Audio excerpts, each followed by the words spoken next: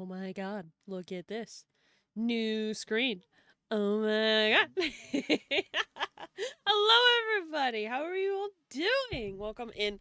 Um it's time for TERROS, baby. It's time for D&D, baby. Let me get some music on because it feels really quiet and I don't like it.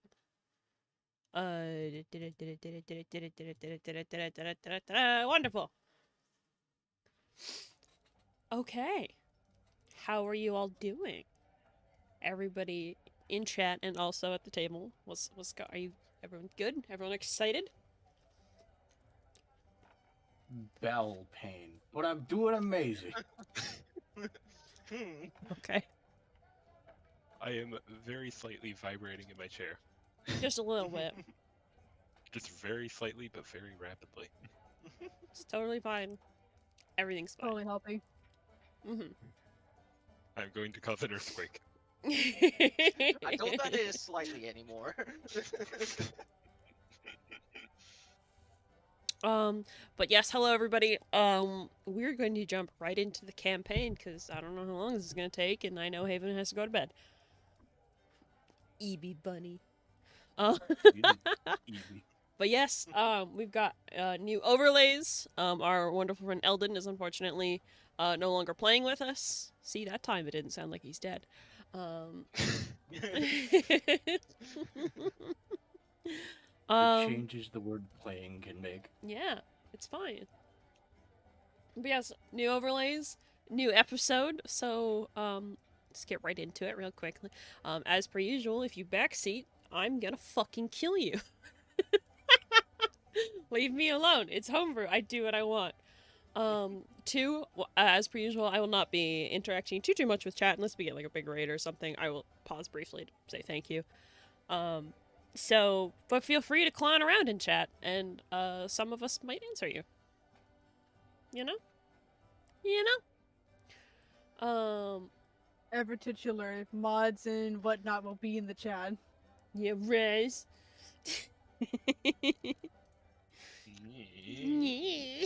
I'm sorry, I have one screen. It's okay. I'm joking. You're fine. You're good. Come on, get 3. Come on. Get Yeah. I wish I had the space for 3. Forehead. Fucking. Wish I had the space for 3 as well. Like, goddamn. My desk is the size of a school desk, god damn it. You get my a condolences. splitter. Just get like 3 really small monitors and put them side by side. You have They're to all, get You have they're to all get the a size of a magnifying phone. glass. They're all the size of a phone screen. It's totally fine. It This works. table could hold 5, but there's no way I could ever feasibly explain a need for 5 monitors that didn't make me look like a terrorist. It's like, why do you have so many? Don't worry about it. But yes, on that note, as per usual, let's go across the table. I was gonna change this layout to add like your guys' usernames, but it didn't look good, so fuck you. We'll do it verbally. Obviously, our wonderful cleric Shenzi is played by, he must be T, go follow him. He is muted. He will apparate eventually, as he does. Leaping Frog is played by, you all know him, y'all love him, allegedly. Leaping Frog's played by Illegal Inkblot, Hunter, Inkus Dinkus, Yep. whatever you want to talk, whatever you want to call him. And then we have Arzai, our Circle of the Shepherd Druid, played by our wonderful mod, Rasker's Remnants. Hey. Get great noises, guys. 10 out of 10. I said yo, so that was at least. There's at least a word. Bare minimum. Thank you, Hunter. Then we have Suvluk, our Berserker Barbarian, played by our wonderful community member gamer. Hi-hole. See? That's much better. Come on, guys. No. And then last but certainly not least, we have August, our gunslinger fighter, played by the wonderful Haven. Also go follow him. The laws do not apply to me if I don't consent to them. Hello. What? You want to talk about it, Haven? No. Okay. But yes, without further ado, let's... It's true. let us jump into tonight's episode of TERROS. Blah blah blah blah. Okay, so I'm going to start off with a quick recap. You can skip this if you're watching the VOD later, but for all you watching it live, fuck you. Okay.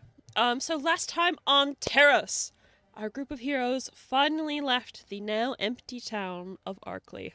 They began to head northwards, intent on continuing their journey towards Kalume. However, the party is still on foot, and thus had a lot of time to spare. Along their journey, they began to chat with each other, and the attention eventually turned on to August and his gun, Steel Horse. Eventually, Leaping Frog was allowed to attempt to use the gun, and upon doing so, heard an angry feminine voice snarling at him over the fact that Leaping Frog is not August. Nothing else is able to be gleaned from the gun, however, and things calmed down quickly again. August even pretended to let Mango shoot Steel Horse after the party made camp for the night, delighting the party's little flying rabbit friend. Upon waking the next day, it was discovered that Shenzi had been visited throughout the night despite those who stayed up on watch. The visor to his helmet was vandalized, being stuffed full of pink, sparkly flower petals. Shenzi seemed to know what was going on, but did not elaborate, as the party noticed that the petals immediately turned to dust in the hands of some and remained intact in others. Although curious about this, the party begins to carry on their journey. Eventually, they are stopped by an obstruction in the road. 2 huge yellow jellies are blocking the road, and when the party attempts to go around them, a feral goblin popped out of the bushes and shoved them backwards, squawking that the party was ruining everything. Although amused, our heroes decide to just walk around the supposed trap, not seeing the goblins as a threat. Shenzi even convinces one of the goblins, later revealed to be named Snail, to come along with them. However, the jovial mood of the party quickly shifts when the slimes begin their attack. Not seeing any threat, August attempts to just walk away, and is immediately killed by a critical hit from one of the jellies. That's what you get for tempting the dice gods. Just as August's body hits the ground, a blinding white light enveloped the entire party, and when they can see again, all the enemies are gone, August is alive again, and there is a little flying rabbit just gently giving him kisses. The party rejoices over not losing their friend, but is also left with many questions about Mango and his abilities, all of which go unanswered. Nevertheless, they cannot stay in the middle of the road forever, so they all get up to continue on their journey, making it to the city of Triwin before sunset. From here, half of the party goes shopping for supplies, while the other goes looking for lodging. Outside of the Eager Heart Tavern, August, Leaping Frog, and Renza find 4 wanted posters. One for the Calligrapher's Sword, one for Suvlok, one for Renza, and one for August, with a hefty bounty on all of them. The papers are torn down, but not having many options to disguise themselves, the party sends Leaping Frog into the tavern to secure the 2 rooms. Which, to Leaping Frog's credit, he does! But he also doesn't return immediately, as our little tabaxi monk friend notices a sand pit in the middle of the tavern, going immediately to check it out. Leaping Frog is informed that it is indeed built for fighting, and he is welcome to join. Someone will join him in the pit if they wish to challenge him. And a challenger he gets in the form of a 7-foot-tall furball monk, calling himself Kamari. Leaping Frog and Kamari exchange pleasantries for the moment before the 2 monks stance up, ready for the battle to begin. And this is where we pick up. Arzai, you have led the rest of the party inside, so everybody can look down into the pit to see the beginning of the fight. The normal hustle and bustle of a tavern, the sounds of talking, eating, and drinking, all hush slightly as everyone notices that a fight is beginning. All eyes are on you, Leaping Frog. And with that, we're going to roll initiative. So I'm going to bring you guys over to the map. However, Hunter's the only one in combat, so he's the only one who needs to roll initiative. That is to say, if you guys wish to join somehow, you are more than welcome to. That is cheating, though, and there may or may not be consequences. Sound Gucci? Everyone good? It'll be fine. I'll be fine. I'm just gonna have Arthai just move to the chair over here, just like kind of watching, like concerned. Okay, so you guys can move yourself to wherever you wish to start off with, as I get this set up. Mom and Dad are by each other. You're just gonna stand up, stand by the stool.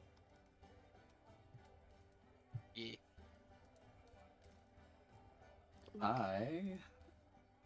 I'm gonna watch over from here.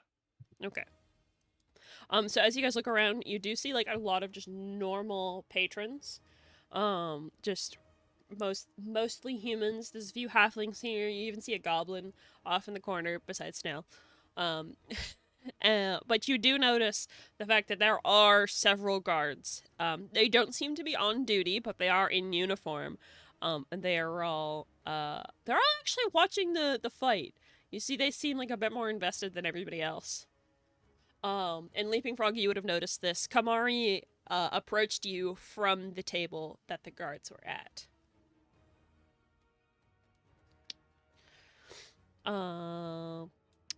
Let's put Renza over here, I guess. Where should we put Shenzi? Shit. I feel like a man and his son should not be near the bar. Most likely. I'm going to take him to the very obvious table that has just enough chairs for all of you. You can go sit over there. No, in hindsight, that would have been better. Yeah. Now Snail gets a chair all to himself because you guys suck. Yeah, okay. We're all stupid, okay? I really, just, really stupid. I just didn't see it. The website is zoomed in when I log in. Yeah. You can zoom out. That's I okay, have know. mine zoomed out, you know, it's just too. Okay, let me start the combat encounter. Alright, Hunter, you should be able to roll your initiative now. Your initiative. What dice should I use for Kamari? That's a good question. Let's use this one. Why not?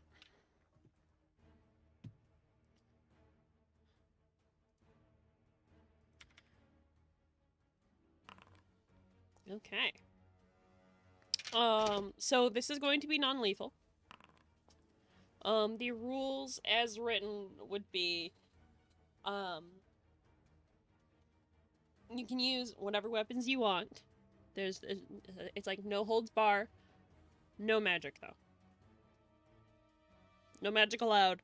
And from what you guys can probably tell, outside interference is greatly frowned upon.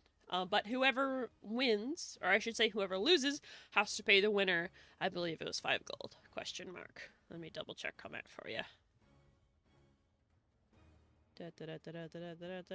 Where's the tavern notes? Yes, 5 gold. Or whatever they have on their person. So if you don't have 5 gold, L, you know? Okay. So with that, ding! Leaping Frog, you're up first.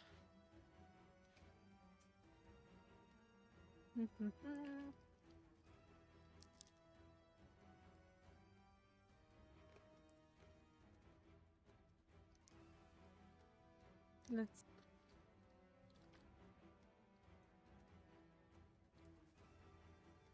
Gonna just do it. I'm pretty sure last session he put his wax stick aside, so it's literally just fisticuffs. Okay.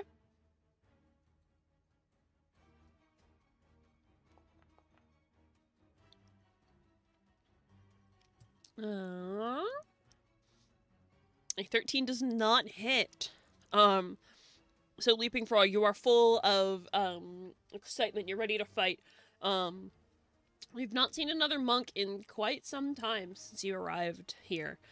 Not just in Triwin, but you know, everywhere. So you just zoom forward and you go to uppercut, and as fast as lightning, this furball who you think would be able to not move very quickly because of how big he is, dodges out of the way deftly, but you just barely miss that weird mask that's on his face. All right, for my bonus action, then I'm gonna do flurry of blows. So wisdom saving throw. Okay, sure.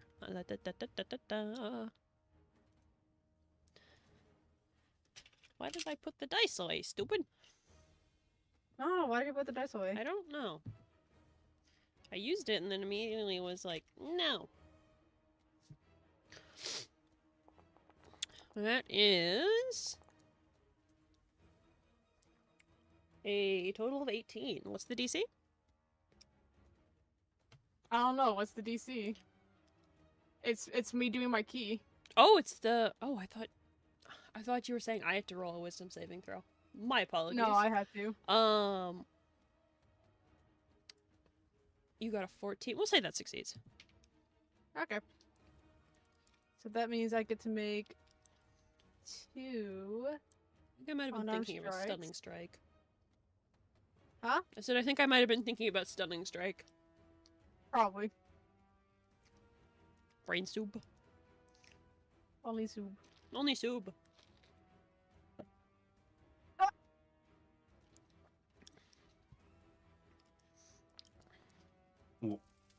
Days. Yeah, I would Wha- say that I would say that a natural 20 hits. Yeah. A 26? Yeah, Yeah. that yeah. Where'd the thing go? Hmm? Oh, there it is. I was like, okay, where is my damage? Oh, it was prompting me because it's like, Kamari can use a reaction. Did he want to use any of these reactions? None of them were applicable in the situation. So I had to close the It's tab. weird that they do that. I mean, I think it's nice to get prompted. True. But also, if it's a new player, I can't use deflect missile on a fist. But yes. Critical damage. Oh no, the pokey die. Ow. Ow, ow, ow, ow. Yeah. It's Ow. the dice that fights Ow. back. Woo! It is. Ow. The dice that smiles back, D&D. How dare. I was thinking the exact same thing. Not gonna lie. Okay. It had me do another roll prompt. Yep. So as we mentioned last time we played, how Foundry works when you're doing criticals is it's going to have you just do the normal damage roll, and then it'll prompt you to do another damage roll, which will be the extra critical damage. Got it. So it's basically doubling the amount of dice you roll, but that's how it handles the input. So, a 26 hit, which obviously fucking hits. 9 plus 4. It's a lot of damage. Give me 1 second. That's the wrong button. Oh boy, I'm really good at my job, guys.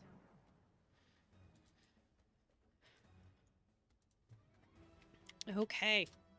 So that is a total of 14 damage. So as you whiff the first hit, you are not daunted at all, Leaping Frog, and you're still as much as you can get with like a 2-foot height difference trying to get up into his face.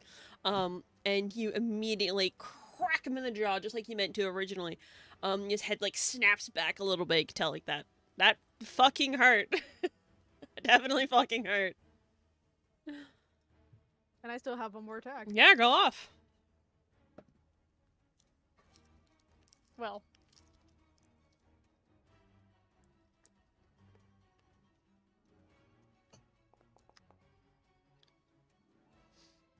A 14 total that does not hit. Hell. So this time you're a little too quick, and as you get that massive blow, you immediately try and follow it up, but his head has still, like, pushed backwards from the blow of the original one, so it whiffs. Is that the end of your turn? Not quite yet.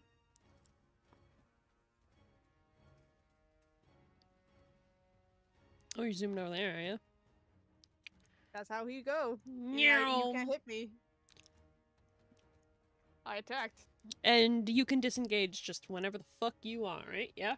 Yeah, drunken master technique. Wonderful. Is that the end of your turn? That is the end of my turn. Okay. Wonderful. You remembered the button. I'm so proud of you. So you see for a moment, this big furball get a little dazed, not stunned, just a little dazed for a brief moment, before, kind of like you presume sets their sight based on the way like the head turns, but you can't see his eyes at all. Sets their sight on you again, Leaping Frog, and very quickly, quicker than you thought he could move, does close the distance. So you're kind of like backed into this corner just a little bit. So let's do that. And he does have his quarterstaff on him, but he has likely pushed it to the side, considering you have also done the same. So he's gonna play fair with you. So now I have to remember how to do a monk thing. This is fine. I know how to play a monk. I Have you don't know. played a what monk you're before? No, I've never played a monk before. Never. Just punched a ting and didn't do it again. She punched a ding. Yeah.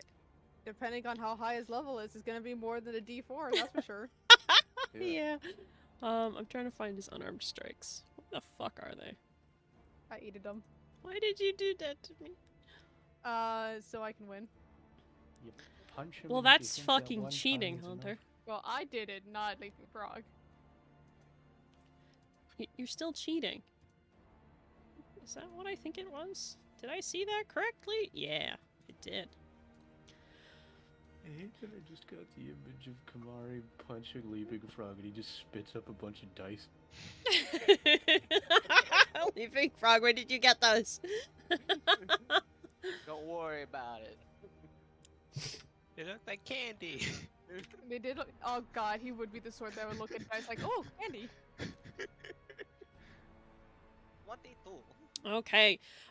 So so 22, I presume it's you. You know what? It doesn't. What? It's wild, bro. Let me get my dice out. Leaping Frog's actually got a 30 AC. Yeah, Mm-hmm. clearly. So as he comes, closing the distance, does pretty much the same technique, but a little bit lower because obviously you're much shorter. And he ends up hitting you like square in the chest. Because obviously this does hit. Let me just see how much damage this does. Da-da-da-da-da-da-da.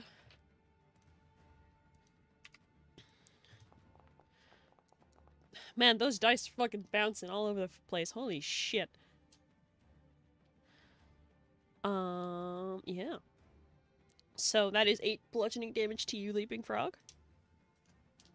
Hit me. As you kind of like, you don't quite stumble a bit, but you do need to kind of like regain your balance a little bit as the force of the blow kind of like, not 100%, but definitely pushes a lot of air out of your lungs.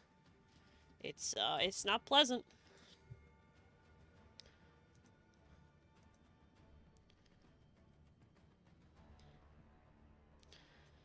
What else can we do? Let's do... Okay, and then bonus action, he's going to do his flurry of blows. Crazy. But 1, 2, 3 fucking of those. wild, right? Honestly, did not see that coming.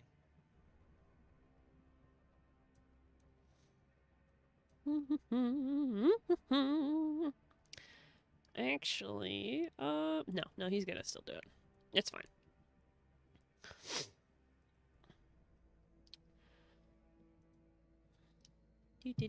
Rolling dice.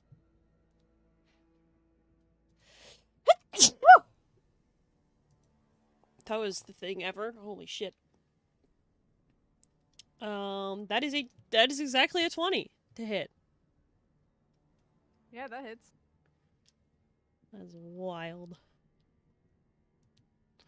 And then we get that. That's not as much damage as last time, but it's fine.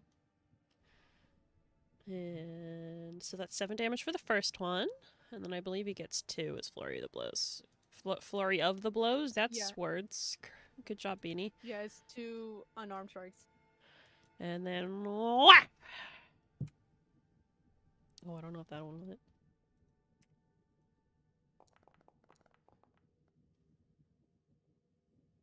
That is That one hits. Oh, alright, damn. Alright. My God. Bunk. Oh, that one's not as fun. Okay. so immediately as you get hit by the first blow that knocked the breath out of your chest, you immediately find not the same spot being pummeled, but it's more of surprisingly lower than you think he'd be able to reach comfortably. But he ends up hitting you like in either side, kind of like where your love handles would be if you had any. And you're just like, oh, yeah, that's gonna bruise tomorrow.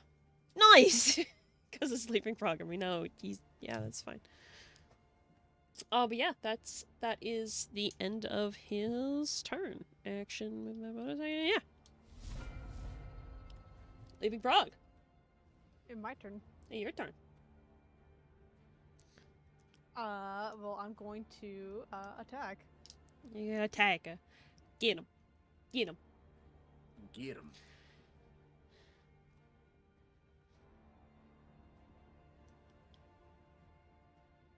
Get him, get him, get him, get him, get him. A 22 total. That does indeed hit. Schmack. Schmackada, schmackada, schmackada.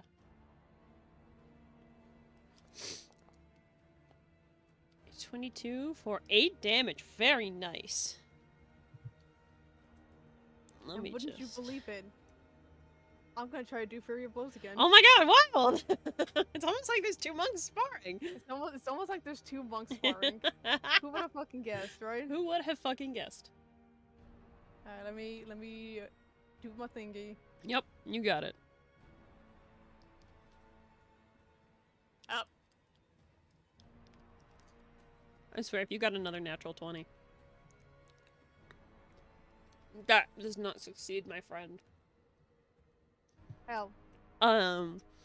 So as you go to do your flurry of blows, once again, you try and, like, take a quick moment, just, like, a deep breath, calming, not even nerves, but more of excitement. But you find that excitement is just bubbling up too quickly, and the grasp that you have on this power, deep inside you, just when you need it, kind of escapes, your grasp.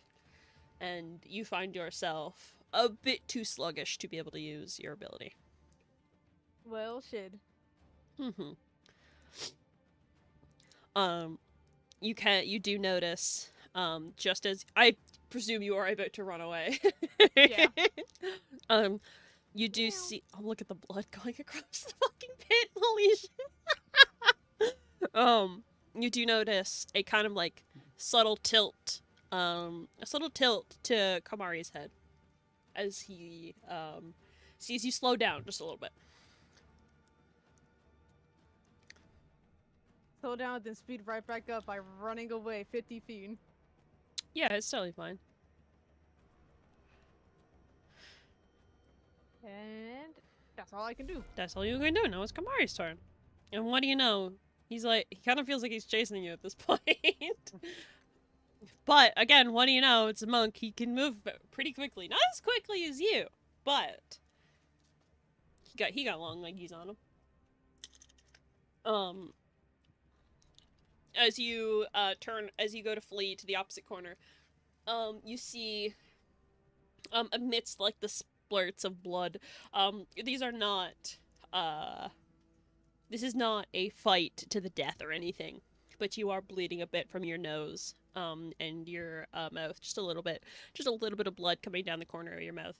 You could just see the sand kind of like getting kicked up a bit by like very powerful, the very powerful movements of his legs.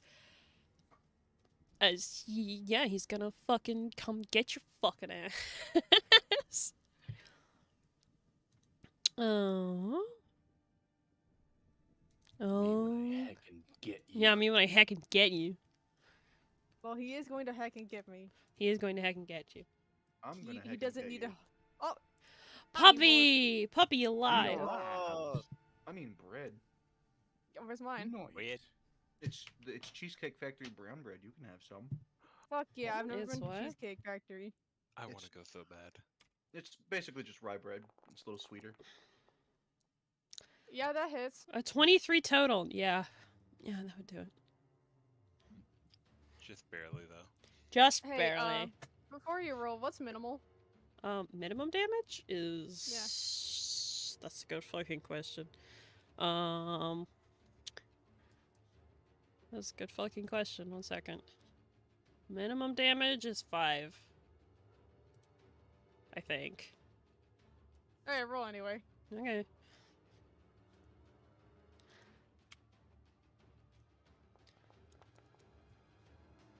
Yeah, I'm down. Okay. So you are not unconscious or anything. But as once again this powerful massive frame of this furbolg comes lunging after you. You just managed to reach the other side of the pit, kind of like zipping around, realizing that maybe you're in a bit too far over your head. And just as you turn around to see him, you get clocked across the face by this much larger monk, and you end up falling on your ass. You're not unconscious. You don't go down to 0 hit points. We'll say you're at 1, just so you know. You're alive. But you are knocked off your feet and leaning against the little wall that is lower than the rest of the tavern floor, kind of dazed and yeah. With that, you kind of look up and you can see Kamari was about to do something else. You do sense like a bit of that key power, but he like lets it go and backs off. He's no longer going to be in combat with you. So technically combat's over unless you want to get up and try and punch him. He's not gonna try and get up and try to punch him. Okay, He's not cool. angry or anything. Alright, cool, wonderful.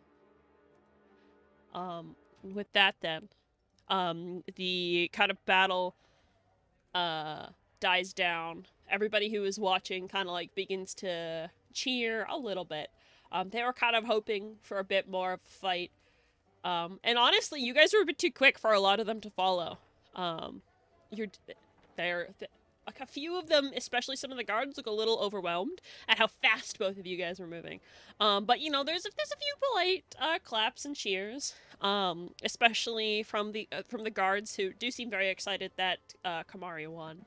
But as you're sitting down on the ground, this massive furbolg kind of kneels.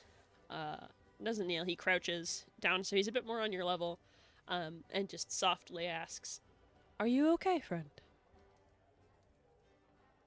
Nippin' Frog just grins, fucking blood probably still in his mouth, and he gives a thumbs up. I'm good. Sore, but good. You're quite the speedy one. It was a pleasure to spar with you. Likewise. He will offer a hand to help you up if you so choose. To which he'll grab with both his hands. And he just kind of doesn't even look like he's straining, but up you both get. Again, he's towering over you. And actually, give me 1 second.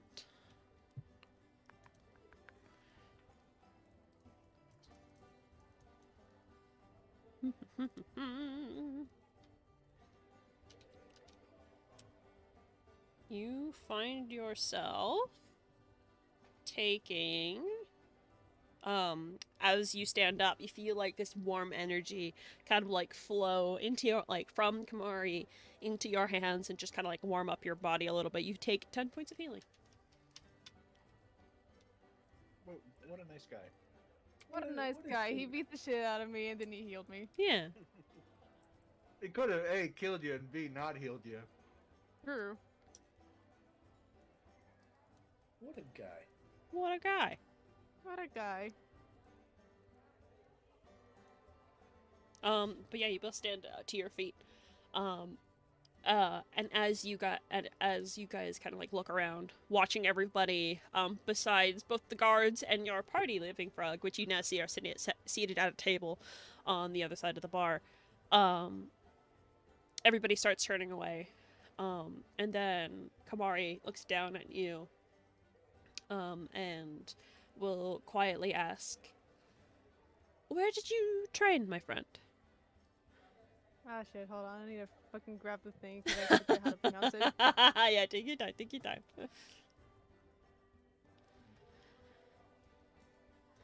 You think I remember, but brain full of other things. That's fine. Take your time, my dude.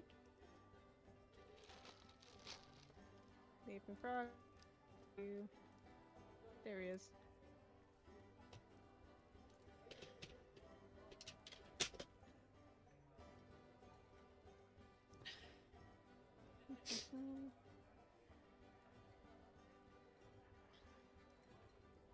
I forget that I fucking keyboard them. If you find it faster than me, I can look it up for you. I'm sure it's in my notes.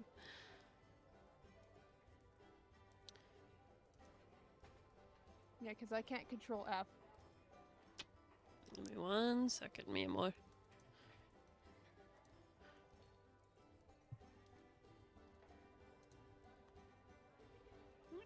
I believe I have it, but I don't know if I have the pronunciation. Pagoda of Bashir? Yeah, that's it. Okay, there you go. So yeah, Leaping Frog will look up to Kamari and just grin. I trained all my life at the Pagoda of Bashir. Have you heard of them? You see him tilting his head to the side. You can't see his expression, obviously, with the white mask on his face.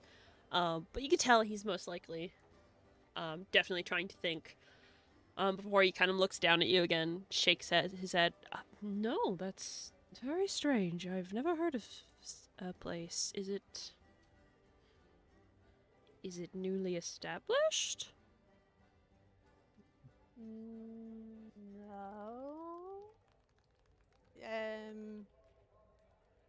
I mean, it's been around as long as I can remember. Troubling. I thought I knew of all of the other factions. Would you mind sitting down and chatting with me? I'd love to know more. Fine. You can be my friends. I would be delighted to. Oh boy. Oh boy.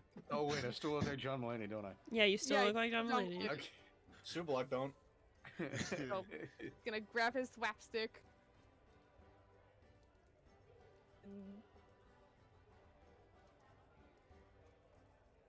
I got my ass kicked. It was fun. Yeah, Good as job. you guys are, you guys saw this entire thing, but you see Leaping Frog come up and then almost like looming, it's a little intimidating, but like looming behind him, you see this huge 7-foot tall furball, much taller than any of you guys, especially Snail, who definitely looks a little intimidated. But this monk in very dark, robes, and with this really weird white, nigh featureless mask on their face, just kind of, you can't see what his expressions are, so it looks like he's just staring at you. Arzai will just say over to Leaping Frog, well, as long as you had fun. And he's going to just move on over and gonna cast Cure Wounds on him. Okay. Heal the kibby. Beh.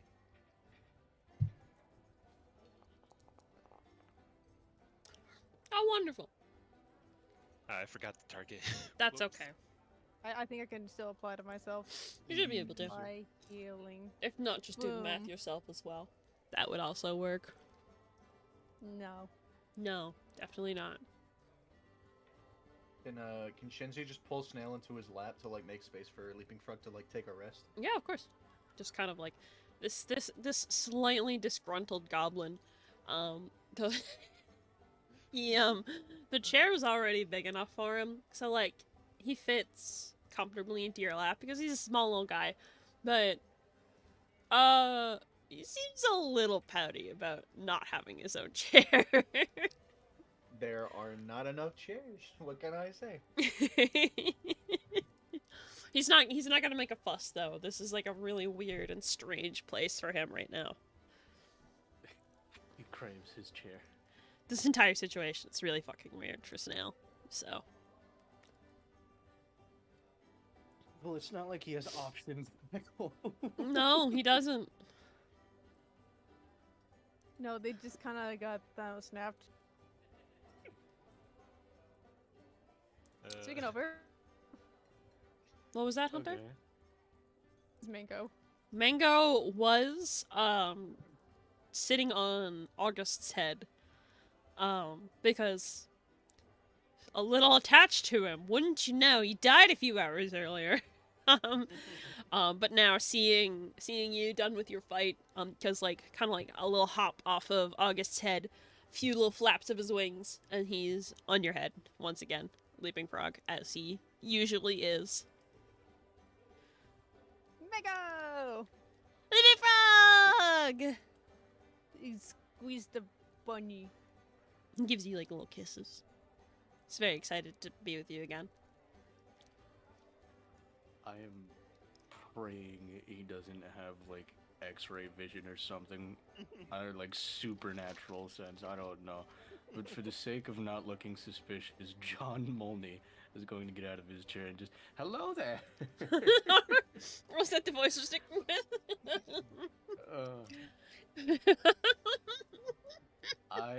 Me trying not to laugh is not stabilizing the voice at all, but yeah. Okay. Yeah, as Arzai is healing, Leaping Frog a little bit, Kamari looks over at John Mulney and kind of like clasps his hands together a bit and kind of like gives you like a very polite bow. Greetings, friend. Oh, that's, yeah, I'm not used to that. Okay, and then he awkwardly repeats it back to him. Not used to, being around monks, I see. More of a handshake guy, but yeah, I mean, this is fine. I'm up for learning. That's good. That's good. That'll keep you strong. No, but knowledgeable. Knowledge is power, my friend.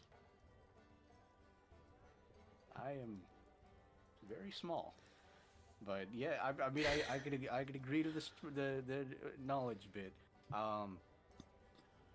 Yeah, that was impressive down there. Thank you.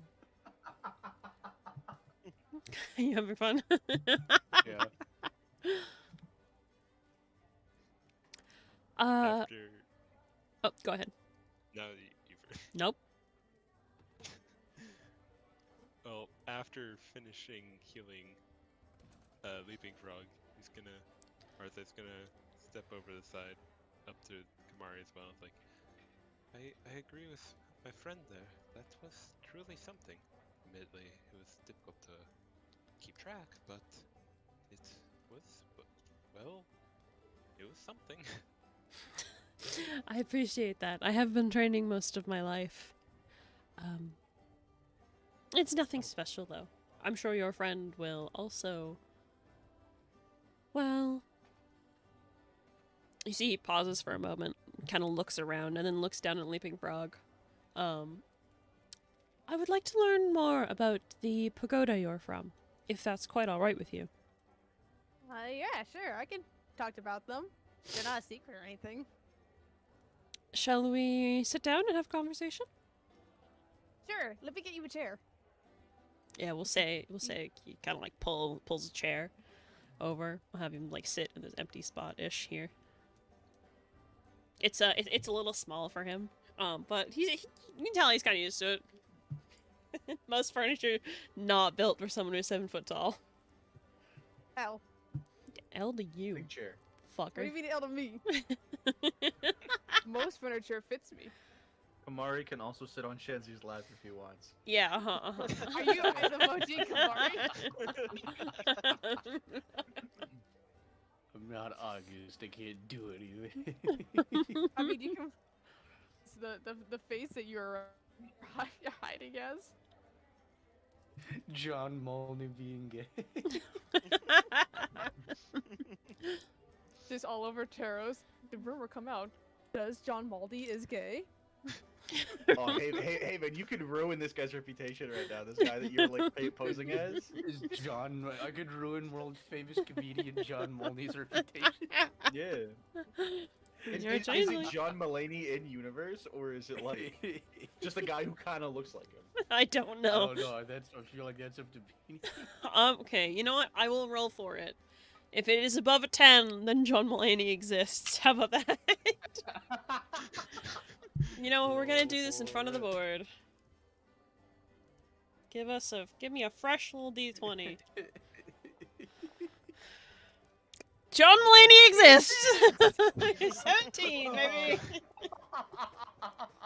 This is what you have wrought onto my campaign. I am Yeah. so sorry. Ruin John Mulaney's reputation, Haven. Mind I you, used to do crack. mind you, he is probably not from or within Drywin, but he's out there. If you can find him, How did Haven copy him then? if he might have seen him once. You don't know where It's you okay, don't know where comedians August has travel. been. Yeah. It's okay. Comedians travel like everywhere. They're like bards. He's got a traveling stand-up show. He is a bard. John Molney's a bard. What else would he be? Yeah, what else would he be, like, logically? True. A sorcerer. No. No. 70% of a gay man, but the angels were like, "Oh, did we send that one out?" Yeah, I'm sorry. Okay, so you guys all sit down. Now with a very tall Furbolg, in your midst. So Leaping Frog, you see Kamari again turning towards you. Doesn't say anything, but like is expectantly waiting for you to start talking. Which it takes a second for him to realize, oh wait, I'm supposed to be talking right now. He's not asking questions. He's just waiting for the answers. Yeah, there's a long, awkward silence for a moment where nobody says anything. So Can I break up he'll the silence? eventually. Can I break up the silence? I mean, if you want. Alright, can I like lean over really subtly to Leaping Frog and be like, hey, can I get a piece of candy?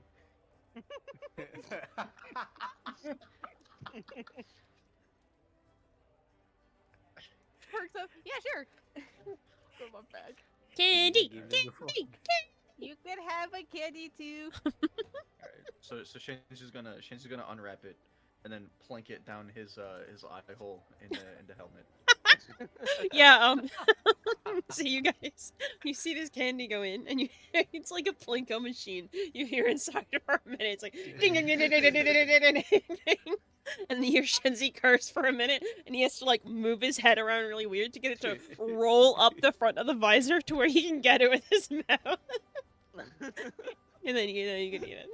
It's really good. Just sounds like keys jangling. Give one to Mango, and then he'll also like offer one to Kamari. Here, would you like a candy too? I would be delighted. Thank you. Take it. It looks. Okay. He kind of like looks at it a bit awkwardly. You think for a moment, like, man, maybe because you've seen this by now a couple times, Sleeping Frog. You think maybe that this monk has never had a piece of candy before. But he figures out how to unwrap it pretty deftly. He's a smart boy. I'm like someone. And then he pauses, and then you see he pauses for a moment. With it like held in front of the mask, and then he just puts it back down into the wrapper. He's not gonna remove his mask for it. But he's keeping it. He'll probably eat it later. It's for it's for later. Mm-hmm. This was actually just a ploy to get him to take his mask off. Yeah, clearly. Everybody was like everybody was kind of like hunching down, looking up, seeing if they could see.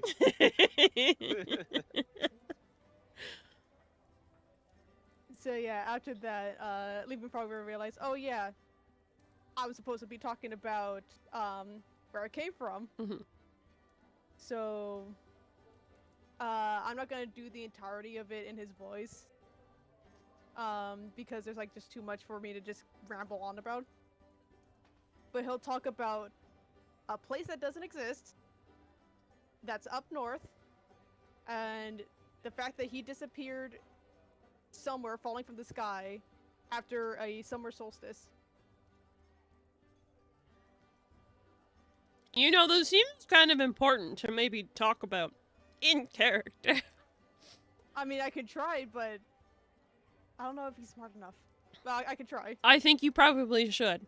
Again, this seems pretty important. Alright, so he will pause. The only thing is that I wasn't told what the original place was called. You can just say Leaping Frog doesn't know. Okay. If you don't know something, it's pretty safe to say Leaping Frog fucking doesn't. Fair enough. So, let's see. The pagoda is... Kind of tilts his head side to side. I don't know where it's necessarily around. It's kind of far away. Actually, it's really far away. It took me like 3-4 days to get there. Really far away from a town. I went there for a competition that was happening. The pagoda itself has a lot of monks there. Like, it's been there for a long time. Like, all my masters are like super old. Mhm. I think I was one of the more recent people to join. No one else was there my age. But they said that I had to go away to learn more, that they taught me all that I could. They kind of fight like me, very... And he moves his body around. Loose.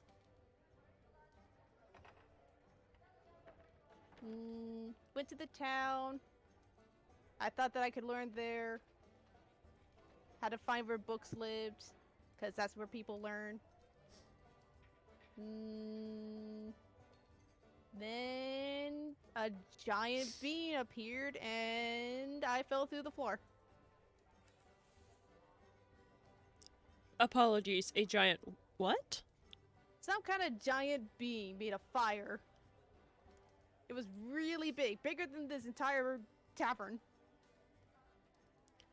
And you fell through the floor to where? I fell through the floor, fell out of the sky into a manor. That's where I found Mango. Me, Mego! Just like little tappies on your head. He's excited. You see Kamari kind of like processing this for a minute. And then he once again looks over at you, Leaping Frog. Do you happen to know where this manor was? It was south. It was very cold. Very, very cold.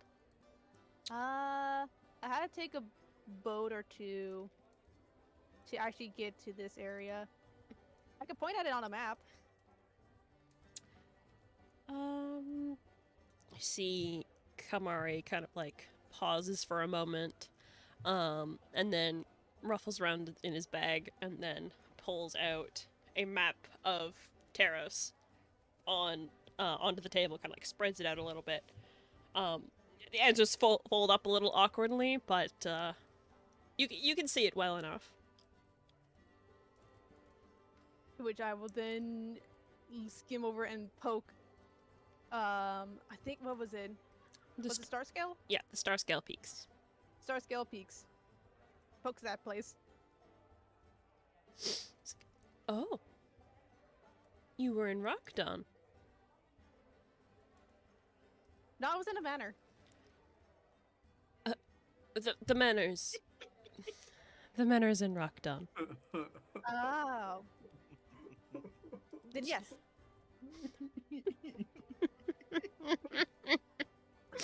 Leaping Frog's so Giggling fucking from the stupid. party. Just everyone in the party just collectively face palms.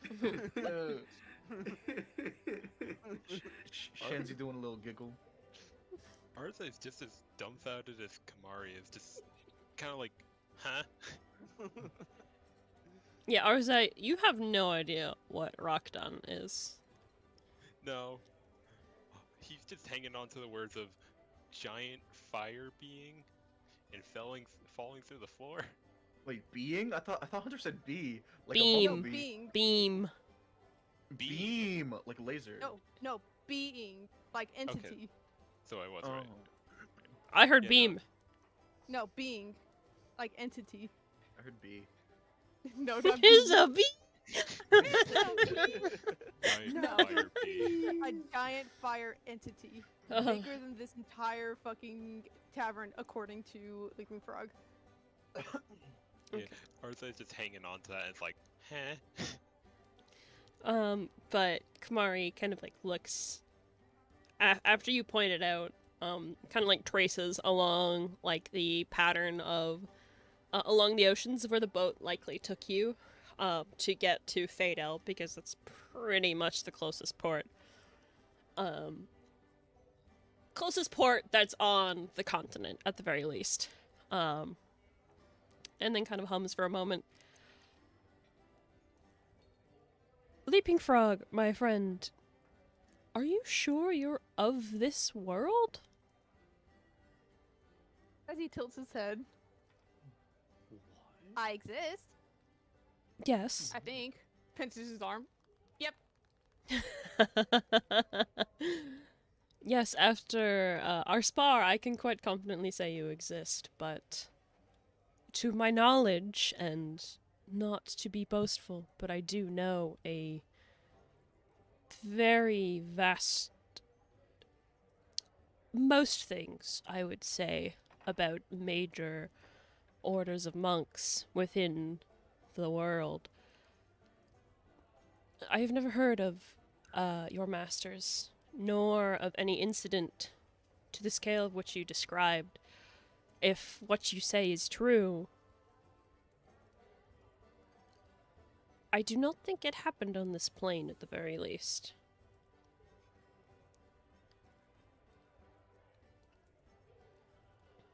So I fell not into or but into another world. That is my immediate assumption, yes. Was obviously not there, so I cannot say for sure, but the pagoda of Bashir is not here. I am so intrigued. If they were, frankly, I would probably go have a word with your masters, because your key is... You see, he pauses for a moment, searching for the right words that aren't going to be too harsh. Awful. Not optimal. There's a very clear disconnect between you and the power that should fuel you. And yet, I noticed it falter while we fought, my friend. Oh, that happens a lot. Happened a lot during my training as well. Yes, that is not supposed to happen. Bluntly. Oh, It is not, Oh. it is not normal. Oh. And to be frank, if your masters were of this world, I would probably go give them a very stern talking to for not attempting to train you further and instead sending you out on your own. There is knowledge and value to be had in traveling and seeing the world, but I do not think it is the right way to teach such a core principle. or what? A core idea. Think of it as the beams that support this tavern. And he kind of gestures around, and you look at the giant wooden beams going across that are supporting like the roof and stuff. If you knock one down, the tavern will still stand. It is still functional, but it could collapse and falter at any moment, like what happened when we were sparring. And if multiple things begin to fail, then the entire building will come down. Your key is a very, very important beam to your tavern.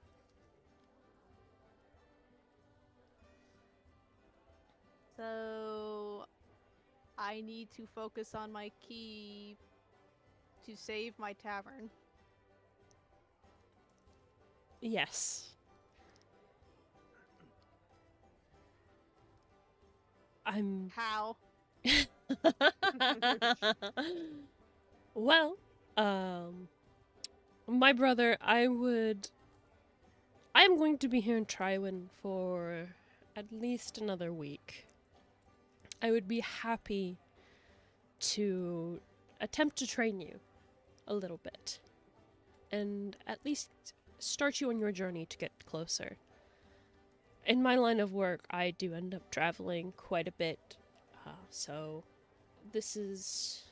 If we come across each other again in another time and another location, I would be happy to continue these studies with you, but I would be happy to light the fuse.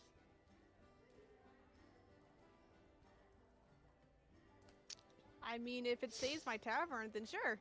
I didn't know I had a tavern. The tavern is you, Leaping Frog. Your body and your soul. It's a metaphor. I'm the tavern, You're the tavern. and I serve candy. If you so choose. Well, I don't want my tavern that is me to be broken, so yes, I definitely want to train. I would be happy to do so with you, though perhaps not now. You can see kind of looks over to the sand pit that you guys were in, as well as the trail of blood that followed you to the table. I think perhaps you should rest first. Aw. It is quite late after all. Lisa's front of the body on the. Yeah, okay. You're so pouty. I love them. But for now,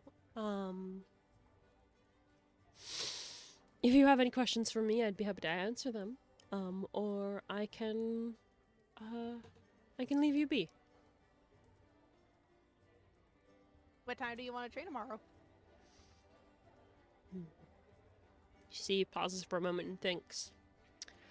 I have something I must do tomorrow night. You and your friends, if you so wish, are welcome to accompany me. Something to do? Tomorrow night? Yes. Oh. He pauses for a moment. There are some unsavory things going on in the North Block. I think it would be for the best interest of the city if somebody finds out what's going on.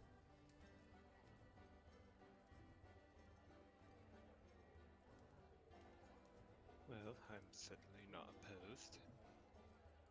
Super awkward, so I was like, nope. Gives us something to do. I think that's a yes. Wonderful. In that case, how about this time tomorrow? I'll come meet you here in the tavern. Sure. Okay. Wonderful. If that is it, and you do not have any questions, I will be returning to the companions I was previously. She pauses for a moment, again looking for the right word. I would say dining with, but I am not eating. Hmm. It's because your face doesn't have a mouth. Very blunt. Very, I'm very gonna blunt. cry. Don't do him like that, Hunter. I do have a mouth. But you talk in my head. Yes, that is something to note. This entire time, you guys have not heard any sound. His voice has always been within your heads. Oh. Oh. Yes, sorry. Minor detail that I established last time that I forgot to re-establish. He has not been speaking. His voice is in your heads. I do have a mouth, my friend. But in my order, a monk's face is a very personal thing. Thus, the mask that we wear.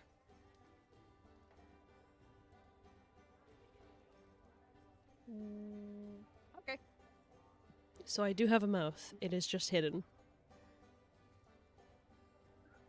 Like some kind of oath. Is that how it works? I don't know if I would call it an oath, but...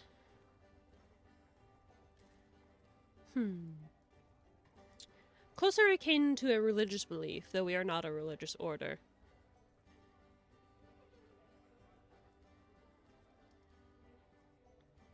It's like a martial practice. Kind of like how my masters always said, be loose, be limber. Kamari's masters probably said, wear a mask. It is... Given the things that other Adeptus do, it is best to remain anonymous in some situations. A layer of separation can help.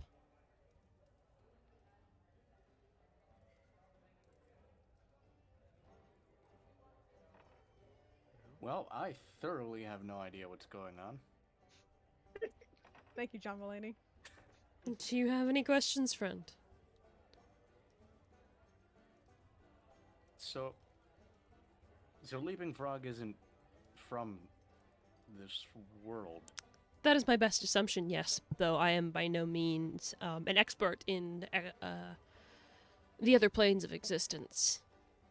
If he's even from another plane. Well, that would explain the falling through the floor sensation that he described. Oh, it wasn't a sensation. I actually did fall. Hmm. Well, say if you fell through the planes, that would explain the fall. It would explain why I went through the floor and then went into the sky. Down went up. Yes, that very much would explain that. My best advice on that situation, brother, would be to perhaps seek someone who is a bit more knowledgeable in extra-dimensional magic.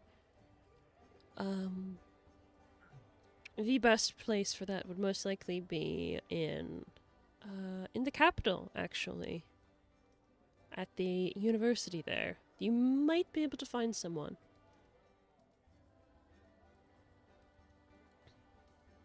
Where's the capital?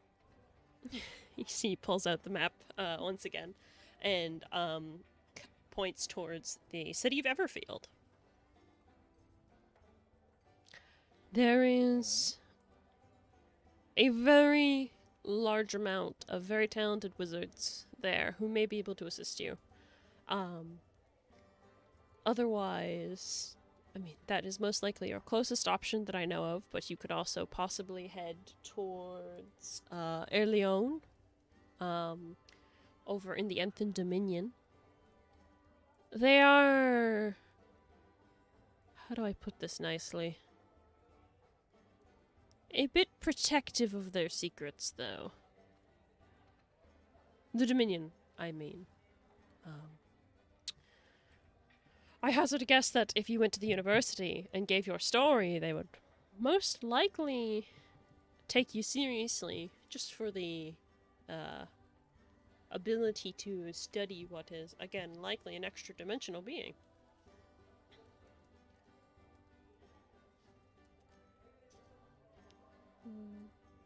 Weren't we going to Everfield anyway? That was the plan. Then let's try that.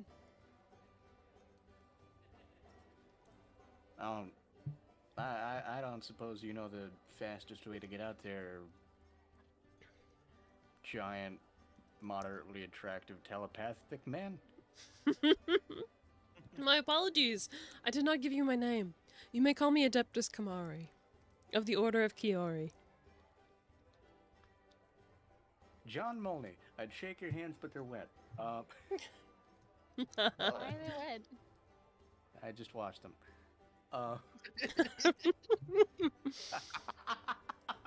you didn't get up from the table. Out of character, how do you spell Kiori? Kiore.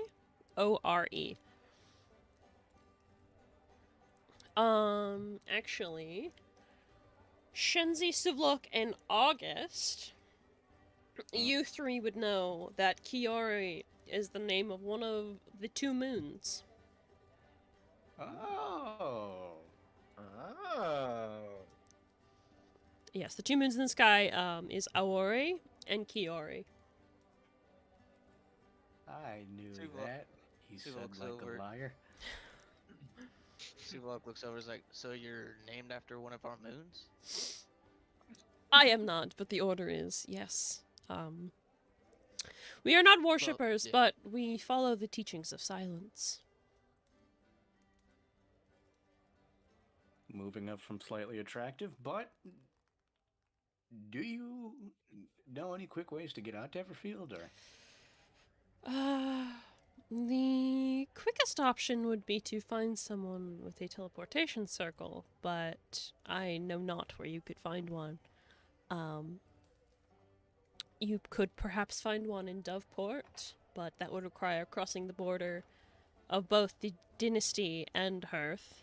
There is possibly one in Kulume as well, though from what I know of Kulume, it is more of a cultural city. Not so much focused on arcane dealings. You would have to find a decently powerful wizard and likely pay them to teleport your entire party there. Alternatively, you can always stick by the roads. That would also take you to Kalume, and then again pointing along the map, you would go through Fortune's Way, and then you'd have to make your way on foot over the bridge and all the way up to Everfield on that side of the Empire. If you so wished, you could likely go south towards Fadel and take a boat, but to my knowledge, chartering a boat for such a long journey would not be inexpensive.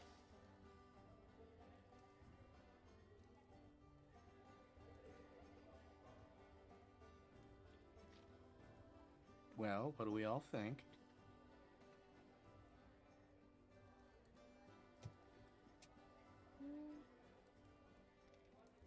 I think walking's fine. I figure we could get to Kalume, pay somebody to get us out there. Yeah, it's worth a shot. And if that doesn't work, we can just walk.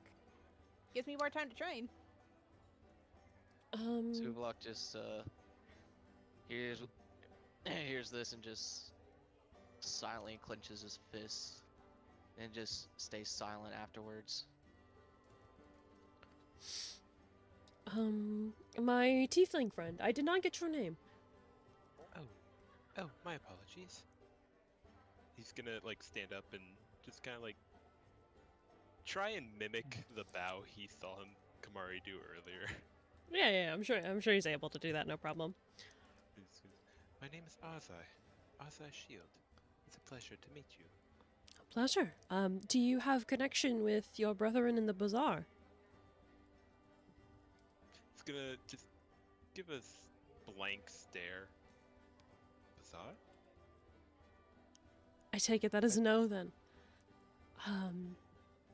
Yes, my apologies. What is this bazaar you speak of? The bazaar is a see, pauses once again for a moment. Not entirely legal, but vast collection of tieflings, magical items, traders, merchants. Occasionally outside on the outskirts of cities, you will see a single white tent with no one seeming to attend to it. And if you head inside, if you have the permission to, you enter into a sort of extra dimensional space, filled with the largest concentration of tieflings that I have ever seen personally. It is known that the bazaar occasionally teleports itself around the entire world to sell their wares to those who wish to peruse them, so to speak.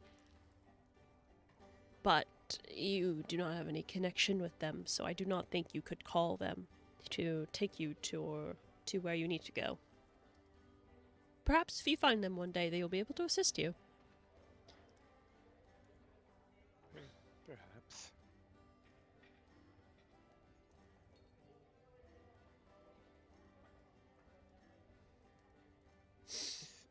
If you do not mind, I am rather intrigued by these training sessions that you spoke of before with Leaping Frog. If you do not mind, I'd love to watch. I think that would be up to our friend Leaping Frog. I don't mind. I mean, as long as it's not secret. Some of the sessions might be one day if we meet again in another city, but for now, I think you would be fine. And of course, you are all welcome to join Leaping Frog and I on my tasks tomorrow night.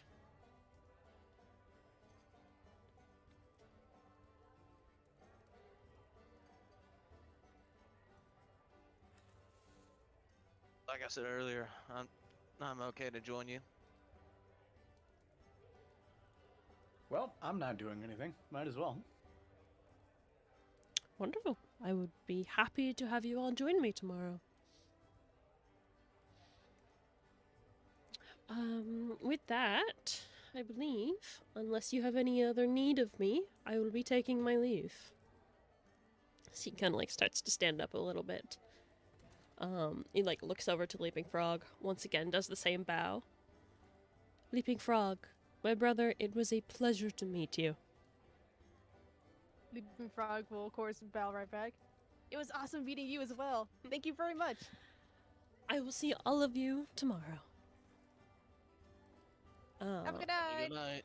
And with that, you see him walk away. He does not leave the tavern. He just goes over to the group of guards and sits down with them again. Is he out of my head? Oh, he's a narc. Cool. You don't know that. He was just sitting with them. I didn't want to talk to him otherwise. Wait, you're intimidated by the 7-foot man? No. I wouldn't intimidate by his I was waiting on Haven to have August fuck up. And then we had to fight all of the guards in the tavern. And That's what possibly I was waiting civilians. I've been flipping a coin for the last 20 minutes to see if I do something stupid or not. Every interaction is just, oh, is August gonna fuck it up for everybody?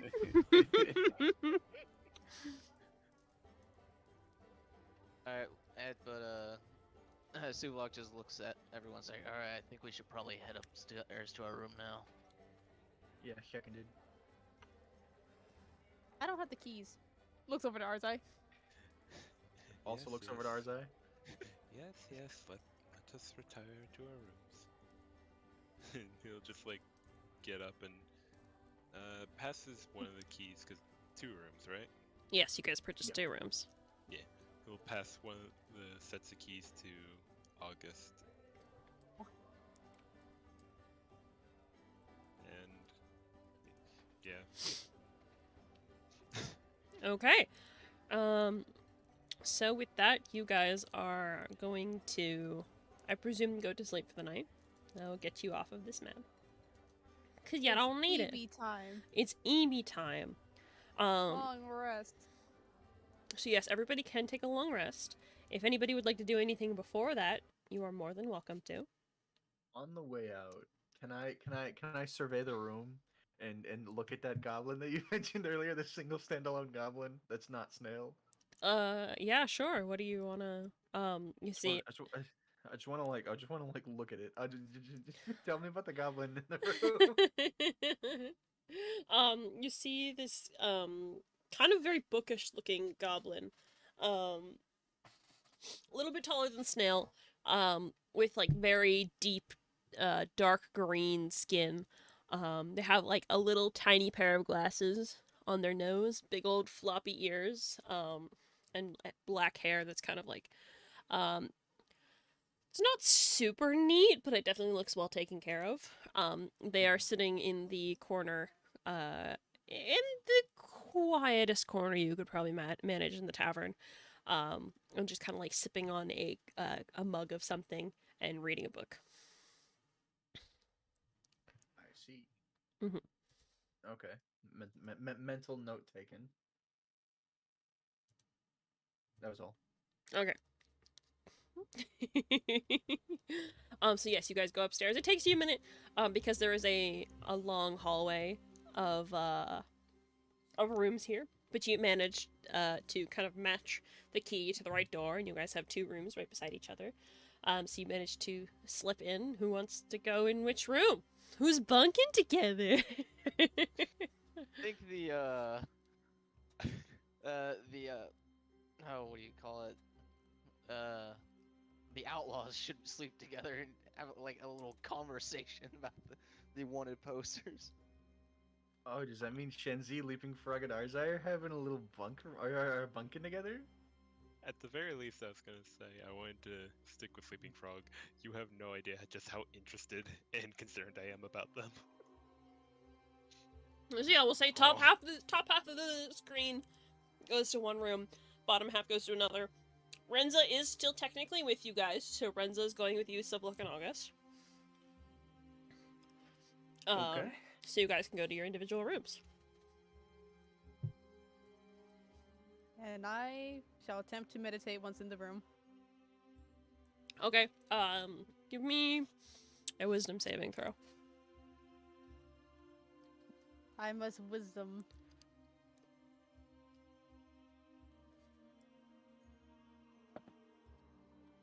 I cannot wisdom. What'd you get? 9. You find yourself as you try and meditate like your masters had taught you. You find yourself way too fucking excited at the thought of a brand new monk in a brand new world willing to train you. You're just thinking about it and you're just so fucking excited. Even though it's brand new, it's not brand new. It's just where he lives. He's just vibrating. Yeah, as he sits there cross-legged, Shinzi and Arzai, you can see like his leg bouncing, little tail just fucking going, ears twitching. He cannot fucking sit still. Just, Yeah, can't wait to go home. Are they just gonna chuckle to themselves? Do these rooms have windows? Yes, as you guys get into the room, they are not big, but they're not small either. There are 2 beds in each of them, as well as a single table. There is a window kind of between the 2 beds, and a fireplace, kind of on the exterior wall.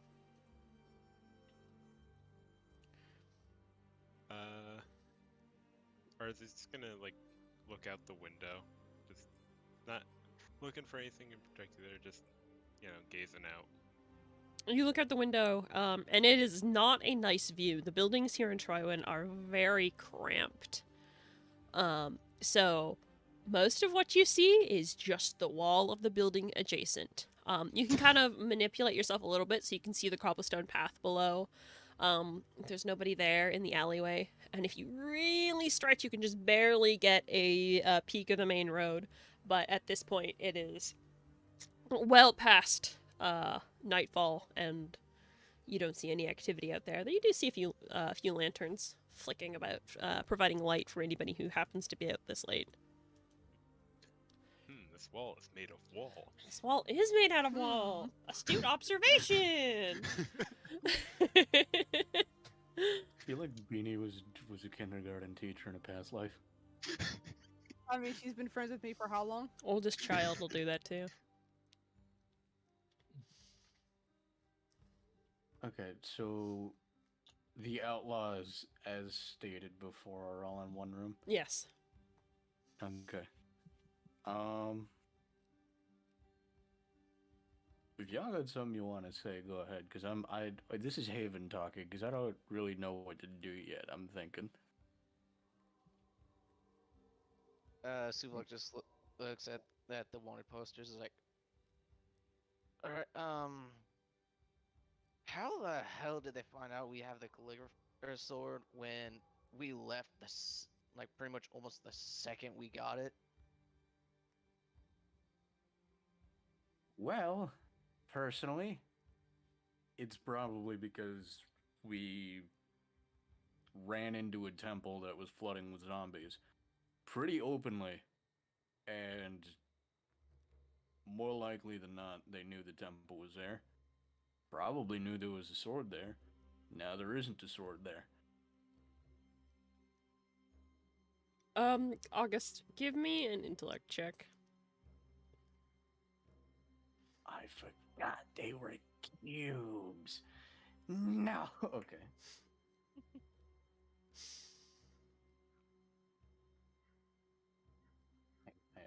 I'm sorry. It's been a minute. Yeah, no, take your time. Take your time. I found it. Intelligence. Intelligence. Does you has brain? Do you? The truth come out? Does August is gay? Yes. Yes. You asked Kaimos out on Very a date much. already. Listen, man. Okay.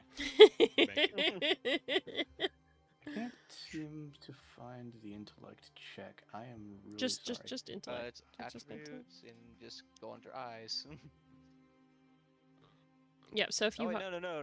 if you go to like your attributes where like your int is, like yours says 11, you Yeah. go to the darker one of the two numbers that are below the 11 and you just click on it.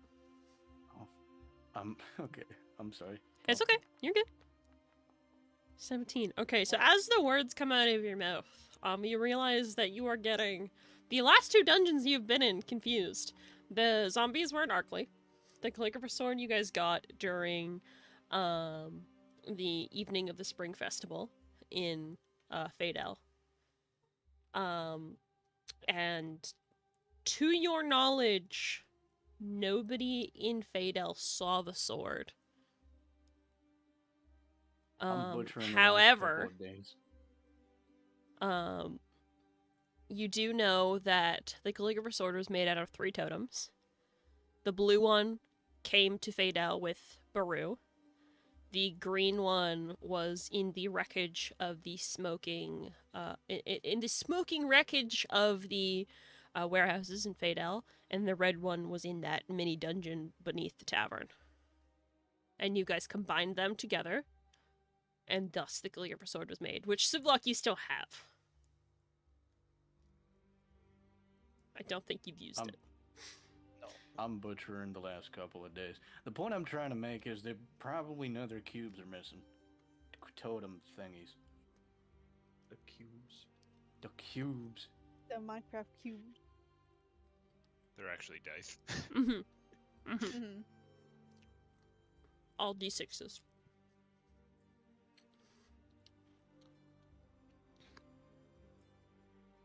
I mean, we can't have been the first people to figure out it turns into that when you put a bunch of them together.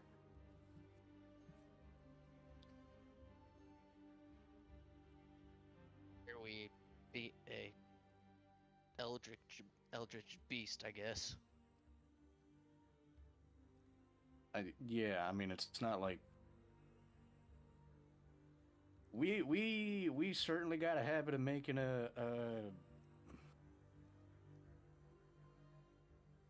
making ourselves known. I wouldn't be surprised if they knew. I mean, they do. Yeah, I don't know, man. I'm stressed out. I'm sorry. Okay. Looks like I'm gonna need to find a way to actually disguise myself, I guess. I mean, granted, mine's not as bad as as someone, but still. Yeah, I'm not gonna apologize for anything I've done. Oh, I'm not asking you. It's like what you did in your past is your business.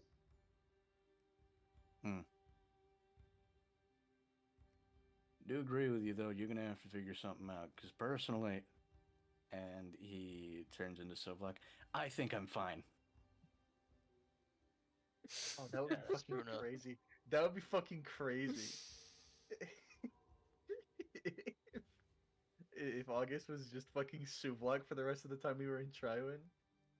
Turns himself in. Suvlak turns Suvlak in. Which is the real one? So does anyone got like a shirt or something I can wear? Oh my god. Sufak gonna hide his tits? Oh my god.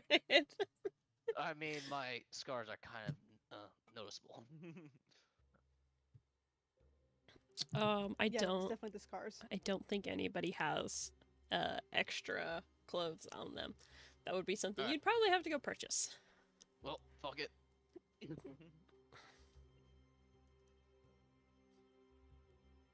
Let's see, we got one that's for the calligrapher sword, one that's just one for questioning, and what were the other two ones again? Just one for things. Do you want me to go over the bounties again? Because you guys do have the papers. August does have them. Yeah. Okay, hold on 1 second. Okay, I will go over all of them again. I'm just gonna read them out for you guys. First one, wanted, stolen item. Members of an unknown group of bandits have escaped Faydel with a golden sword that belongs to the royal family. Sword is described as having a golden hilt inlaid with a single red, blue, and green gem. Reward, 200 gold pieces. Wanted alive, Suvlok. Human male, tanned skin, long red hair, has several scars across the torso. Last seen shirtless and wearing several leather straps. Wanted for questioning, known to be in connection with a changeling known as August, who is connected with the criminal underground. Armed and dangerous. Reward, 500 gold pieces. Wanted alive, Renza. Human male, pale, short, shoulder-length brown hair and beard with white tips. Last seen wearing dirty black robes. Wanted for questioning, known to be in connection with a changeling known as August, who is connected with the criminal underground. Armed and dangerous. Known spellcaster. Reward, 500 gold P. Wanted alive, August. Changeling male. Known to favor the color blue. Has blue chunks in his hair when not disguised. Wanted for murder, assassination, assault and battery, thievery, identity theft, human trafficking. Armed and extremely dangerous. Known to use unknown magical weaponry. Reward, 2,500 gold pieces. It's like, right now, I'm just kind of curious what they're wanting to question me about. It's like, there's only one thing that I can think of other than my connection to you guys. You share with the class. You're not there. It's- Yeah, this one I'm just keeping to myself. I have still not mentioned changing back, so I'm gonna use this to fuel the sass even further. I don't know, meathead. Maybe it's got something to do with, following around me.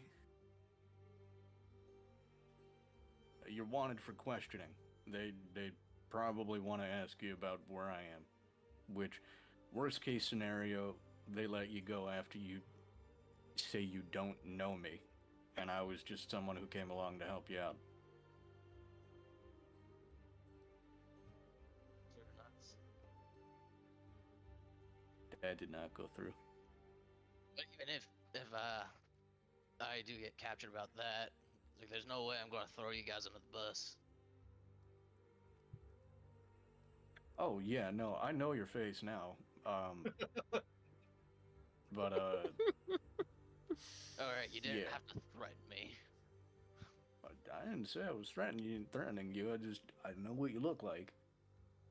I should hope not, because we're trusted colleagues after about like like a week. I don't know. It's been about 5 days. Been through, of course.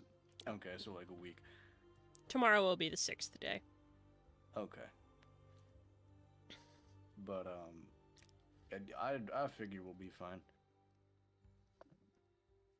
I mean our friend didn't seem to recognize any of you, so those bounty posters were probably the only ones in town.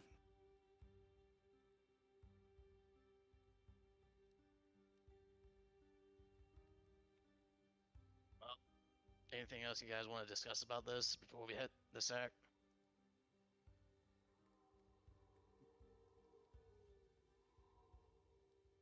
Just to be clear, I'm really sorry. I have the memory of a goldfish. It's me, a gamer, and who else in the room right now? Renza's technically in the room, but I'm not gonna puppet him. Yeah, that'll explain that.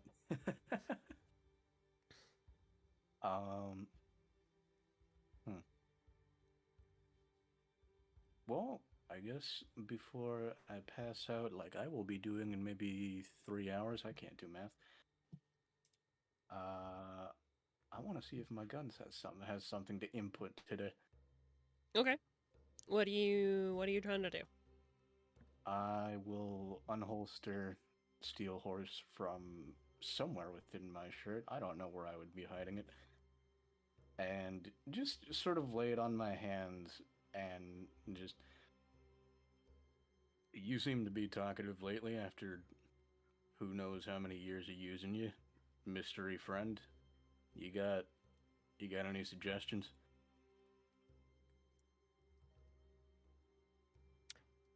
You sit there, your two other friends in the room, probably giving you weird looks because you're talking to the gun again.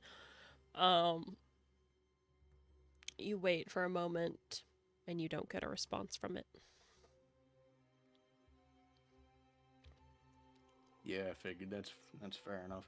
And then I wish to. I'm sorry. What are you apologizing for? I don't want to take up too much time, but also I am going to take the logical answer now and put Steel Horse away back into my shirt Okay. and pull out my sending stone Okay. and shake it around a bit because I still don't remember how to use this thing. Yeah. Either one of you would be fine right now. I'm Kaimos,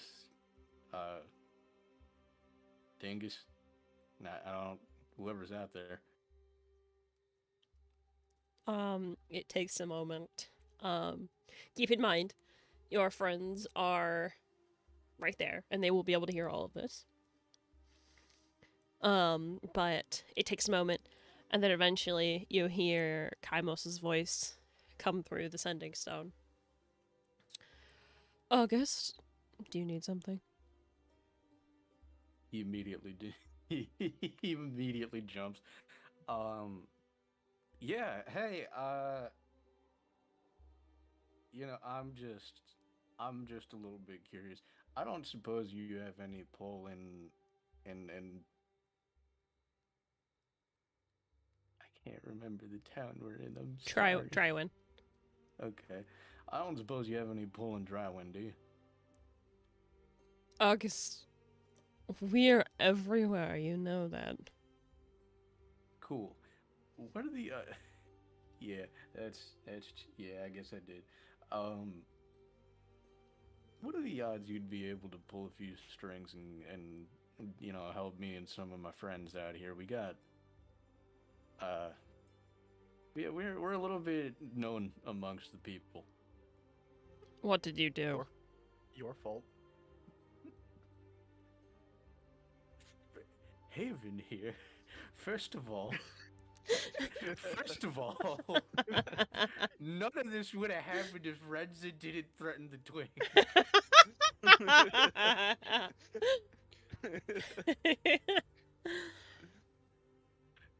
Um.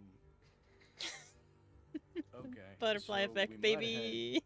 we might have had a little bit of a thing go down in Fadel, as I had told you, Yes. and one of the people we had lost out there put together a bunch of totems, and it turned into this gold sword, which I'm assuming, if not for our little fight out in Fadel, the royal family wants the sword back. So there's bounties out on me and some of the people associated with me.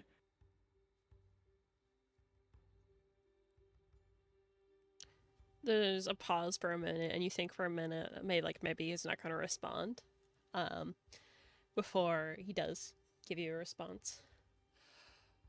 Yes, I've been looking into the issue. The the court is not pleased that they were not able to get the sword. From what I have heard. I mean, when are they ever pleased with anything I do? I don't know what you're asking for me to do, though, August. Mm, I don't know if you got somebody in your pocket out here who can at least lower the rush to find us, buy us a little bit of time to catch up to somewhere a little bit further out into my jurisdiction, our jurisdiction. You know what I mean. I will have word sent to them. But for the moment, if you find yourself in need of refuge, I suppose, our operative is currently stationed at the Apple Light Tavern. There it is. I can always count on you. They can hide you for a bit, but not for long. You know how the a court bit's is. all I need.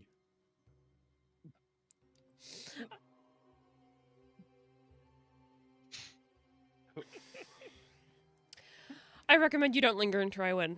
I think you should probably get on with your job, August, as I have things for you to do back here. It's already been weeks. Yeah, well, I didn't expect the Emerald Cord to be out there. Well, we'll be fine though. Is she out there? Yeah, or at least nearby. You know, I don't want to send you across Everfield to go get her. As far as I know, she's in your area of the Empire. I don't know where. That was your job to find out. I'm more referring to my sister. I'm still after her. Then yes, your sister's here as always. You know she doesn't get out much. She's fine. I promise. Okay. I wouldn't mind. I wouldn't mind it if you passed the stone over to her. I got a couple questions. Or link it to her. You know, nobody ever taught me how to use this thing. It's a single paired stone that I tend to keep on my person. I believe she has already gone to bed for the night, as it's very late, August, and I'm actually in the middle of something. But try contacting me tomorrow, and I will see if I can get her to stay up.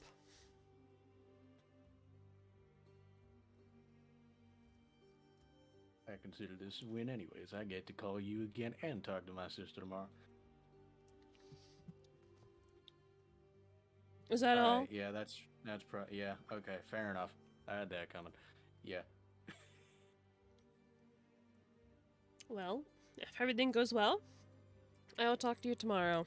For now, I have a hit to do. Oh. Yeah, you know what? That's fair enough. Andy's gone. Well, Sivlok, you heard and all of this.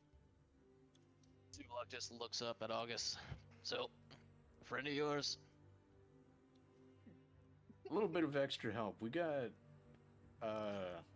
some shelter in a tavern nearby. He's like, so, what should we expect when we get there, though? No umbral court, for one.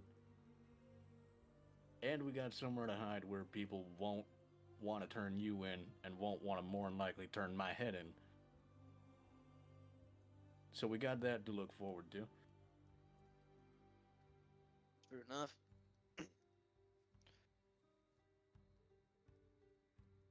So, question is, how soon are we going to be able to get out of this town?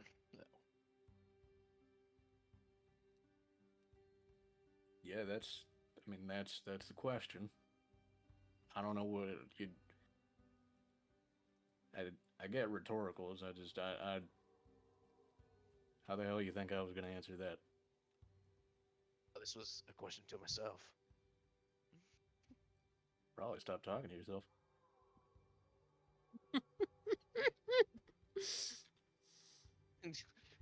Suluk just gripping his axe a little bit. It's like, okay.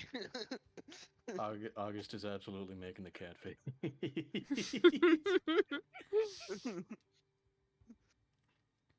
So, all right, calm down, Suluk.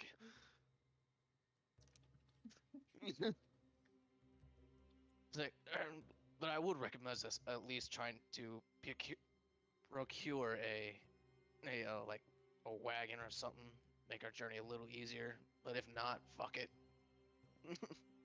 Could always Gamer. take one. Gamer, let me ask you a question. Would you say that Suvluk was starting to see red a little? Red right there? God, I'm walking away. I'm gonna get some water. No, I'm not. Just- That's rude. just- I'm it's like- here. It's just the next morning, you go into our room, it's just like August has headless. It's like, what happened in here? Don't worry about it. We don't need him. But no. I was like, alright, well, if we have nothing else to discuss, let's go to sleep. Okay. So cutting away from you two, Shenzi, Leaping Frog, and Arzai, is there anything you guys would like to do in your room? Kick our feet, talk about boys. Ooh, Talk about Kamari, boys. guys. Talk about the faceless guy. Oh my god. Talk about the 7-foot guy. Oh my god. 7-foot boy. I You guys don't gonna know. have a naked pillow fight too? Where you're Oh at? my god. Whoa, naked. Huh? The helmet stays Whoa. the helmet stays on during the pillow fight. That stays You on watch during sex. The helmet stays on during sex. I don't know. I feel like Arzai wants to ask Leaping Frog about what happened. I kind of like Arthur pretty much realized that it's probably got all the answers he's gonna get from Leaping Frog. Yeah, Leaping Frog kind of stupid. More so, he doesn't think So he's mean gonna of be a able boy. to elaborate any different. I guess Shenzi will just underhanded toss Snail onto the bed and then dive. Just gonna go Ebe. Just gonna go Eve. Us do around like a ragdoll. Yeah, Snail doesn't have very good physics on him, so he like bounces around a little bit, clips into the wall for a moment. And Snail to the fucking back room. Well, Snail's gone now. Fuck. Yeah, he was born in a different region, Bethesda.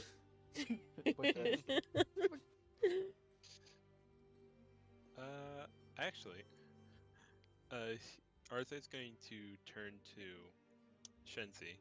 Uh-huh. Well, we seem to have some time, do you want to try to experiment with those petals a little? Oh shit, yeah, of course. And like he'll rummage through his bag at the bedside, and he'll pull out the little pouch. You said each of them you said each of the rooms has two beds and like a table, right? Mhm. Okay. So Shinji will set Snail on the bed, and he'll sit down at the table and like gesture Arzai to come, and he'll like open his little bag and have them unfurl onto the table. Uh, in the empty spaces, Arzai's gonna put down like his herbalism kit, some Mhm, glass mhm. bottles. He's gonna pull out his water skin. We're You know, gonna just fuck around and find out. anything that might be useful. Sorry, what are you trying to do? Basically, I'm pulling out anything that's useful, and he's gonna ask Shenzi, well, what do you think we can do with this, first of all? You seem to know something about these. All right, Cal, does Shenzi know what they're used for? All you know is that this is not the first time your friend has pedal bombed you. Usually, most of the time, you just kind of discard them. So I don't know what they're used for. You've seen them actually on the plant before, but you're not really one for like alchemy or anything. Um, so Shenzi's gonna kind of like start picking them up off the table, and he's like, I've seen them more than I've experimented them on them. Uh, I know what they are. It's just kind of hard to tell you what they're supposed to do. And he like will put them put them in front of Arzai's herbalism kit. He'll put the little handful he's picked up from the tabletop. Alright. Well, then, why not just try something very basic? And he's gonna take one of the bottles, take out the water skin, and like fill up the bottle with the water skin, and then he's gonna just like hand it over to Shenzi so he can drop the petals in. Okay, and then Shinji's just gonna plop a few of them in there, like four in there. Okay. Well, he's gonna just kind of just mix it around, and because I don't think we have anything to heat it with. There is a fireplace in the room, but it's unlit. uh, can I try and light it? Yeah, sure. How are you looking to do that? Is there anything in the room that I can use? No. There is like wood in there, so you could light it if you had an ignition source. Hmm. Ba-ba-ba. Looking through my spells. I actually have a tinderbox in my backpack. That would work. Sorry, my little brother came in and he was asking some stuff. That's okay. I have a candle and I have tinderbox. I would say you can use the tinderbox to light the fireplace. Okay.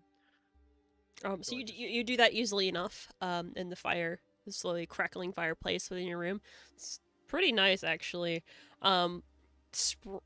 It officially became spring only a few days ago, so there's still definitely a chill in the air. So like the heat from the fires, it's nice. Alright, well, with the fire going, I'm gonna just, like, try and... I guess, like, we're trying to make tea or something. That'd be Okay, so silly. are you Yeah, just we're gonna make tea. are you just holding it with your hand over the fire? Is there anything we can, like... How about the candle? The candle will melt. Yeah. True.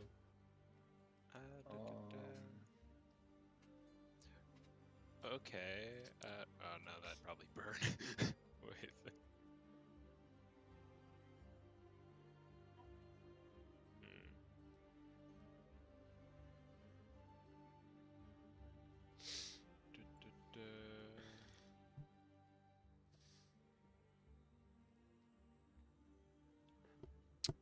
the longer you guys are faffing about, the longer, the quicker it takes for the realization to set in that neither of you are trained alchemists, and you really Yeah. don't have the equipment to be trying to make a potion here, nor the experience. Shenzi, you would get the sense from some of the people that you lived with previously that it takes a decent bit of training and, of course, the right equipment to be able to do anything with natural materials to try and make a potion or even like a tonic or an oil or anything. What about like a tea, like how Raz was talking about? You could do that. You would need to dry the petals out first. Ah, yeah, that's right. That's how that's made. I don't know how to make tea. What do you mean? You would need Yeah, no. to dry the petals out first and then steep them in boiling water. Are they not dry now? No, they're still you only got them this morning. They're not wilted yet. And Arzai has Okay. not touched any of them, so they haven't dusted. I don't know. Do you think if do you think if Arzai touches them a little bit, they'll like partially dust? Like they'll wilt a little bit? You'd have to find out. Raz, you want to fuck around and find out? Yeah, that's pretty much all we're doing right now. I guess like won't make physical contact, but like try and put my hand near it, see if Like like kind of like cupped over the table. yeah, if anything. Yeah, so you're super intent with this. You pick one petal to isolate with, and you're just like super carefully lowering your hand. You manage to perfectly cup it so that you don't touch it at all. You sit there waiting. And you wait. And you wait. And you pull it back. It's just a petal. Yeah. Okay. I don't know, man. We're just experimenting. I know. I mean, a lot of you know, a lot of help, a lot of good that was. So much for that, you know. I will remind you, Shenzi, that you were given the name of a actual alchemist shop yesterday. Yeah, I remember. I mean, I don't remember, but I know. Shenzi that members. remembers. Yeah, Shenzi members. Shenzi members, not me.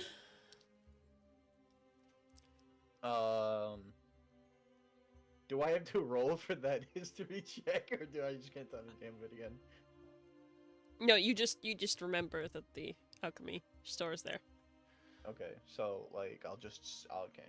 So he'll just turn to face Arzai, and he's like, "Guess we have to actually go to the alchemist shop tomorrow." I suppose it was worth a shot. Yeah, no harm done. So, I guess after putting everything away, he's just gonna like just make sure Actually- the fire actually, stays hold on. nice. Can Shenzi reach his hand into the tube and pull out the 4 wet petals and be like, snail food? Oh, that's Yeah, I'm not you gonna definitely waste can. them.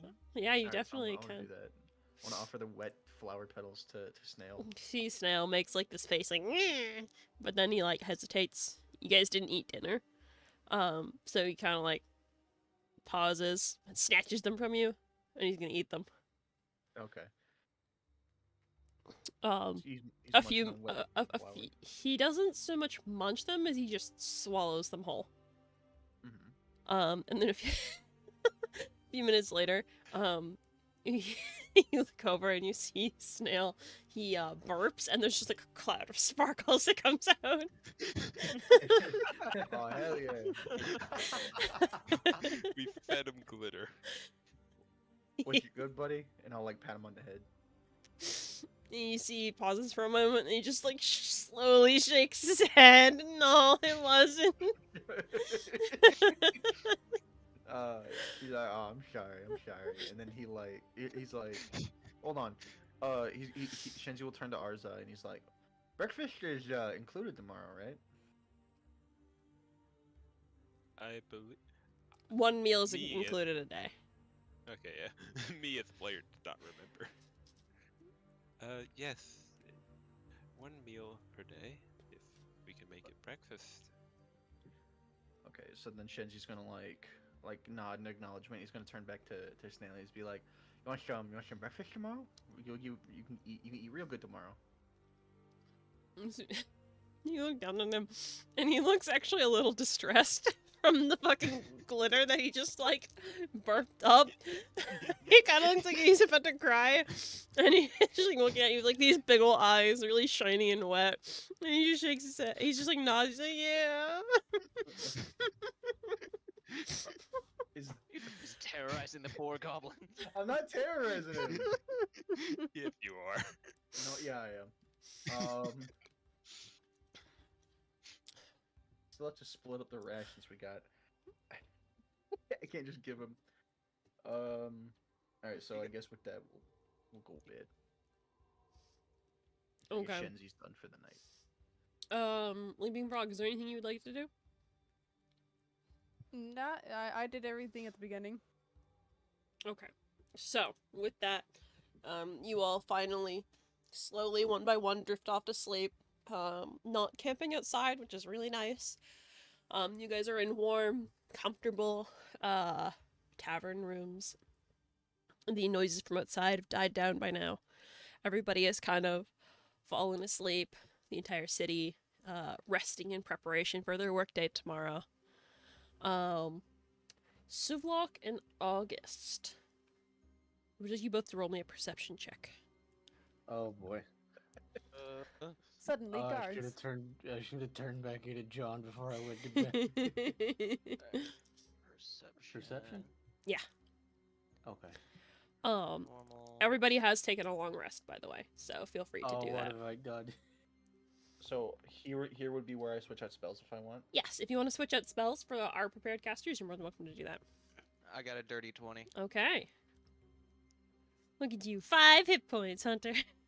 Got a whole 5. Good job. I was healed. Um,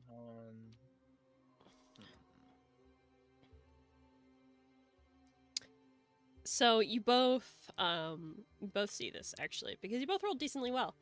As you're both kind of like drifting off to sleep,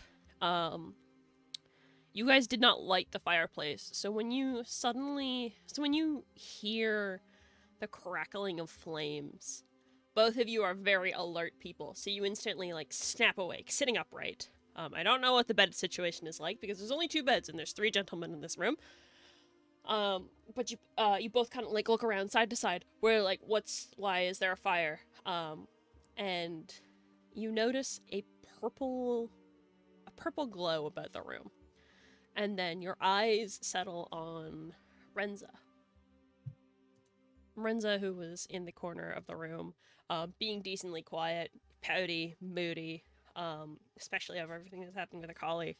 Now you see he looks quite panicked because he's holding his spell tome in his hands and it is on fire. You watch as these purple flames, that don't seem to be hurting him, but it's definitely very alarming, as they kind of like lick up, into the air, almost covering his face a little bit. You watch as he kind of like tries to like pat the flames out, but they catch onto his flesh, something that should not be burning so easily as paper, and they travel up the sides of his arms. He looks panicking, but he doesn't say anything. He doesn't scream, even though his mouth is moving. Neither of you can hear any noise.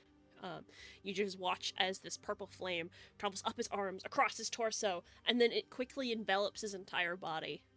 And then, before any of you can really do anything, suddenly Renza's gone, and there's just a scorch mark on the ground. Holy shit! What happened to the tome? The tome is gone as well. Gone. What? Burned. Bro, he just fucking got cooked. Literally. Screaming in agony. It ate him! It does not look like he was taking any damage. It was more of like, I am on fire, what the fuck? All I'm gonna say is that I'm so glad Arza was not in that room. Yo, I can't wait for the. Hey, where's Renza? Question. Waiting. So He yeah, was eaten by fire. the room is silent, and you two are just sitting there, eyes wide, looking at the scorch mark on the ground that used to be the sassy little warlock that got you all into this mess. Do we know if he was killed or not? You have no idea. Man. You just know he's not there anymore. There's not like a There it is. pile of ash or anything, but the wood is marked up.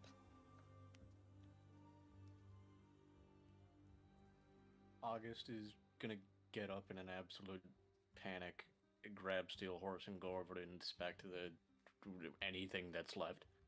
Yeah, give me an investigation check. Okay.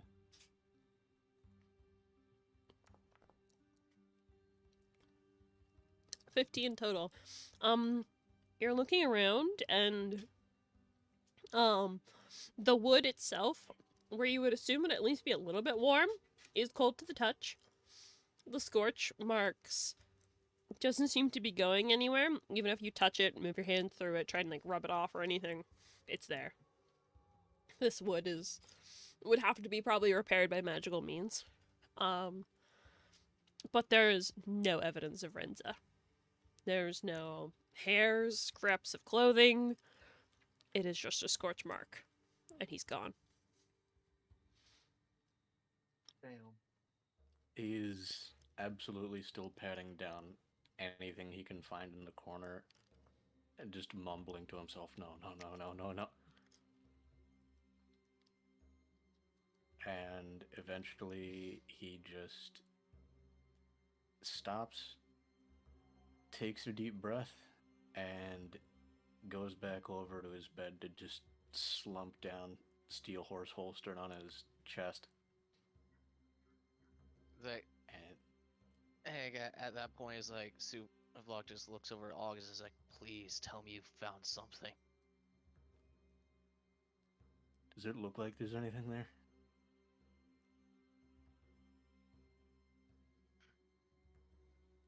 I was just hoping. This has happened too many damn times. At that point, Suvlok just goes into just deep in thought and just sorrow. Just thinking back about what happened with him.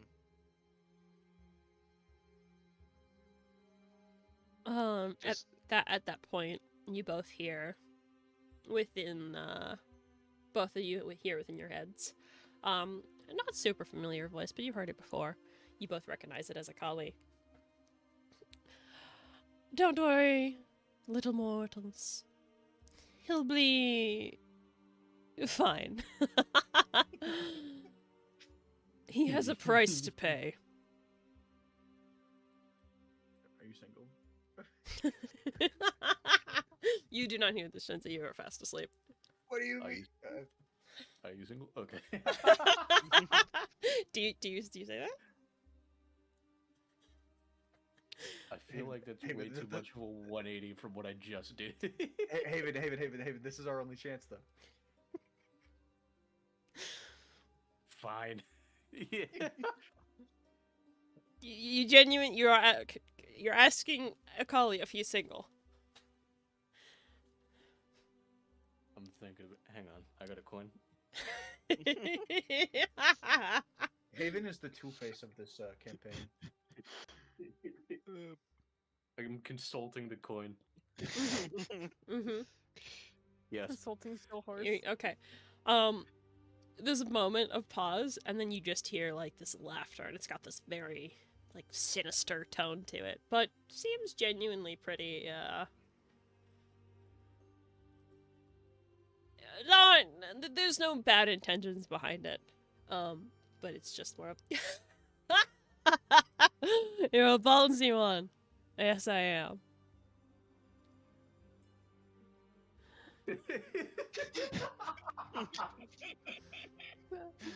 Haven's just like, finally.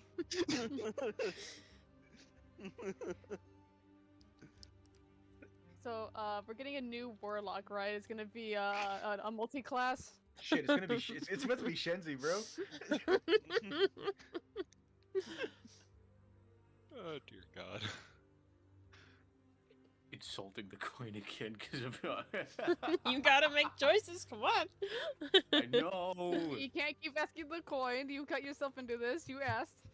Full face literally does it every time. Let him do Yeah. it. You want to change that? Oh. Oh. Come on, August. What are you doing? That's what I Yes. just said. Do you want to change that? Oh, is that? I thought that was you being sassy towards your coin or something. Yeah. You hear a golly laugh again. You're funny. I'll keep an eye on you. Is he going to live though? In all seriousness. Renza, I'm not going to kill him. But no one gets away with disrespecting me for long. Haven Go doesn't know off, whether King. to be. Haven doesn't know whether to be terrified or attracted. I'm leaving. Okay. I would say attracted.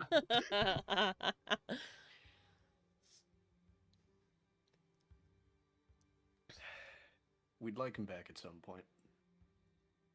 No promises.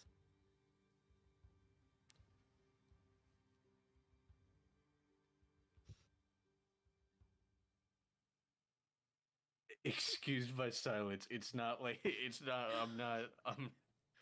He's trying not to act up. He's broken. Come on, Gamer. Come on. Alright, last flip. Last flip. What are you flipping for? Just do it. Make your dreams come true. Don't let your dreams Yeah, be become dreams, a- Haven. Become the open- fighter warlock. At least hoping you'll promise to come back. Me? You're The a... only one I'm talking to. You're going in the book Oh. next. Come on. We'll have a talk later, little changeling. I like you. Yo. Boom, scored. Boom. Oh boy. You fucking changed from being a bard, but you still have the bard mentality. Yeah, fuck. Charisma every supernatural creature. Haven has the highest charisma out of all of us. He man. What do does? you mean? He does. I'm telling you, he's gonna become the fucking warlock. He's gonna become the multi-class. The coin is gonna decide what route I go between a collie, steel horse, and Cosmos. No, you gotta fucking stop How the fuck flipping. how the fuck you gonna let a two-sided object decide 3 outcomes for you? I need a 3-sided die. I'm gonna glue this thing to another coin. It's called a Oh my D6, my gosh. dude. Yeah. Yeah, D6. Yeah, just Yeah. like 1, 2 for or one of them, and then so on. So Oh my god, I have a 1d2. It's a coin. Yes, that's what a coin is. Yeah. Yes. It's not a D2. It's a coin. It's a 2-sided die. Alright, I'm gonna stop now. You done flirting? Yeah. Okay. No, not yet. Is Shenzi gonna get in on this? You said I can't hear him. but- I'm trying to make sure Renza stays alive, even if he Haven, doesn't come back Haven, to the Haven. campaign. Me and you have been asking this question since session 0. Is if Akali is single? Try not to get Renza killed. I think at least if I can charisma, He likes you. He He might thinks keep you're him alive. funny. He's Yeah, going. who To, does- you've already been promised that Ren's is going to live through it. Yeah, who doesn't think I'm funny? Alright, no, I'm kidding. I think Renza. I'm pretty sure Renza does not like you. Yeah, well, Renza's a hobo. That's Holy true. shit! Imagine you spend the last 3 sessions arguing with Renza, and then he gets abducted by his patron, and then you seduce his patron. He Yeah, you comes become the step patron. He comes back. August, what the fuck? He goes back, and I'm wearing his tome on my belt. Hello, Vincent. I'm your step patron. Do you all remember the audio of the guy like talking about the kid that insulted him, and then he looked over? I don't know how to quote the audio completely, but he like some kid insulted him, and he was like, "I know his mom on a first name basis. I looked over at her, said hello, and she winked at me. I did more physiological trauma to that I kid told him than I'm anything." going to fuck your mom. Yeah. And I dealt more psychic damage to that kid then than anyone ever has. I told Renzo to fix it, and he didn't, so I am. I'm gonna date your patron and make your bedtime 9 o'clock. Oh my god.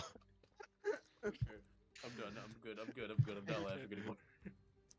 Oh, Is dude, this exactly the campaign that you wanted, Kel? more or less. All I could have The ever silence. asked for, you know? What more could I have silence. truly desired?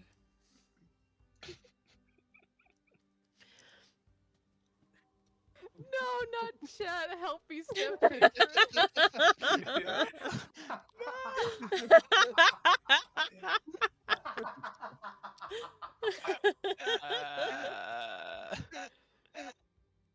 Help me, Akali. I'm Gamer stuck in the breathe. washing machine. Gamer, breathe! Gamer, Gamer breathe. Let your lungs Breathe, breathe! darn you! What's that one? I've done horrible things today, and I regret none of them. You shouldn't. Good. They were funny. They were really good. Oh my fucking god. Well, you've successfully rizzed a collie. Congratulations. Congratulations. Watch one changeling gain the favor of every supernatural creature within a 90-mile radius. Okay, I'm back. No, Okay, no, you to want be fair, the one I rizzed up in Arkley. a collie is not on this plane. Kaimos, not a supernatural. Because Kaimos is just a dude and he's in Everfield. No, Okay, but just Kymos because is it's the exception. supernatural. Wrong. Kymos is the exception. Who else but Akali have you tried to flirt with? Yeah. It's just been. The It's just been captain who you beat- crippled? What's up, pretty lady? Shatter. I was brave enough to talk to the lady in Fadel. No, you weren't. There was that barmaid. I know, that's who I'm talking about. Okay. Is there anything else you want to say to a collie? No, that's it. Okay. I think I left it off on a good enough note. So, Vlog, is there anything you would like to do? I'm just gonna wait until Akali leaves. He Were was you not never gonna also there. flirt with the collie? Coward. He was never there, but you did hear his voice. So you did hear that entire conversation. No, I know. Like, I meant when his presence leaves. You're not sure when it does, but there's a point where he hasn't said anything in a while, so you're pretty sure he's not. At least not paying attention to you guys. He's just amazed some random mortal is like, hey, how you doing? Yeah, a little bit. So, Suvlok just like looks around. Is like, all right, I'm not sure what's worse. Him dying or me knowing he's alive, but getting punished who knows how in a different plane. If I had pupils, I'd be giving him the shut the hell up look. Shut the hell up, look.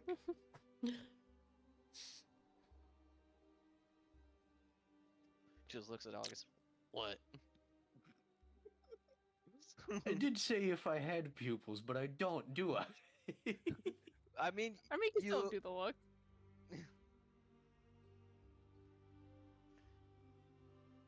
you would probably didn't your character like look over at me though? No.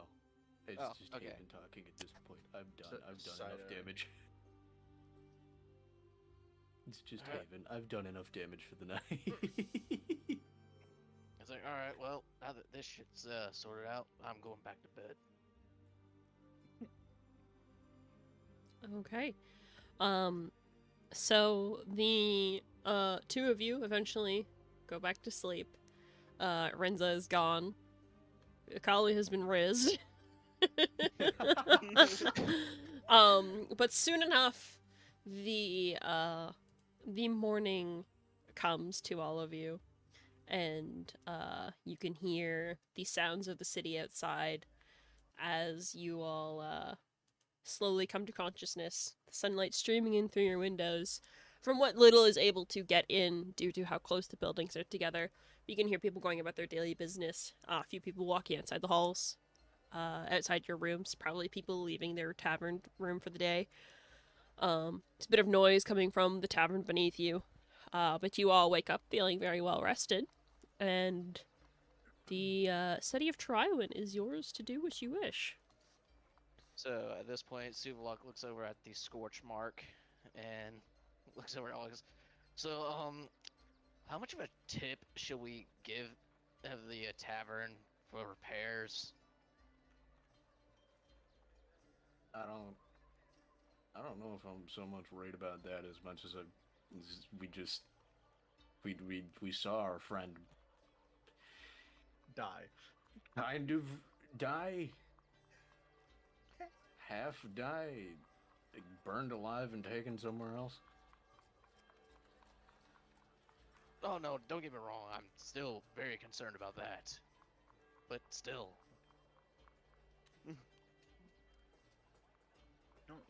I don't know what would be big out of here, platinum.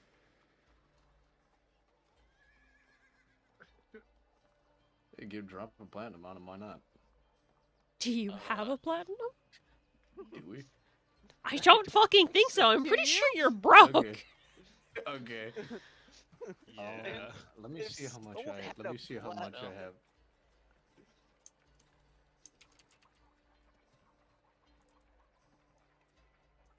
I mean, technically I I- have a plat, but that's in gold. I have 26 GP. I have- So I have 9.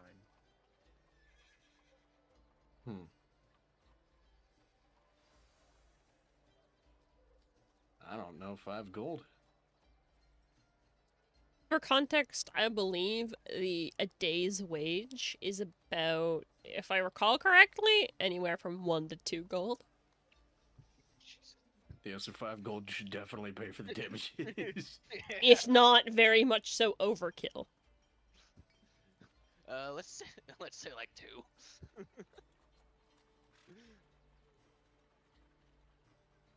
Two should be You know enough. what? You know what, bro? I just potentially saved one of our old teammates. I am going to be stupid. And August reaches into his pocket, pulls out 3 gold, and hands it to Sovlok, just putting my hand in.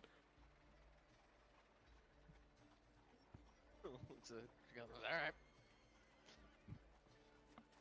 Although we're going to need someone who's not wanted to actually pay it. Right, that's true.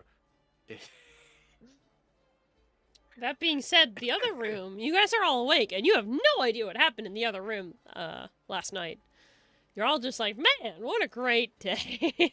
What a wonderful night's sleep. I sure hope all of our party is accounted for. I sure hope that our warlock didn't explode in a fit of fire. Man, wouldn't it be a shame if one of our party members burned alive? You know what? knocks on the next room's door. Hey, what's up, guys? Are y'all awake? Walk, August, Renzo. What is up? All of August my just, like, friends that I... Pop up and just like looks at the door like a kid just panicking because their parents have just suddenly walked in. Okay. What if I do it exactly that? Yeah. Okay. We're doing this. Okay. I want to let it be Alright. known he's walking in on John Molney and Sovlok. Naked. Arze's going to start to leave their room. You all head downstairs. I'll go fetch the others. He's gonna Okay. go over to the Okay. next room and knock on the door. It's morning, you three. Let's get going. Breakfast is going. I'm sure you all want breakfast, no? He's gonna open the door. God damn it, he's one of those parents. Damn it, mom. What's that line from the Fairly Odd Parents? It goes, Timmy, I'm respecting your privacy by knocking, but asserting my authority as your parent by coming in anyway. Yeah. Battering ramp. You Uh, battering ram. So, Arzai, as you go to open the door, it is locked. Because people lock their door at night when they're staying in a tavern. They do? Yes, generally. Fucking crazy. There's locks on these doors? Yes! You needed a key to get in. Am I the only one What? that knew about the locks? No, I Have- knew. Yeah, I mean, just- she did say that we inserted the keys. It just yeah. Yeah, no, it's gonna knock on the door, just like, you know, trying to get them out. You do try and open the door, but then after like a solid 30 seconds of being like, why won't the door not open? You're like, alright, locks are a thing. I love an had a brain intelligent moment, moment. so Arthai had a brain moment. What can I say? 11 intelligence. At Yeah. least, at least it's not 8. Yeah. Yeah. Ahem. I feel sorry for the guy who has 8 intelligence at the table. Yeah, Mango. I mean, Leaping Frog barely has less than me. Imagine sharing an intelligence stat with a rabbit. Yeah. Okay. Anyways, Mango have 8 intelligence? Yes, Mango does have 8 intelligence. He's an animal. One that can talk. That's why he doesn't have, like, fucking 1 int.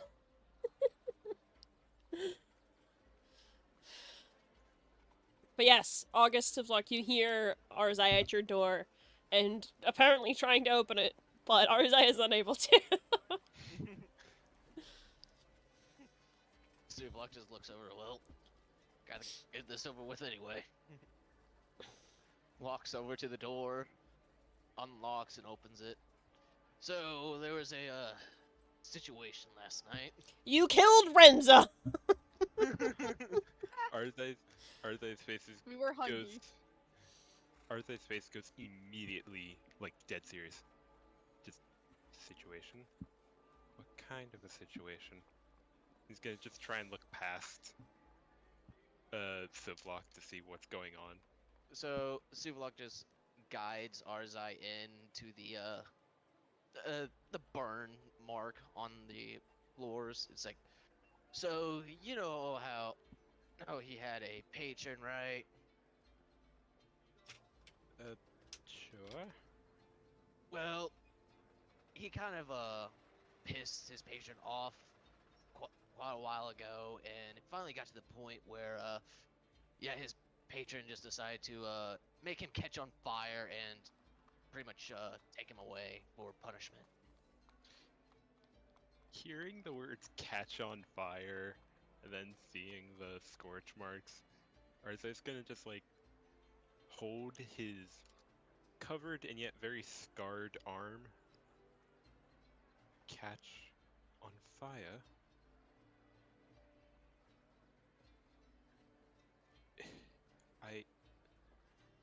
Is there a way we can get him back? August did the talking with him, so August take over from here. I think. Oop. And he turns into John Malney because I forgot we are undercover. I'm pretty sure I guaranteed his life. Maybe. I Did think you? he. Did I you or think- did you not? Yeah, hey, genius, we're dealing with supernatural powers here. I don't know what they feel like doing, but pretty sure he's gonna be coming back at some point. Maybe. I think he's fine. He'll be fine. Let's just hope you seduced him enough. Just gonna hear that. And just, huh? Just What do you? Yeah, I'll tell you what, when you figure out how to sway the decision of somebody significantly more immortal than you, let me know. But yeah, I did some talking. The John Aw. Mulaney voice is really good. August has a fucking thing for people with horns. August Hornby. Yeah. Earth's just gonna give a long stare, and then it's gonna look back towards the scorch mark and just like a deep but like very clearly concerned sigh. Just please be safe. He'll be fine. Relatively okay. Probably. It's still up in the air.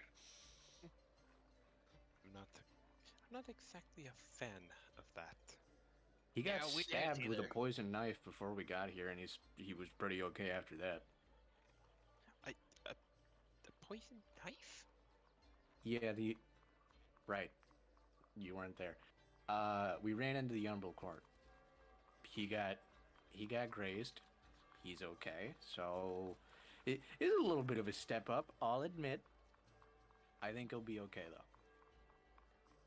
At this point, while August is talking and to Arzai, it's like Suvalok just goes into his bag and just grabs like the 3 coins that August gave him and 2 more coins. And so from mine it's like, well Arzai, why don't you hand this to like the barkeep so that just to cover the damages that happened here as well.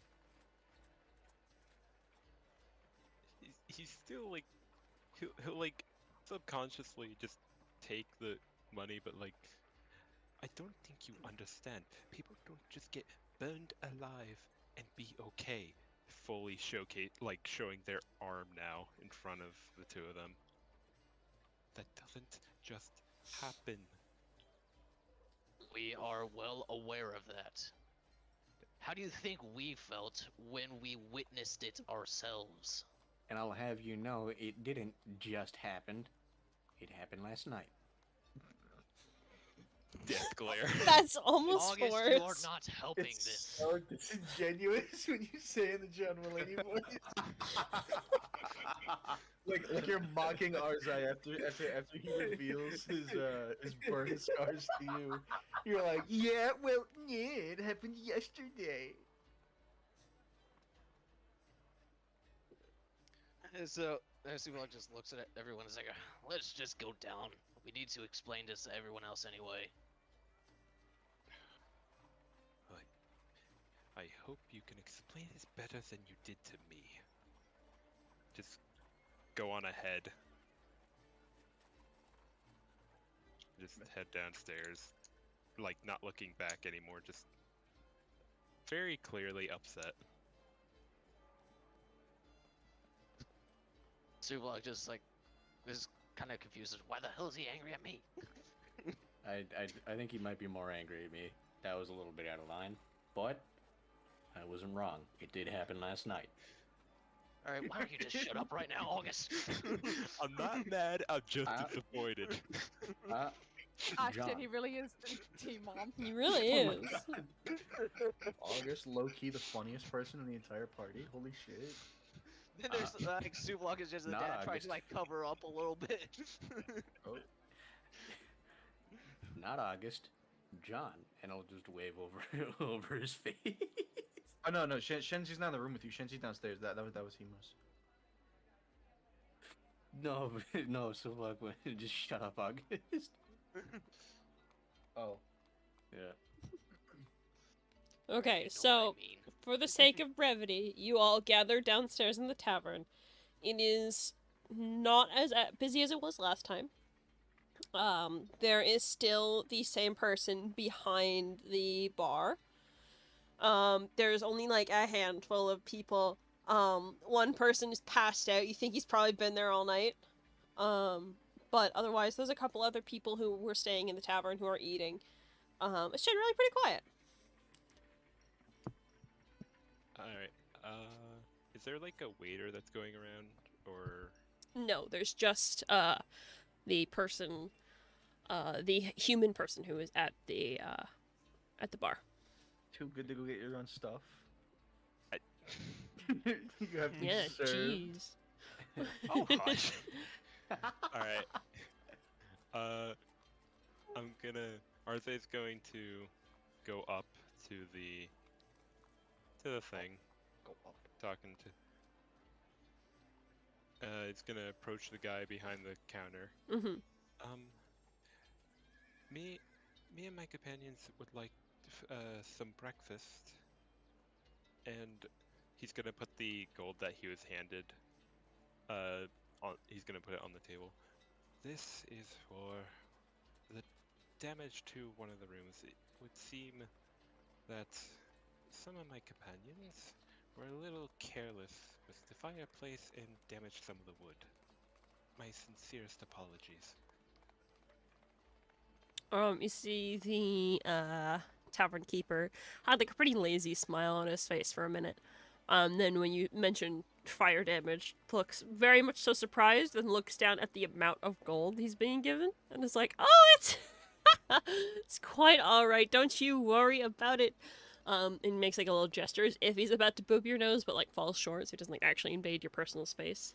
Just kind of like scoops the coin up. There's how many of you for food? Don't worry about the damage at all. I would take great care of it. You'll be just fine. There are 6 of us. Okay. I get that started. Should be about half an hour, maybe a bit more. Have a seat. We'll bring it out to you. Thank you kindly. And again, my apologies. And they're just gonna walk back to the table. As you turn to walk away, you see like most of the gold being scooped up and put in his pocket, not like in the register or anything. Because that's a lot of gold. Me too, buddy. That's a lot of gold. But yeah, you can sit down. You guys are all sitting at the breakfast table. Slowly as you guys talk, your food will be brought out. But other than that, what are you guys planning on doing today?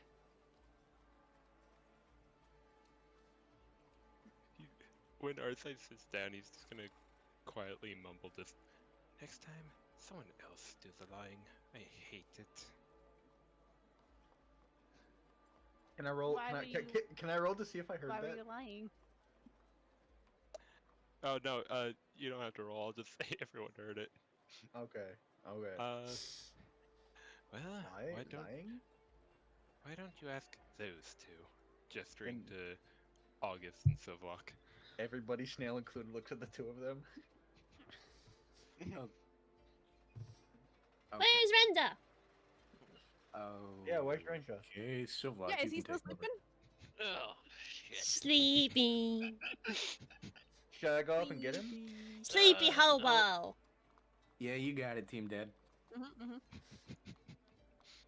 All right, so here's what happened.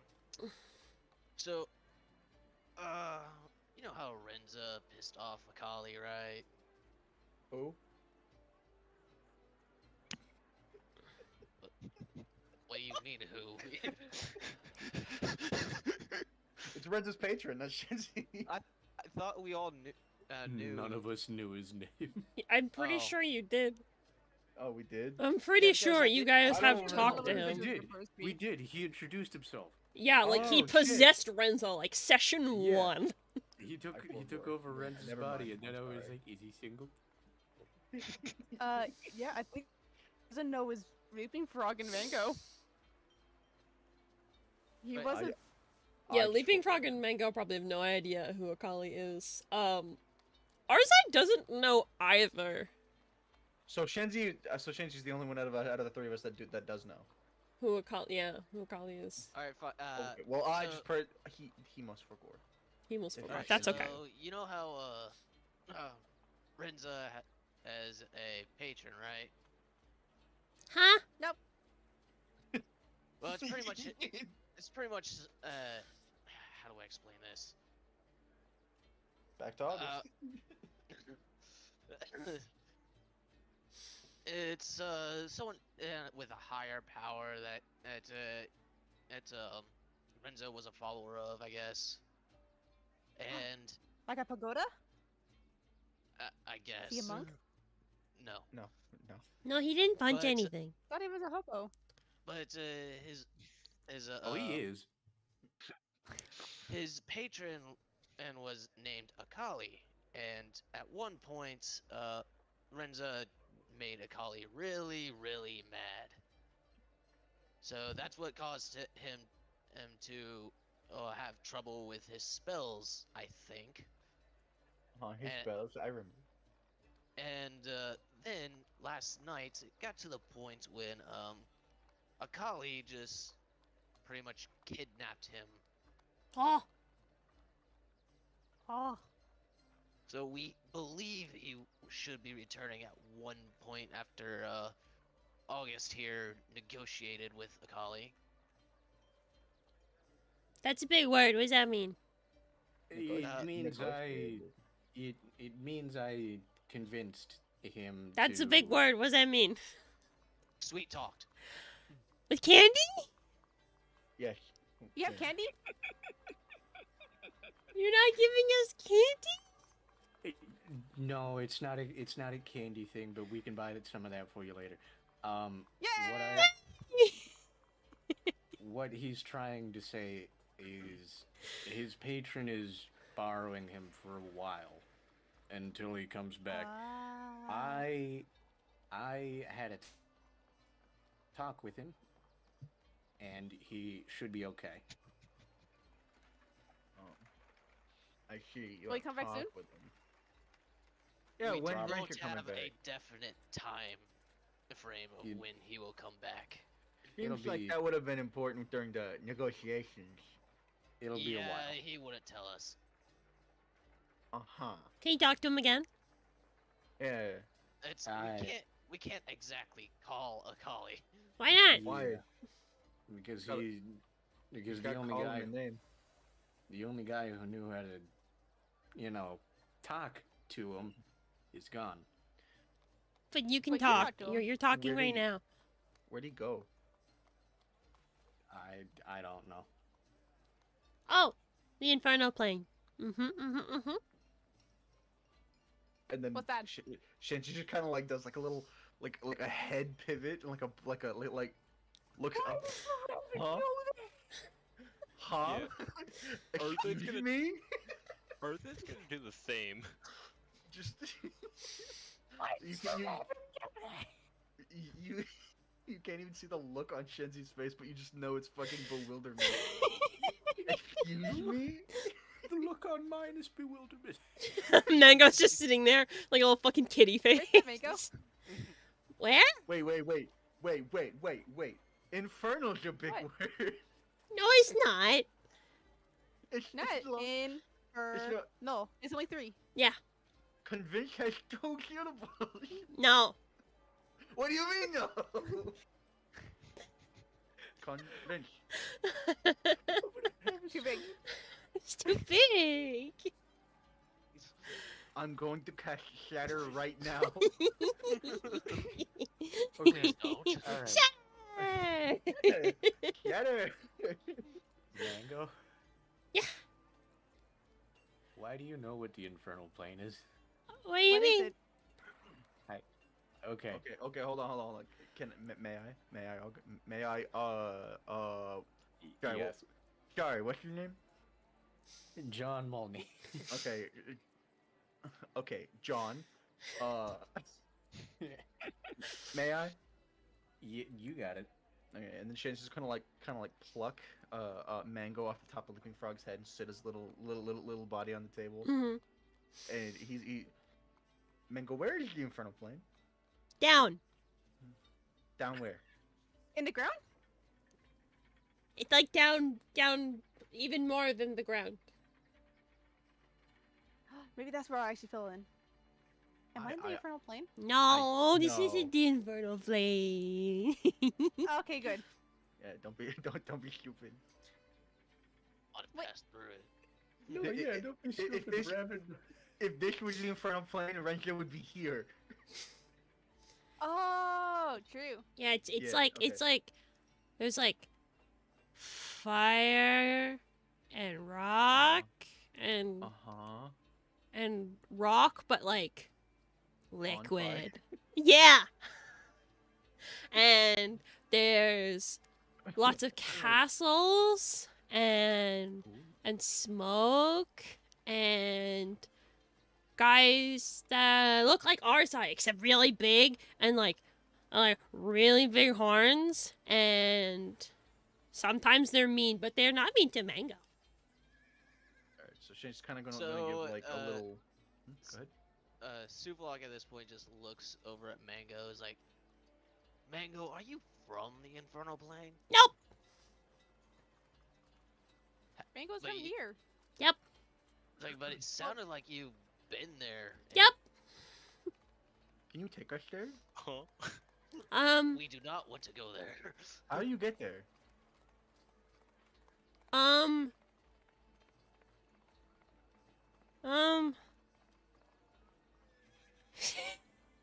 Brain melting.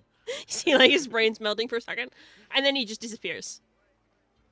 What do you mean he disappeared? He's just gone. What do you mean he disappeared? And he's just gone. Mango? Past the spot where Mango was. Mango! What? What the? At this point, Suvlog is just like, ugh. Shansy's gonna Christ, like yeah, stare at his yeah. hands. Shansy's gonna stare at his hands and be like, I wish they're fucking holding him. And then a second later, you see Mango boop, pops right back into your hands, Shenzi. You didn't come with Mango! me. What do you? Excuse me? Why didn't you come? I'm gonna have a heart attack. It's too much shit in one session. Why didn't you come with me, Shenzi? I don't know. Oh. You didn't take me. I don't know how. Actually, okay. And he pets the top of Mango's head.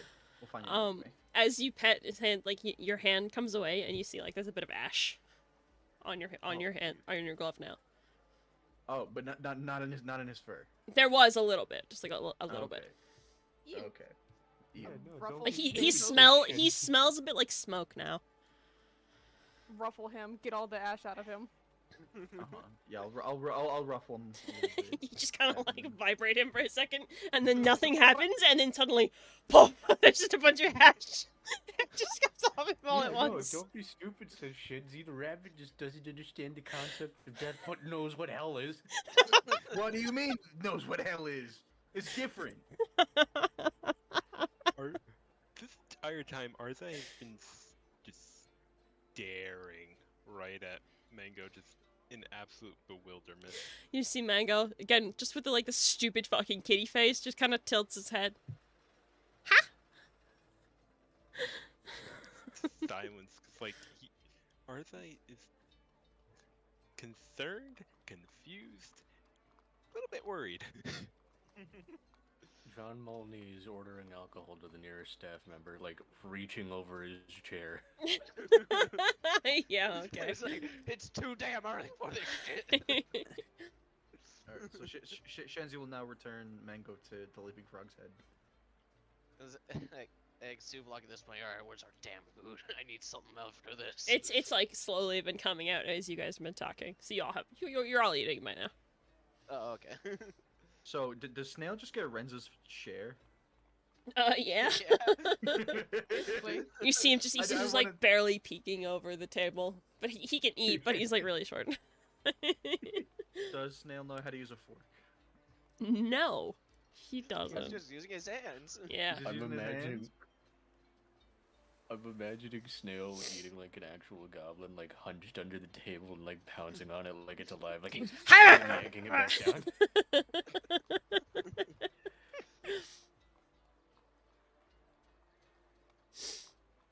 Can I observe the tavern and see if there's the goblin from yesterday? Yeah. Give me a perception check. Oh fuck. Oh fuck. In the meantime, Leaping Frog, you hear Mango say, "I saw Renzo." Oh, is he okay? Oh no. I don't know. Did he look hurt? A little bit. Oh no. Did he look alive? Yeah, Okay, he's okay. he was making a lot of noise. Okay. Kel, can I roll to see if if Arzai also heard that? Yeah, give me a perception check. That was not me. That was me. 21? 21? Yeah, you look around and the goblin is not there. Fuck. I was gonna say There he was is eating like breakfast. there is a few humans, and you see a halfling enjoying breakfast. 12. 12. Mango and Leaping Frog are not quite individuals, so you do hear this. Okay. After hearing that, are they gonna like be slightly relieved but also slightly concerned?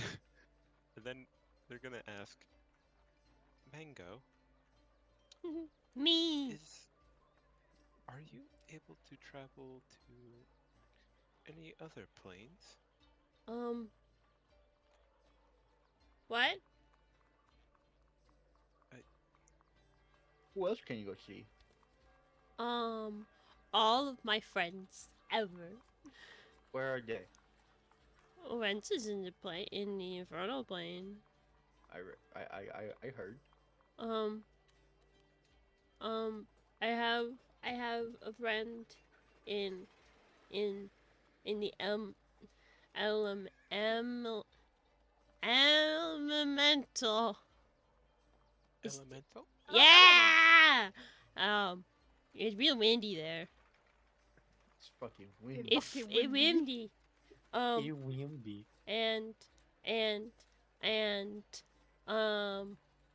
there's a place, and it's like pink, and there's trees, but not like trees like here. They're different trees, and sometimes the water goes backwards, and there's things that fly around, and there's tall people with that. I think they might be I don't know, but they're different colors, and they're magical, and I know people there. Who do you know there? I think he's the king, and I know the queen, and I know the other queen, and the other king. We're best friends, but not as best friends as Leaping Frog. I'm the bestest friend. Yeah! Suvalok just looks up at this point and is like, so we got a dimension traveling rabbit here. Cool. Shenzi, Yes. you definitely recognize the description of the last place that Mango just gave you. I do.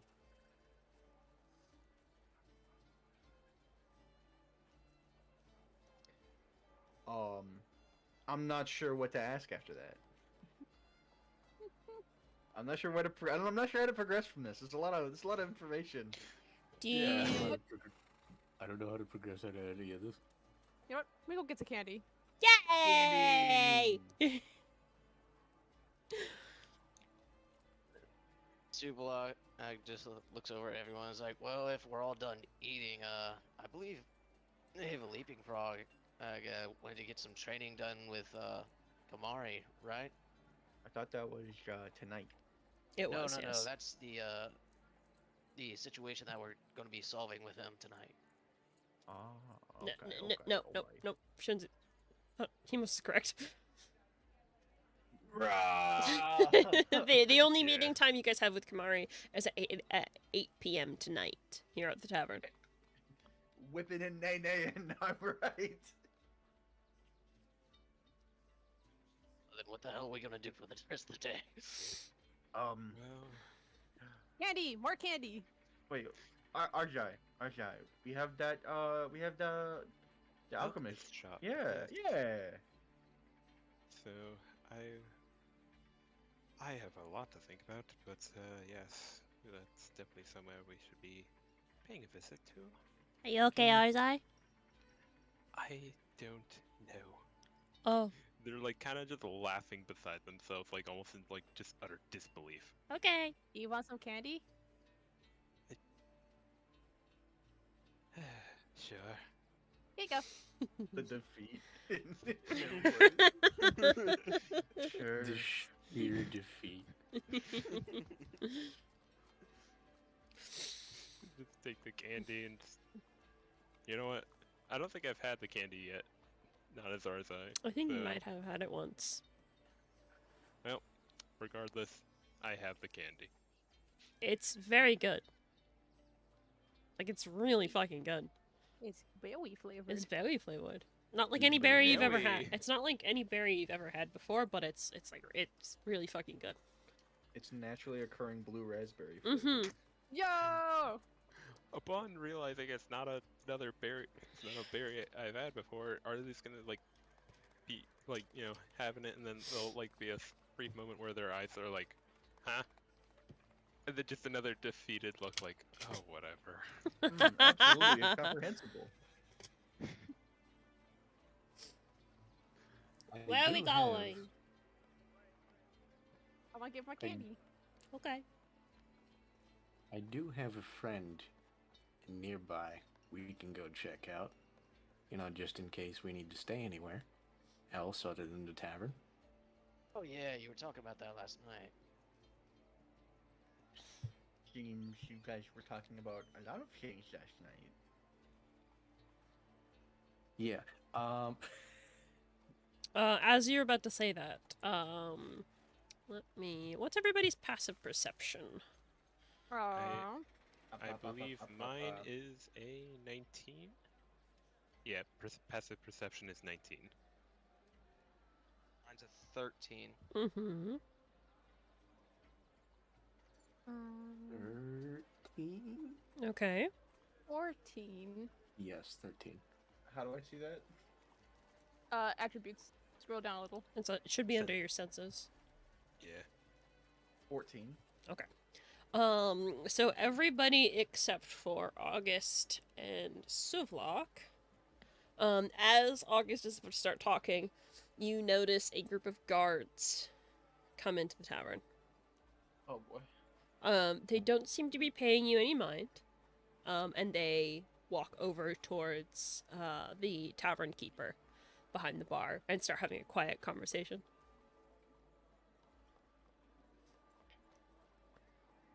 Well, this is it, boys. We're all going to jail. What do you mean? You can't. You can't hear them. Yeah, you don't see this, August. Oh no, this is Haven. Hello. Oh, hi Haven. Hi, Haven. Hi, Haven. How are you? I'm distraught. I'm in pain. I'm terrified. I'm pissing myself. But Just yes. Real quick. What? What's up? Haven's still in the John Mulney persona, right? Yes, Sivlock is not disguised though. I have an idea. Mm-hmm. It is nothing I need to execute right now. You Hey, can raid it. Hi, Thank Raiders. you for the raid, Hey, buddy. raid. Welcome Hey, in. raid. The party's about to get Hello. arrested. Yay! Don't say that.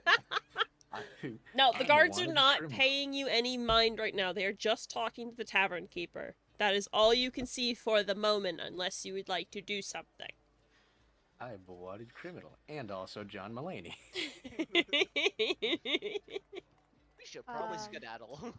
Give I have Suvlok an my idea. helmet. Yeah. Okay. Yeah, you know what? Yeah, do that. Face reveal, I'm let's kidding. go. No, I'm kidding. No. Okay, actually, no, I have an idea that might work. At least, like, a little bit. Okay. What if I give Suvlok my ultimate blankie to use as a cloak for a bit? It would certainly give him a cloak. So Cast it can hide his Control face a Image. little bit. It'll hide his face a little bit, yeah. The barbarian Yes. Snooky. Yeah, so let me pull up the ultimate blankie and just, like, tap Suvlok's arm. So, Suvlok, you see, in fact, actually, our two casters, Shenzi and Arzai, make me an Arcana check. Shenzi, you see a Leaping Frog pull out this, pure white blanket At least it looks like a blanket at first until it starts to be unfurled, and you see it's more of a cape than a cloak, but you could wear it as a cloak. I got a 12. I got a 16. Okay, Shenzi, you clock this immediately, Arzai not so much. This blanket that Leaping Frog has only been using, to go to sleep in is definitely magical. Wait, so I don't know what it is. No, you don't. You're just like, Okay. man, that's a very white cape. Okay. Ours That's is just the constant state of having their world shattered. That is, Yeah. Which makes sense.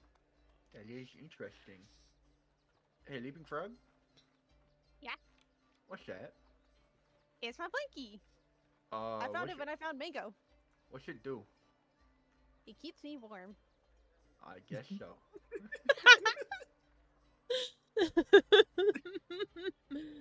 But Sublock, because you said he was tapping on Sublock's shoulder, right? Like his arm, just like tapping him with his fucking little hand. It was like Sublock looks down. I was like, yeah. Here, you can use this. You can hide a little bit. Wait, what are we hiding for? Suvluk, Like gestures with his head at the guards. Suvluk as loud as possible. Why are we hiding? No, he's not that stupid, okay? He's got a 10 in int. Like, you're the second stupidest in the party. I'm the third stupid. What do you mean? What do you mean the guards are at the counter? But after hearing, Leaping Frog thing, the word hide, are they, because like before they're like not really concerned, but now it's like, okay, and they're gonna put their hood up as well. Okay, no problem. Well, okay, so Ironic like- enough, Shinji's gonna take his hood down. Yeah, okay. Sublock grabs the ultimate blankie, as you say, Mm-hmm.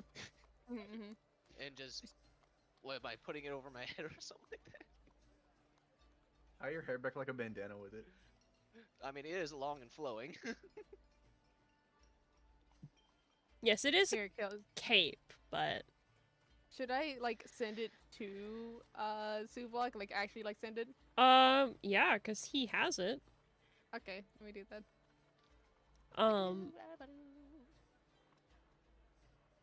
Yeah. I There you go. confirm. And now I need to equip it. Is the ultimate blankie. The ultimate blankie. Equip. Add to What the actions, snug you doing? no. Alright, how The do I ultimate actually blankie. equip it?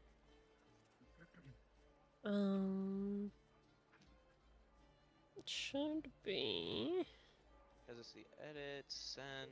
It's it's in your loot tab, so you can't like equip it.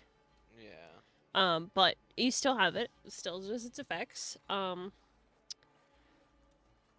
Yeah, you have cold. You have resistance to cold damage while you're wearing it. Whoa. This is a magic It's the item. ultimate blankie. It's the ultimate blankie. Keep you nice and toasty warm during. He was right. He wasn't kidding. He wasn't He kidding. keeps him warm. So am I just supposed to take everything Leaping Frog says just literally? I think so. More or less. Basically just gave him a weighted blanket. It is. do? It Keep is you warm? a cape, but it will. You can use it as a blanket. It's pretty much just like a big rectangle of fabric. Wanted by the FBI? Here's a snuggie. Yeah, it covers up your tits a little bit. Yeah. Wear it as an apron.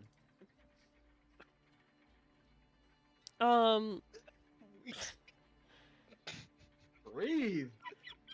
At this point, the guards have given the tavern keeper something, and you see them turning and leaving without investigating the patrons or anything.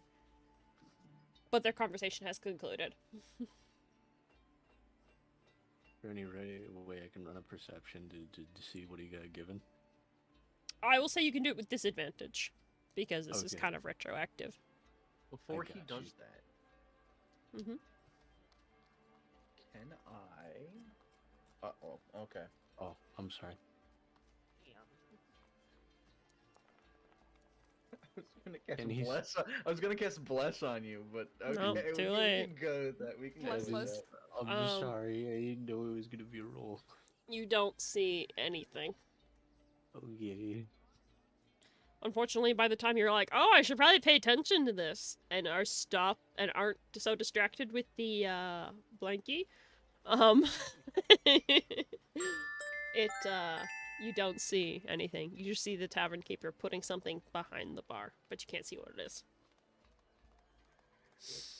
Can I keep a note of where they put it? Yeah, sure. Okay.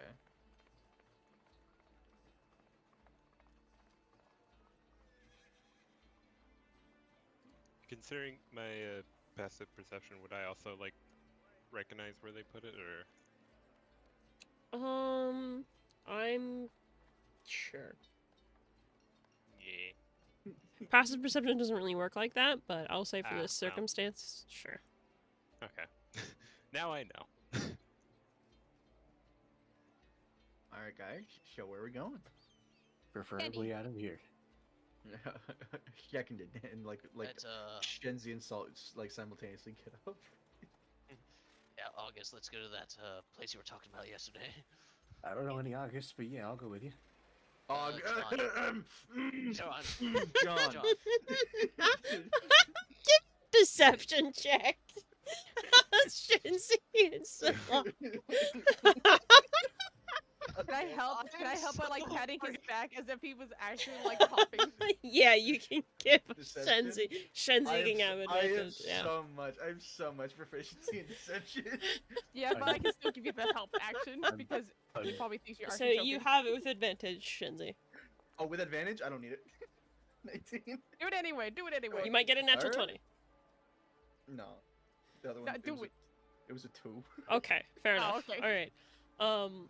So yeah, 23. Yeah, you definitely succeed. And for a minute, a couple people like look over, like actually concerned, like, oh my god, is he okay? Do we need to help? And then no, Leaping Frog got it. And then they kind of like go back to their meals. I keep forgetting that you were just disguised at this point. I don't know why.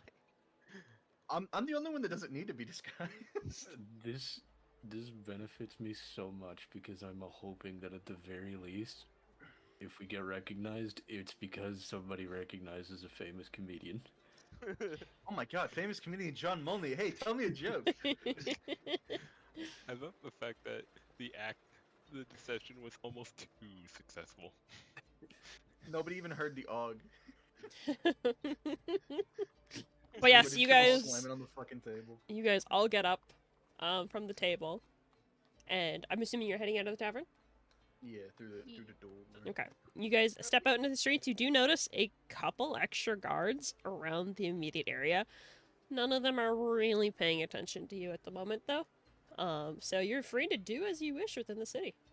On the way out, can I make that perception check to see what that thing that they gave him might have been?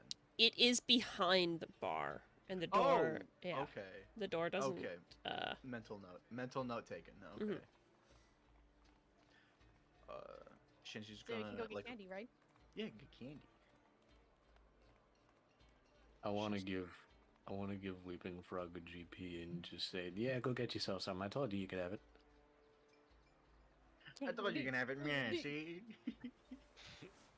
Get 'em, boys. Right on, boys. Rattle 'em, boys! But yeah, no, I was giving Leaping Frog and Mango a GP. Oh, Mango gets one too. Yeah. Yo! I'm gonna put that in Uh, Mango's fucking character sheet. Yeah! Shinji's gonna reach out his hand for Arzai. Like, Arzai, you coming? Oh, yes. Apologies. And they're They just hold gonna they hold follow. hands. People I- mean. I don't know about that. It's okay. Hey. We got You cannot go anywhere without your travel buddy. Everybody needs a battle buddy. Everybody needs a battle buddy. If we have to hold hands because for safety. Mm-hmm. Buddy system. Come on, Buddy kids. system. Because safety and definitely not gay. If you refuse to hold my hand after trying to alchemize my special little petals, Team defeated goodbye. how can you really expect me to believe you're a team player? Sounds like a fucking innuendo. Team defeated Sai. Alchemize my petals. Okay, Also, where are Sean, you guys going? Candy The shop. alchemist. Oh, alchemist. Yeah, the alchemist. Okay, little are we shop. splitting off or? Are we? No. Okay, where are we I going think we first should then? stay together. What are we looking for first? Let's get Leaping Frog some candy. Okay. Yeah, let's go get Leaping Frog. feel Who like- who is going to helm the search for a candy shop? Leaping Frog. Okay, I Leaping can Frog, smell it out. I need you to give me a perception check. Yeah. Let me. Get with Honestly, machine. That would have been the dumbest like party split. Like you have the two convicts by themselves. The two most wanted people. Sorry, one famous comedian hanging out with a convict. You still have Steel Horse tucked into your shirt. I can sense the candy. Yeah, you know what? You That's the definitely only time fucking you get. can. It's 22. Yeah. So you guys are walking along, and then suddenly, like, Leaping Frog just fucking stops. Almost in like, you know, when dogs get really excited to play, they do like fucking stands up. I do like a perk up. Leaping Frog kind of like stances up for a second, and then just turns around abruptly and goes down a side road where you see a little store. It is a little chocolate shop. Oh my Let's god. fucking go. Yo, is the guy who runs it named Charlie? Oh my fucking I'm god. gonna Really? kill you. I'm gonna end your life. But yes, there's a little candy store there, so you are welcome to go inside if you so choose. Well, we know that, you know, where Leaping Frog is going. Yeah, I'm coming with. I guess You want to watch Shenzi. out for the children. I guess Shenzi will stand outside. Okay. Just like being a guard. No, Shenzi just has no reason to be inside the candy store. You can get candy for Snail. No, Snail don't need no candy. No, Are you sure? no sweets. 30 minutes to bedtime. Is it going to bed in 30 minutes? It's like Yeah. 10 a.m. He needs his nap soon. How old is this goblin? He's an Probably- adult. Probably 12. I don't know. I don't know how old goblins live. Hey, it's Snail, it's bedtime. It's 10 o'clock. Punches him in the face. All right, Snail. It's nap time. I gotta go to wake in 20 minutes. Are they gonna follow Leaping Frog? Just out of just like curiosity.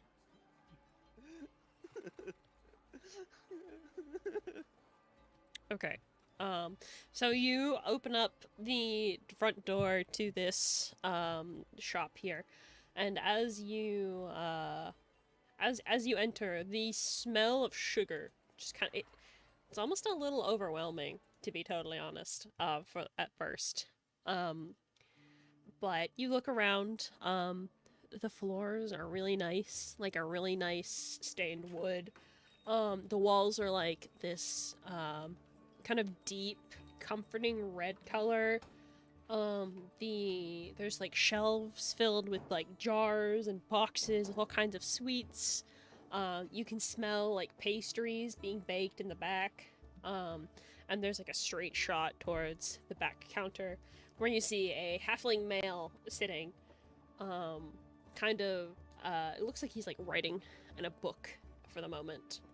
He's kind of small, a bit chubby, with very like really curly brown hair, and like a little bit of a goatee on his face.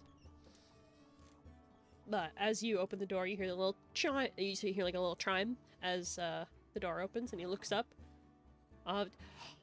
Customers, welcome in!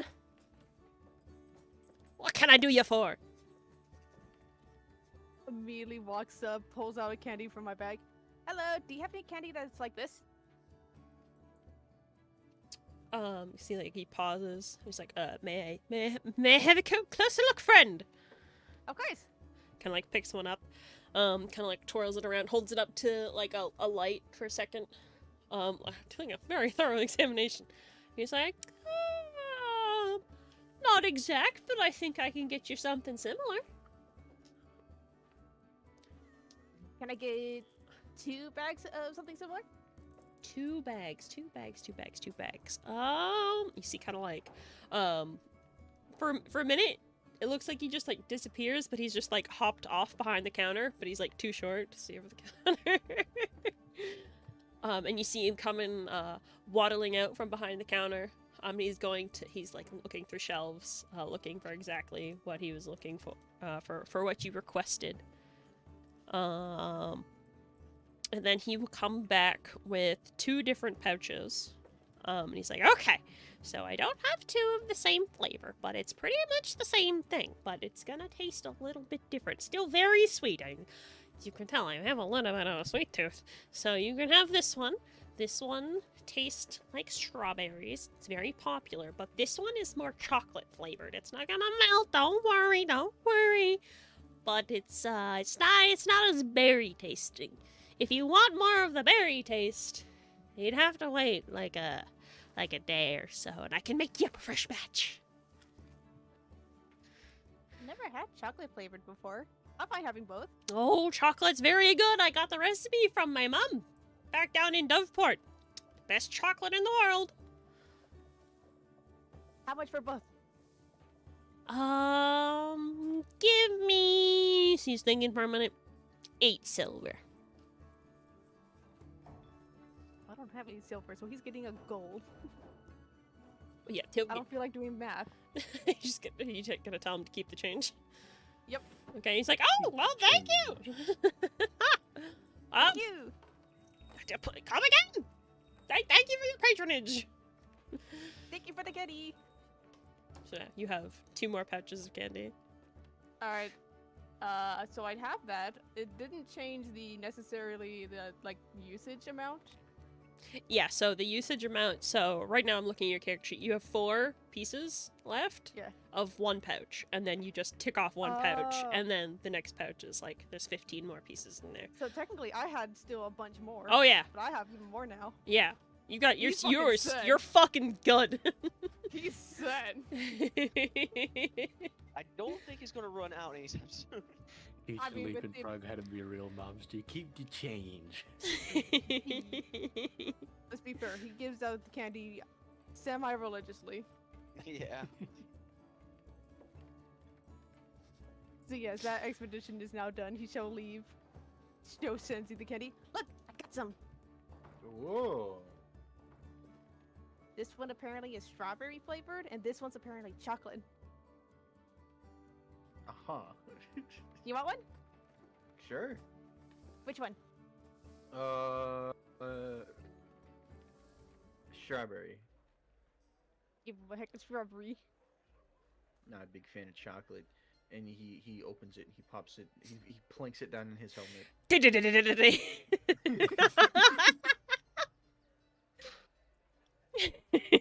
But yeah, it's very good. It tastes like a bit more than strawberries, as in it's like strawberry 2. You know? Ah. The sequel. It's like the sequel to strawberries. It's like, oh man, that's strawberry. Honestly, It's pretty good. I like the other one better. Yeah, but you didn't have one like the one that I originally had. Kill him. What? I'm kidding. It's a joke. Oh. Didn't sound like a joke. Well, I'm not a comedian like Mr. Money. Not a comedian. Yeah. I'm not a comedian, and he like jazz hands is in the air, mockingly. You selling crickets in there? Or... No, but they're Don't get th- the th- joke. they're selling shatter 2-for-1 special. Okay, are you guys are good? yeah. Yeah. Yeah. Okay. Expedition done. What else are we doing with the rest of our day? Haven is now Probably asking get- what else did we want to do. We need to go to the alchemist shop. Suitlock also needs a mantle. Okay. Shuvlak needs a shirt. Haven is currently suggesting we do all our thingies and leave my weird anonymous friend for last. Sure. Is that Mm-hmm. are we all yeah? Yeah. Yeah. Sure. Okay, so where are you guys going first?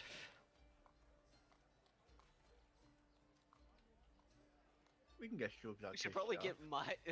get my I guess disguise first. Yeah, okay. So that I'm not just out in the open for this long. So what you thinking, Shuvlak? As we're walking, thinking about a shirt, a fake mustache. What you got in mind? Probably just like a shirt and a cloak. I think fake mustache. That's And then kinda- he kinda like puts obvious. he like touches his fingers together above, like just below where the eye slit in his helmet would be. Like yeah. like a handlebar mustache. To be fair, I don't think even if we could get a fake mustache, I don't think we'd be able to get one in his color. And Or like size. gestures to the crimson hair. We could cut his hair. Yeah, haircut. No. Make him We don't- bald! We don't Mango. know. Mango has his barber's license. Yeah. What's a Oh, barber? messed up. We gotta go bald. Nobody's touching my hair. A haircut doctor. As I slowly reach up. Yeah, so like you suddenly feel like the weight of Mango on your head, and he's just going pep pep pep pep pep pep. Okay, that's different. Nobody is cutting my hair. Oh Roll shit. for concussion. Oh shit. Nice buzz cut.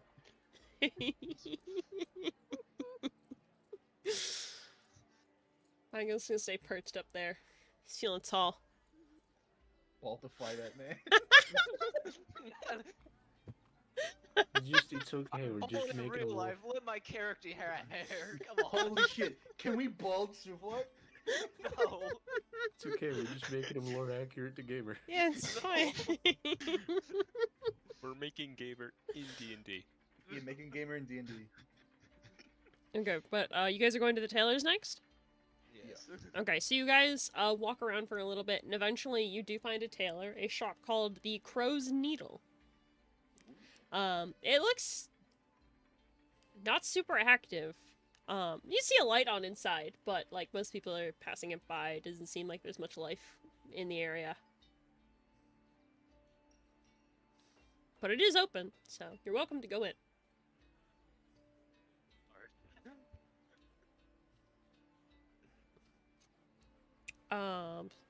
Are we all heading in, or? I'll head in. Shenzi Yeah. will head in with Yeah. Suvlak. Follow. Okay, so you guys head inside the building.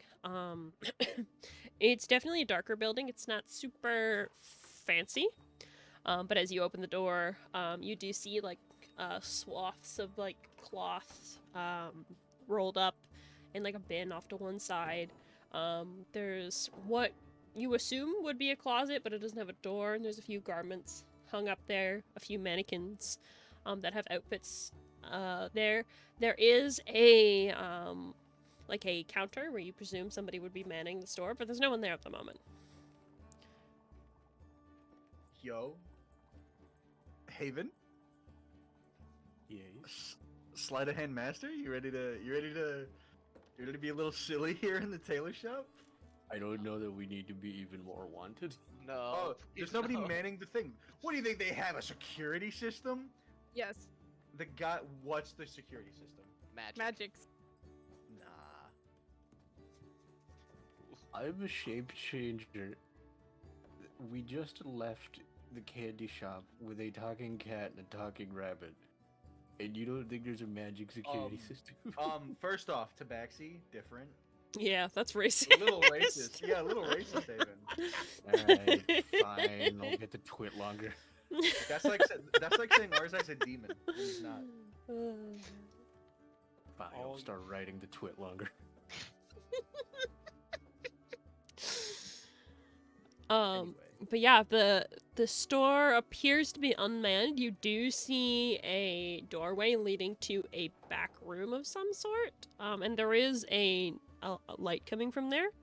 But you don't see anybody. Is there a bell or a chime or something on the counter? Yes, there was. Can Shenzi walk up and just ding ding ding ding ding ding ding the bell the way Like Leaping really Frog did back in the obnoxiously. hotel? Yeah. The way Leaping Frog did back in the hotel back in our Ding ding ding ding ding ding ding ding ding. Yeah. Yeah. Okay.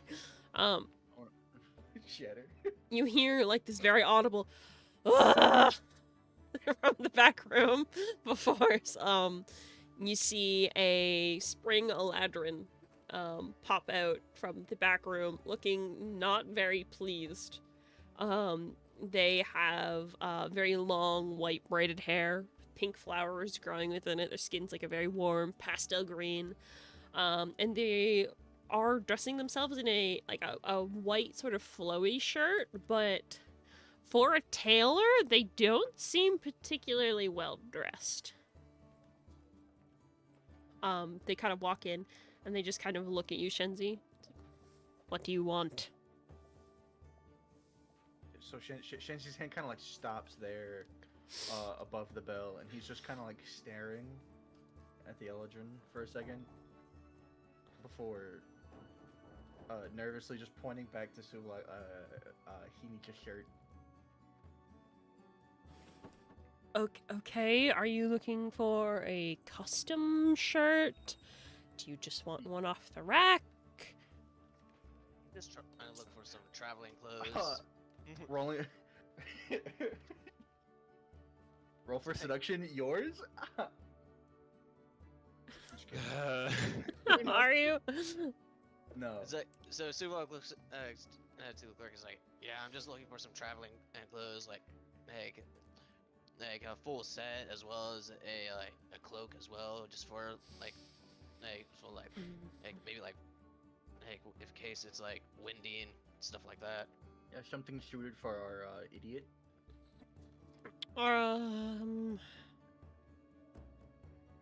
Okay, give me a second. And they kind of disappear into the back again, leaving you guys alone for the moment. And then, very shortly, they will come back with a set of traveler's clothes and a cloak. Kind of like plops it down on the counter. It's like, this looks like it might be your size. 2 gold for the set of traveling's clothes, and 7 silver for the cloak. I got 7 silver. Feels like you got the rest. Is that? So I just plop down get 3 gold out, and it's like you can keep. You can keep 2 silver to yourself. Sorry about my friend here. I already paid the silver. I have the Get 7 back. silver. Take your silver back. Fuck you. I mean, I'll take the gold. It's more than you're supposed to pay, so...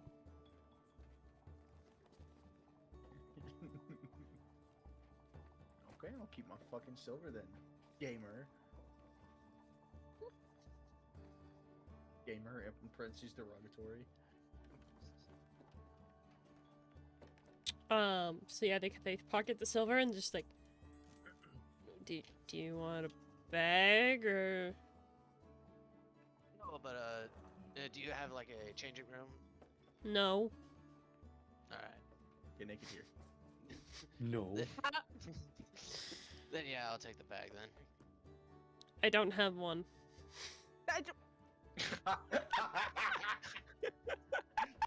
Do you want a bag? Sure. Too bad. We take this Wrong person? answer. Can we take the merchant with us? He's just really grumpy. Huh? I wish Renz had dropped the toe. I would have given it to him. All right, well, Hey, what's up, guy? You ever heard of this cool guy called the Collie? Here you go. Hand's whole book. Congratulations, you're with us now. well, thanks for the clothes. Have a good day. Bye. Okay, bye. And he follows behind Supervlog. Just on the way out, Narra's just gonna say to the rest of the party, well, they were a lovely individual.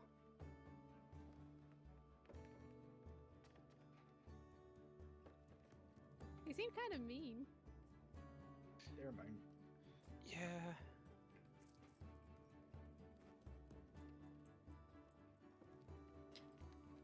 Hey, Leafy Frog. Leafy Frog. What? I think they were What? magic. Yeah? Yeah, What you say then? because they looked magic. Wow. What? Like Shenzi?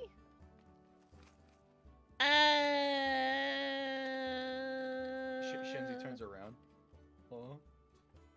No, it doesn't look like Shenzi. But, like, whole body looks like magic. Oh. Like Arzai. No, Wait, what do you mean by that? no. You're Man. magic. Sounds like Mango's kind of racist. No! I mean, Leaping Frog. Well, I need to find a place to actually change, though. Right here. Where? Here. Strip down. Are you taking off your pants?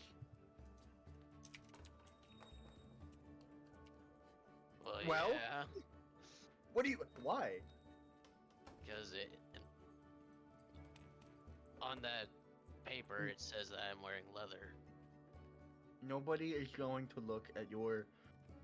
I'm not going to. I mustn't. I can't. Fine, I'll just put the Fine, I'll just put the shirt and cloak on I'm- right now. So, Suvlok just proceeds to put his new shirt and cloak on and puts the rest inside the bag. Yeah, it's, the fit looks a little awkward, but it's fine. Yeah, you definitely have a shirt on, which is getting rid of one of the descriptors that they mentioned, so...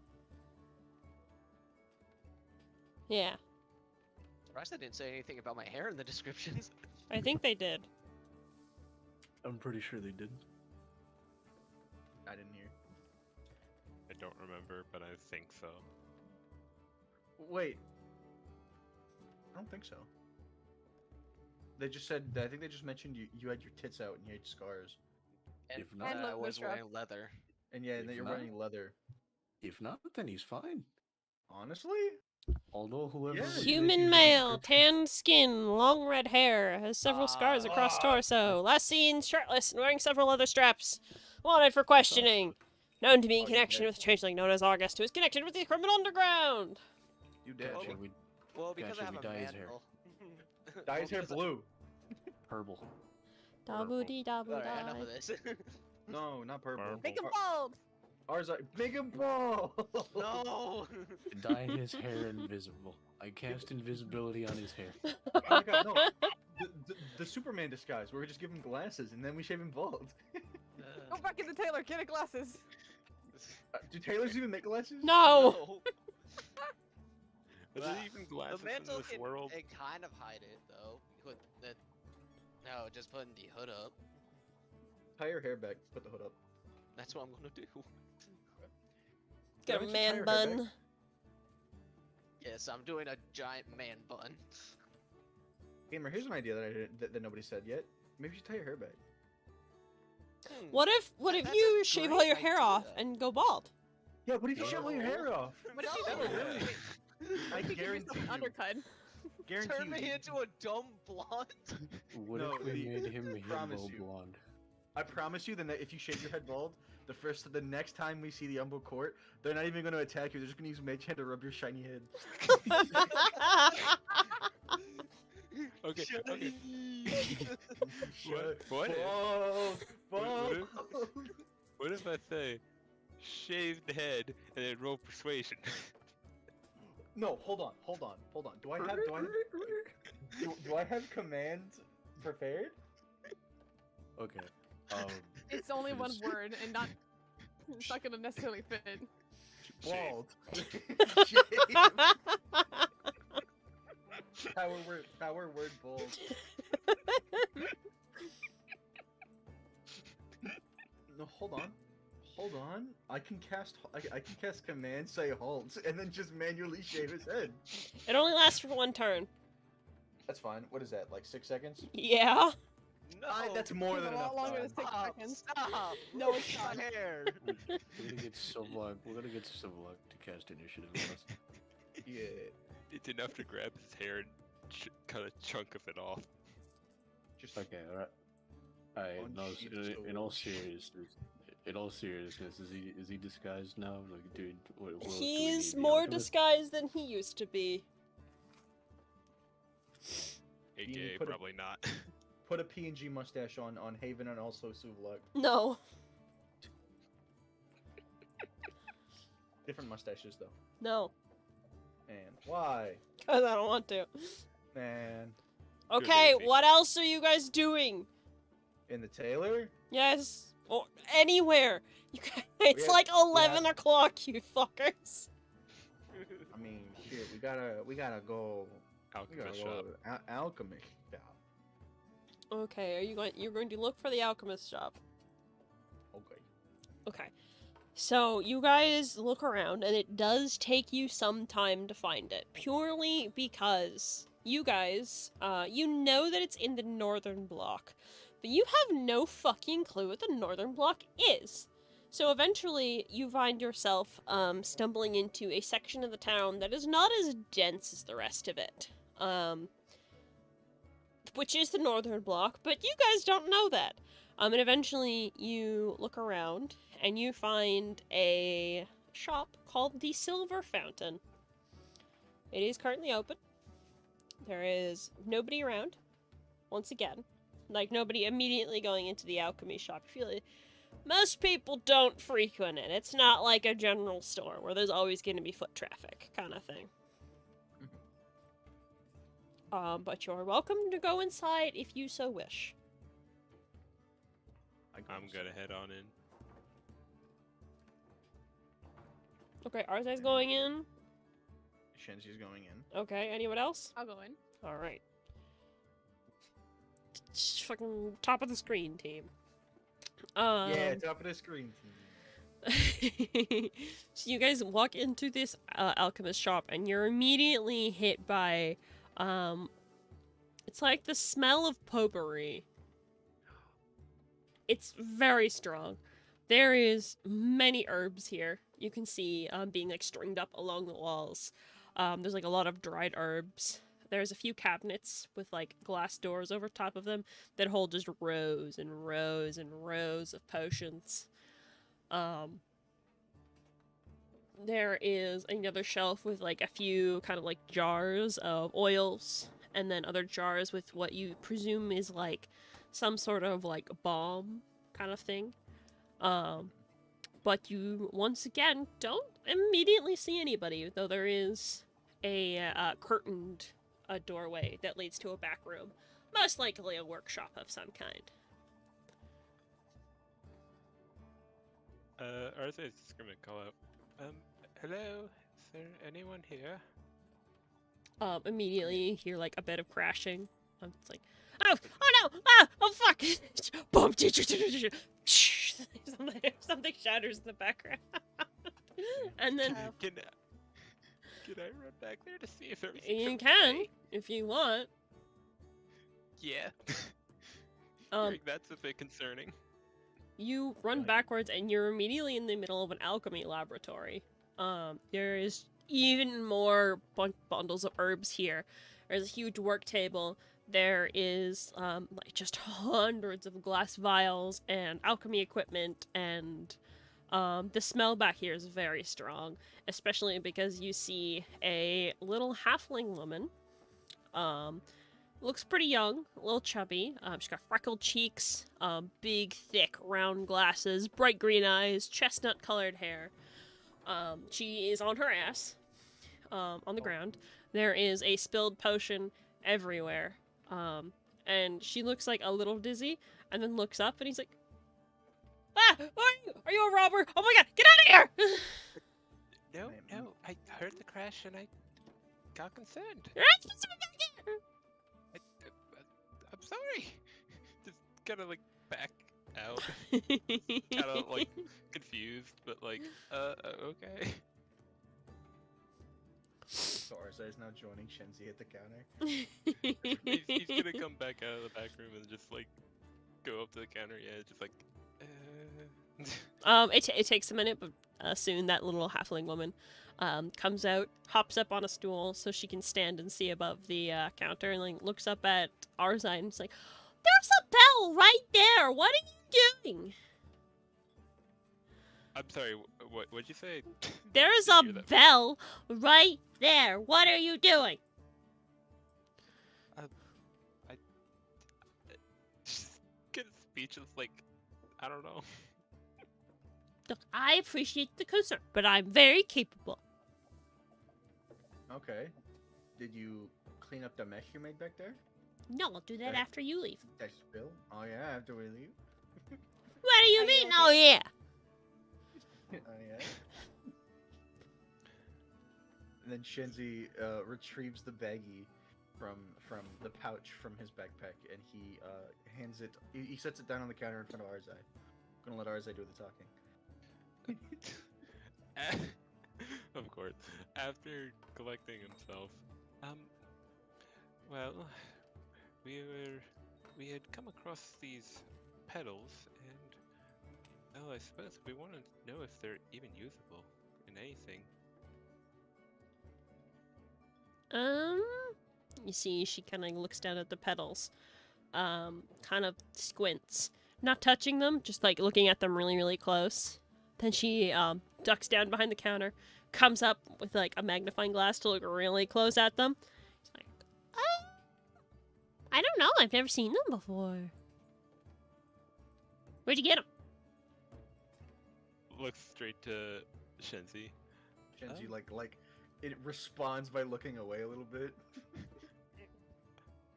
Well, believe it or not, from inside his helmet. What are you, like a tree person? Just shrugs. Sound like that. You don't know? You should probably go see a doctor for that. I don't think we'll know if he doesn't want to explain, personally. Oh, okay. But But yeah, I don't know what these are. I've never seen them. for some reason, when I make contact, they seem to immediately just shrivel up into dust. Clearly, there's something going on with them, but Mm. Give me a second. She hops down from her stool once again, off into the back room, and then she comes back with like a little box of which she sets down, and like opens up, grabs a tool, and sets it back down. It looks just like a really thin metal rod. You're not sure what kind of metal it is, and then she just kind of gently pokes one of the petals, and which it immediately like shrivels up a bit. And she's like, looks probably Fae, if I had to guess. Or at least somewhere from the Wildwoods. Not that I've ever gone that far. So I can't say for sure. But my guess is Fae. just nodding like pretends he knows. Well, we obviously it's magical of some sort, so we figured maybe they could be used for some kind of potion or concoction or something. You looking to commission something? Well, we lack the know-how to experiment with them. So, if you are willing, if you are willing to experiment and see what you can make with them, I'd be more than willing to fund it. I could do that if you want. I'd say. You see, she's thinking for a minute. Give me 25 gold down payment. I'll see what I can do. And then you come back here in a week. And then depending on what the results are, maybe you'll have to pay more money. Depending on depending on what happens. I don't know. Alchemy is, it's really fluid. Like, stuff changes all the time. So, like, this might end up costing me a lot of materials, but it also might not. So, like, 25 gold, good start, and then you come back, and then you can have the potion, and also pay more, depending on what happens. Alright, please give me a moment to confer with my companions here. Okay. And just kind of like step away from the counter. Shenzi immediately grabs him by the shoulder. We do not have a week. I'm aware. So, what do we do? Hey, I'll leave it up to you. It's not my money. True. But unfortunately, we do not have a week. I'm so curious, but at the same time,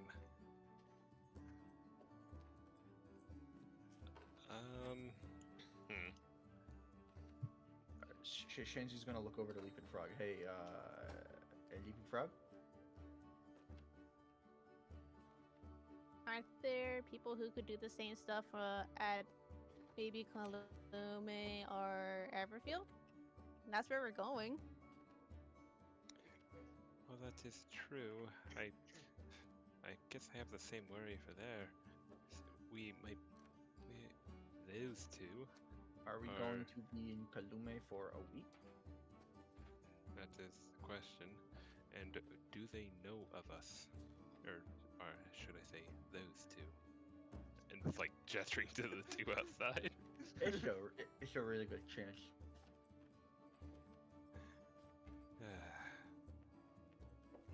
As much as I may want to know what's going on with those petals, I suppose it's gonna have to be put on hold. Hopefully not indefinitely, though. Let me look at Shenzi's.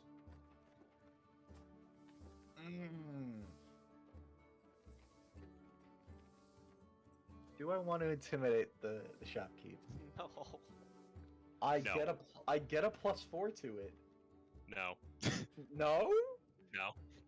Why? Just because you have a high roll doesn't mean it necessarily works. And besides, what are you gonna even intimidate them for? To get it Do done it- faster? Yeah, do it faster. 25 No. down. 25 down. Do it today. Not how that works! Yeah, it is. She was already working on some. That's probably why it's gonna take a week. No. Pay for Up to you. priority You can shipping. try. Just gonna boot you out. She's gonna kick me out. She's gonna kick my ass here in the store. Alright, so Shenzi's gonna like break away from talking to Arzai and Leaping Frog. He's gonna like turn back towards the shopkeep lady. He's like, "Excuse me, miss. What would it take to expedite the process? Like today?" What? That's not how alchemy works. I need time to experiment and try and get something good.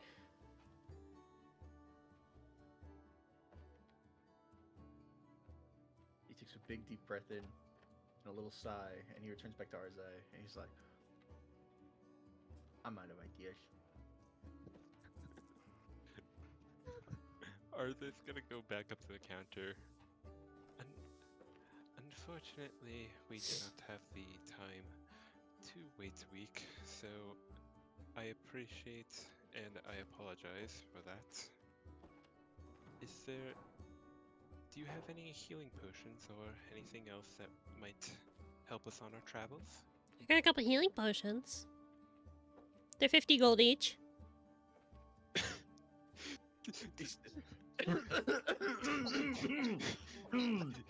Yeah, no, just immediately, or it's like,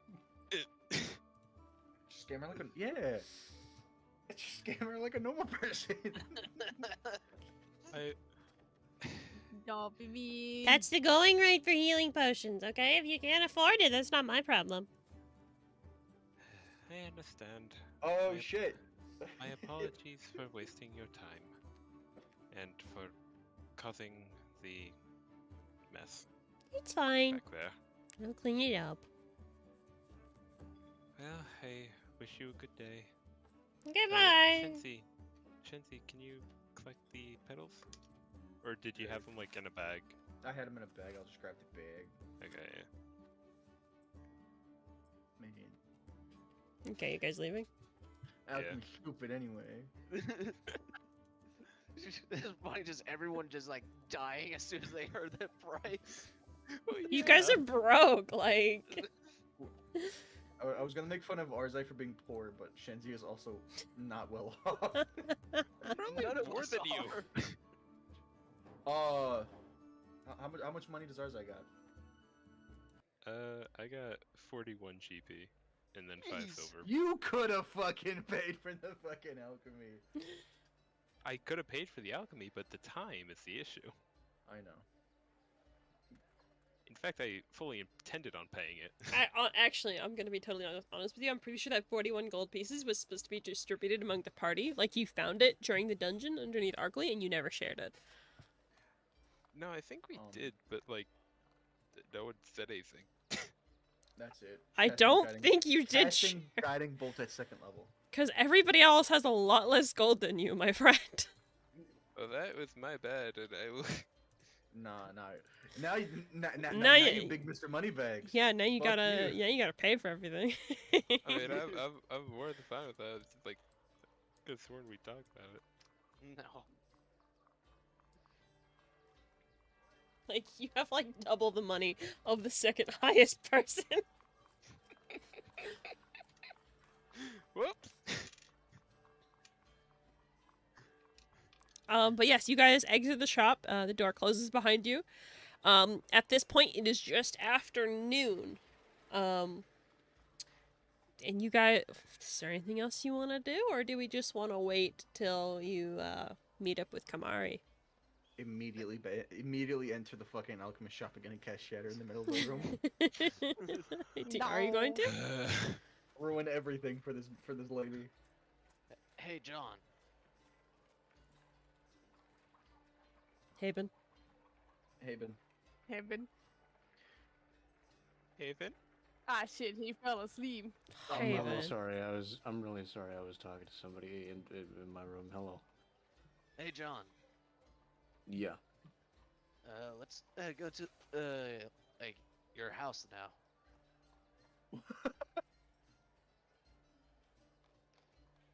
Yeah, let's go. He has a house? He is rubbing his temples. Yeah.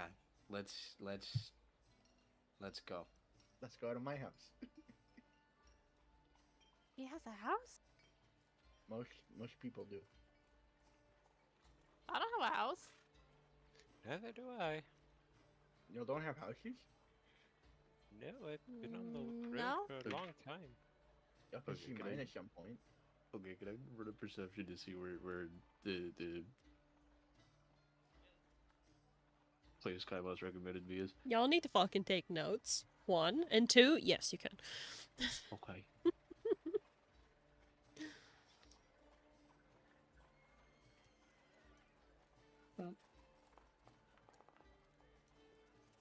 It's so close. 8. You have no was- fucking clue. It was so close. As you're walking around, you're honestly too busy thinking about that conversation with Akali last night. You're a little distracted. So much so that you have passed the tavern a couple of times. Did But it's going like right over your head. I trade my soul?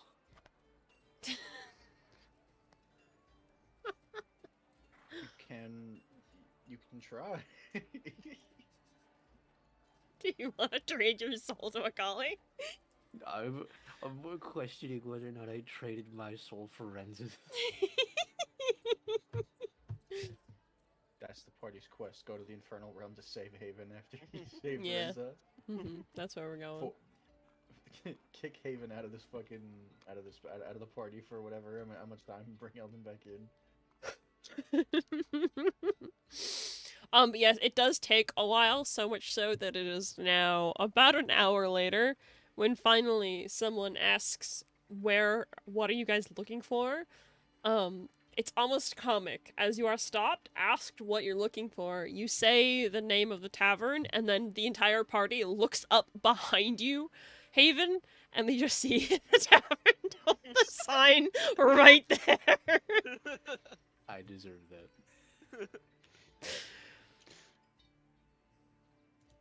But, I but, did- but yes, I had that going. it's the Appleite Tavern. Okay.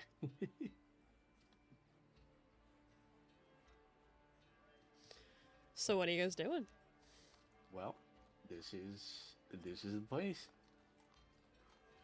Wait, sorry, that's Apple Light.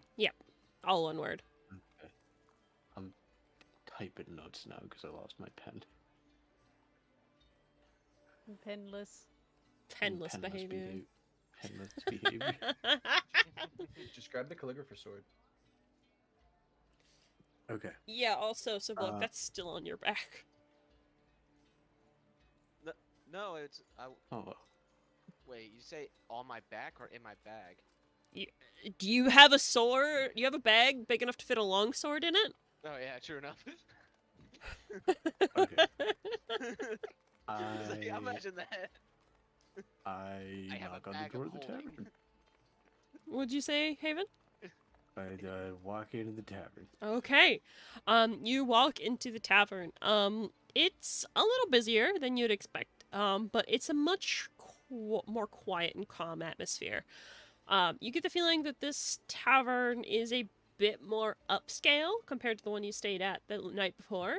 There's no fighting pit in the middle of the fucking room, for starters.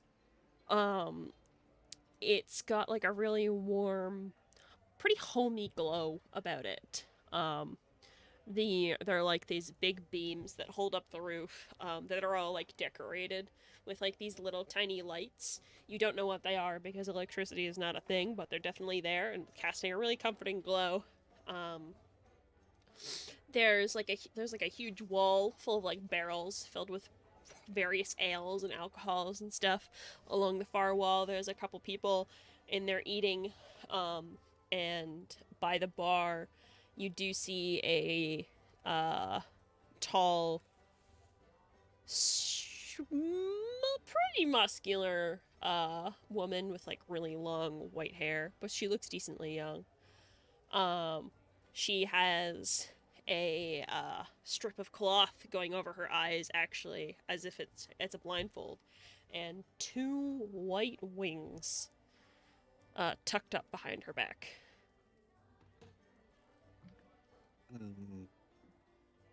Does she? I am perfectly fine if I gotta get closer to her, but does she have anything that would let me recognize her as En's promise? Oh, give me an investigation check. Okay. Bah. Bah. It's kind of hard to tell because you're not super close. But from what you can tell, she just looks like a normal shopkeep. But then again, you also know that generally members of the End's Promise don't wear anything to signify themselves. That makes sense. I'm a changeling. No one would know who I am. I'm trying to figure out how it would go about, hey, I might be a felon. Is there any code that they know? Either way, um, I don't know, like signal to the party I'm separating and go up to the bar to talk to her. Okay. She's not busy with any other patrons at the moment. She's cleaning a few glasses, so she just looks up and down John Mulney. And then kind of, what can I get for you? Maybe about 6 drinks. Yeah, let's say 6 drinks. I'm out here with my party, and I'm gonna risk everything here, and just like slowly transfer from John's voice to my own, as I say. Kind of just looking for somewhere to stay. You want a room? Hopefully, if we can get one, yeah. One second. Make an insight check.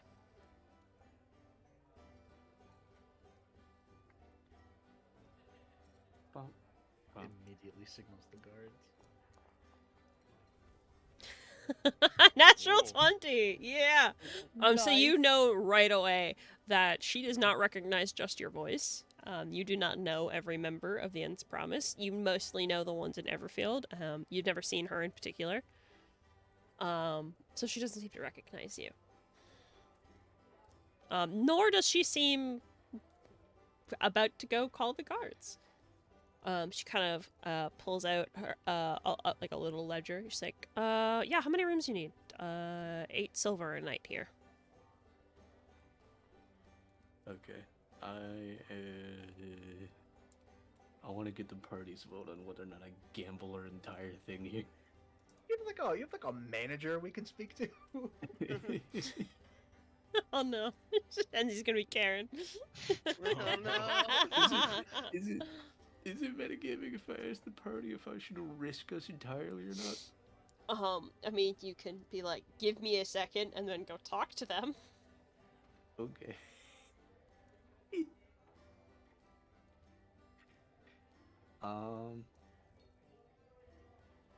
Yeah, you know what? Sure, yeah, you know what? That's my mistake. I gotta go. Make sure we're all good to stay here for the night. If that's okay, I'll be right back. Okay, I'll be And here. walk back over to the party. And I guess specifically Sublock, because he and I know what's going on here, or know there's supposed to be something going on here, and just okay. So little issue. What's I wrong? was not told who it is. I was, however, told that they're here, so I don't know whether or not to just, let John take a rest real quick and let August out. Let me think here. Is there any distinctive features that make you guys stand out to each other? My features are in a constant state of changing, no. Fair enough. So, shit. Wouldn't one of your guys be in a higher state of employment in this establishment though, instead of just the barkeep? Oh, look at that. Suvlong asking for the manager? Karen.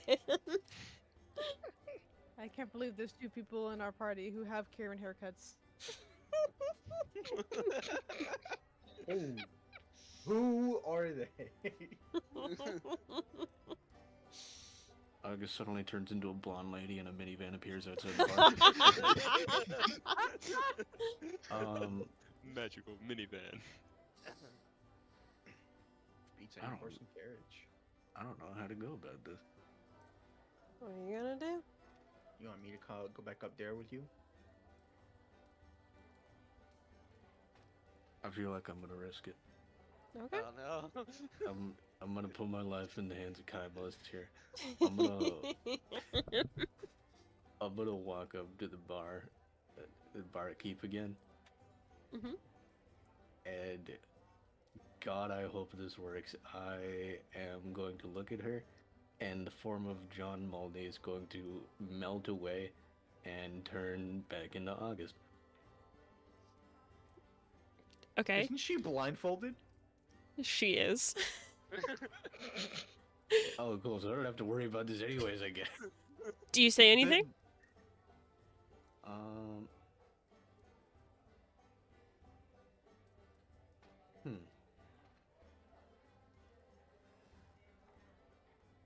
I feel like she would be smart enough to get a code. So what would I have to roll to like subtly talk to her, like Ixnay on the Ixnay style? Ixnay on the arts. Yeah. Or at least be able to, like violently winking at her or something. Like social cues. I don't She know, would man. not I wanted see to. it. I wanted. Well, Haven, Yes. you can speak, thieves can't. Oh my god. I'm gonna cry We're myself. gonna to suddenly sleep. hear you talk about goddamn apple pie. More like thieves can't remember. Fucking real. This one can't remember anything, bro. This thief needs to turn back into John. Thief needs to make a history check. I'm gonna turn back into John Mulney and just start talking to her in Thieves' Cant. And so, what do you know about the Yen's promise? I know who you are. I saw you change your form. There's rooms here. How many do you need? We're not even gonna talk about blindfold then. Okay. It appears from her words, though it sounds like gibberish to everybody else, that she can somehow see you. I'm not even going to ask you about the blindfold. I have had too long of a day. I only need enough for me and my group here, so 5. Shinzi covers himself even. 5? Did 5 we all get in rooms? separate rooms? No, you can Alright, just let's do 1 or 2. That's a lot Let's- of fucking money. let's go with 2 rooms. Okay. They're on the boss's tab, so don't worry about it. You're safe here. Everyone who works here is part of us. So Oh shit. I don't have to take this ridiculous form anymore. No, got you're. hired? Well, I mean, people who come in might recognize you. I've seen the bounties. Uh-oh. There's more than one? What, did you think they would only put up wanted posters in one small part of town? It's a big city. Generally, they're not looking this hard for me. I don't think they are. Those posters went up a day or 2 ago. Yeah. Okay. I mean, it's nice to not have to worry about, you know, everything. You for a while. should still be careful. Obviously. Is it obvious? We have intellect that the court is still here. We do not know what they're doing yet. We're trying to keep our noses clean because we have our own job to do from the boss. But you and your friends will be safe here. I'd probably keep your disguise up if you're going to be spending any amount of time here on the floor, though. In your rooms, though, you're fine. Okay. Well, he doesn't come out of John then. He swaps his voice again and does, oh, we won't be long. There's nothing to worry about. Are you... Do you want the rooms or not? Yeah. Okay. She turns around, puts down the glass, and will get out 2 keys. Does not make you pay. And slides them across the counter towards you. So you have 2 rooms here. Okay, no, I'm not going to be able to sleep tonight. What's with the blindfold? What do you mean? I just figured the blindfold was for a reason. Yes, I'm an Azamar.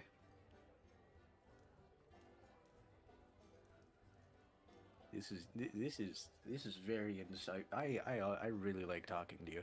Okay, I'm going to my room now, and I turn around and pass the keys to everybody else. Pass the one key to Soblock. Okay, bye. Alright, so are we doing the same sleeping arrangements?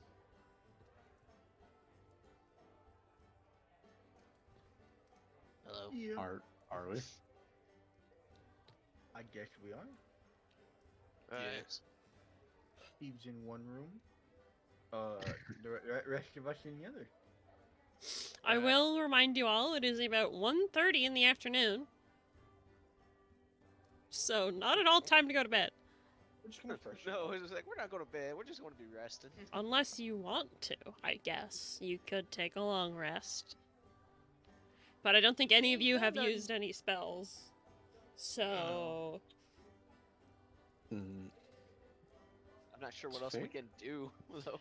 If you guys want, we can time skip, and you guys can head to the other tavern to meet with Kamari. Nah, I want to go back to the Open alchemy shop. this. I want to beat the fuck out of that halfling lady. No. What do you I'm mean down for- no? I will physically No. stop you. Oh, you won't. It's like I'm down for a time skip.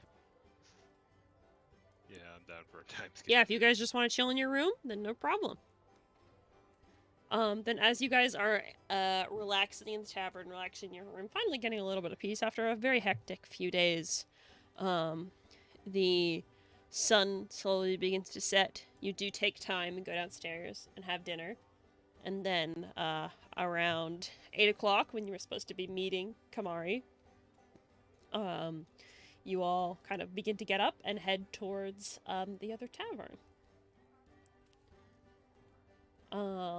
Now that it is dark out, it is definitely... The city has a different vibe to it. It's not nefarious, but it's weird to see such a bustling city more or less empty. It is a Monday, so there's not really very many people out, partying, so to speak, so you don't really see any drunkards or anything. The streets are pretty empty. Most people are buckling down to go the heck to bed, so they'll be up bright and early for the next day. So you all walk through the streets? Are you all trying to be stealthy, or are you just going? I think we're just going. I think it'd be more suspicious if we're sneaking. Yeah. Okay, then off you guys go. You go up to the tavern, and at first you're like, oh, we probably have to go in to find Kamari, and then you see stepping from a sort of shadowed part of the alleyway is this 7-foot tall furbolg, wearing very similar, if not exactly the same clothes as he was before. He just looks at all of you. Like, wonderful to see you all. How are you doing? How was your day? Hi, Kamari.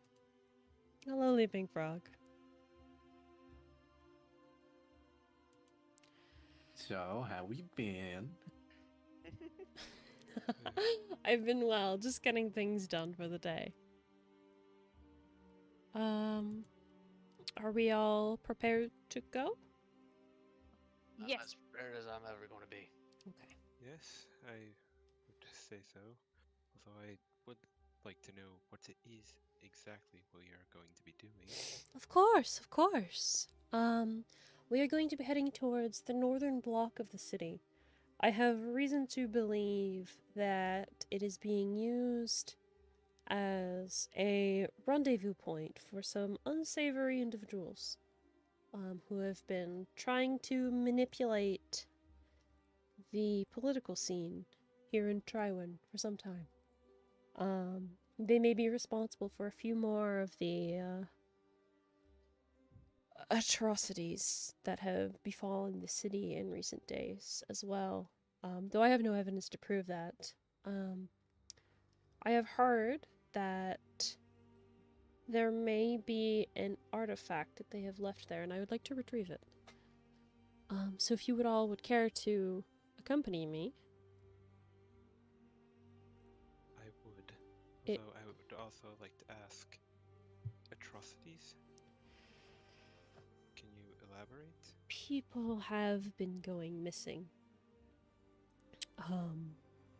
There have been children waking up to find their mother and father no longer in their bed, or children going missing from the fields, the streets. There have been corpses that have shown up in various places that have been. They have a very similar set of wounds on every single one of them. Eerily similar, if you understand my meaning. That being what exactly? Ritualistic. Wrists slashed, neck slashed. There is a very specific symbol of a flower that gets crudely carved into the chest. And the bodies are drained of blood. Then whoever is the one doing this must be stopped. If I'm with I, if I may, do you have an idea of the name of the group we're looking into? I do, yes. But I'm not sure how much I should tell you all, to be truthful. I've only just met you the night before, after all. Well, we can try to help. Can't say we've seen anything like that before. At least I don't think so. Even is sensing he may have made some mistakes. Um. Mm, I am regretting some decisions. Okay.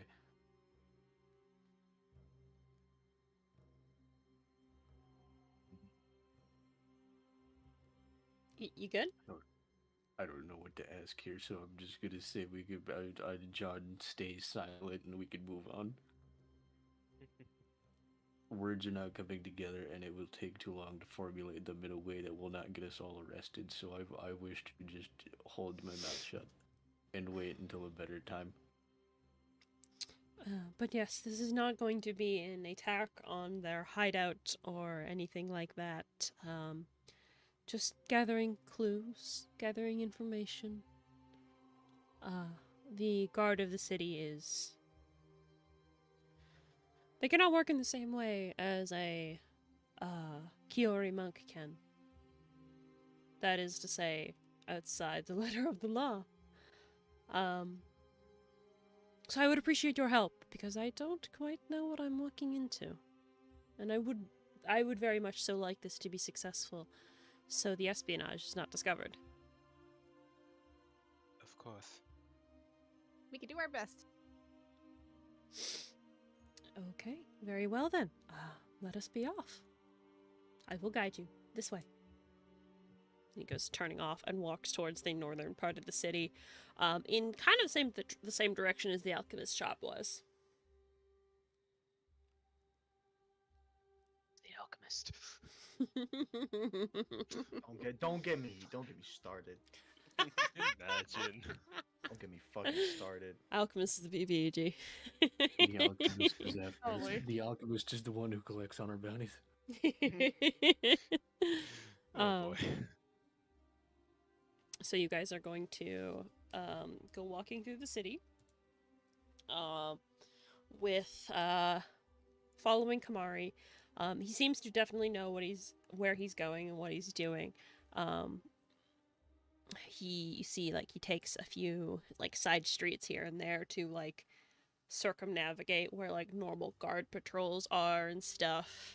He seems very well learned about the general goings on of the city. You think maybe he's been gathering intel for here in this area for quite some time.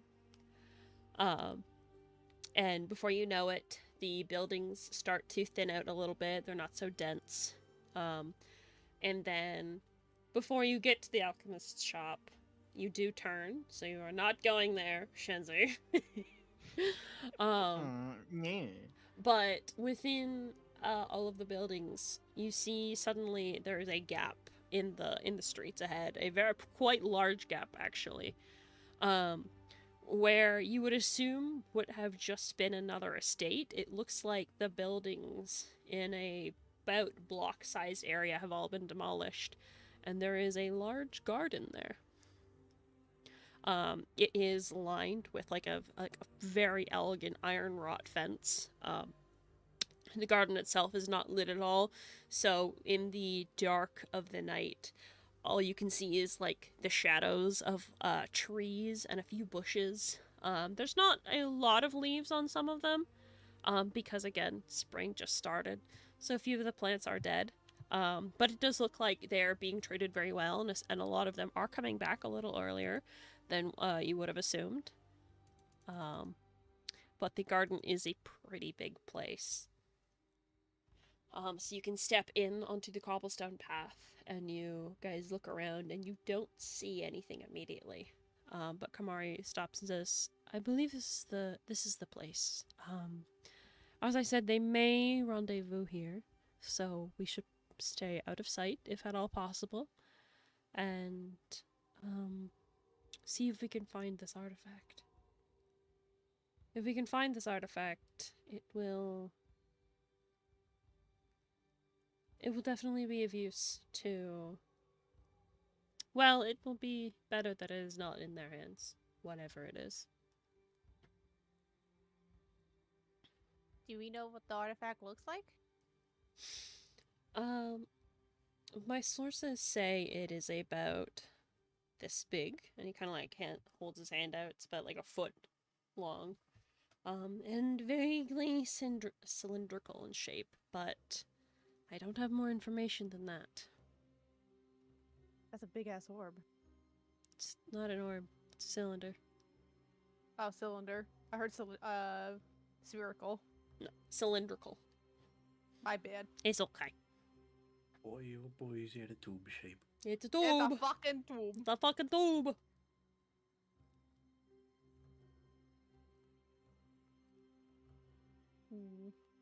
So So yeah, I guess the first thing we gotta do is hide. if that's what you guys want. Unless we want to go inside the place. It is decently big, and there are a lot of plants there that you could theoretically use for coverage.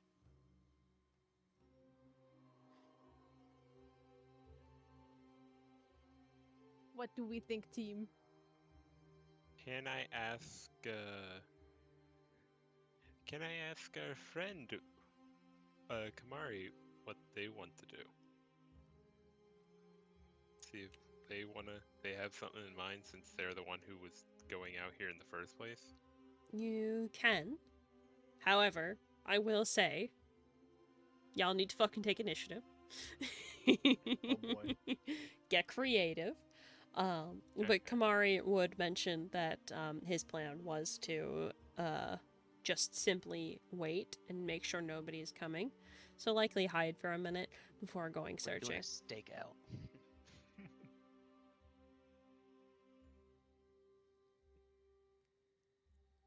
What we could do is have, quote, the sneakiest and fastest one, which is probably going to be me in this case, do the stakeout and hide. If no one shows up within, like, I don't know, 15 minutes, then I'll just go back in. And if someone does come in, I can sneak back in and tell everyone who's doing the investigation, hey, people are outside. Or just listen in. The investigation would be taking place inside the garden, where also the rendezvous might take place. Ah, I see. I will say I could also this is my thought. I can wild shape and go into a fox, which has what do you call it? It's proficient in stealth, and they also have the feature of keen hearing, so I could like hear. I'd have better hearing on anything that's might be going on. That could work. I agree with that one. Mm-hmm. I could So you're cast thinking- invisibility. You could. That would help with hiding. Invisibility Mm. on the fox. How long does invisibility last for? Looking at it. Yeah. An hour, and it's concentration. And wild shape also lasts for an hour. I will say, if I don't know if this matters or not, but specifically the fox is considered a tiny creature. Okay, so you'd definitely be smaller. You'd probably have an easier Oh. time hiding a bit. A little guy. Little dude. And I also keep my 60-foot dark vision. So that's a thing. So are we suggesting that some people who don't have the ability to, let's say, have a quick hideaway already hide, and those who do have a quick hideaway investigate a little bit and then hide if they hear anything?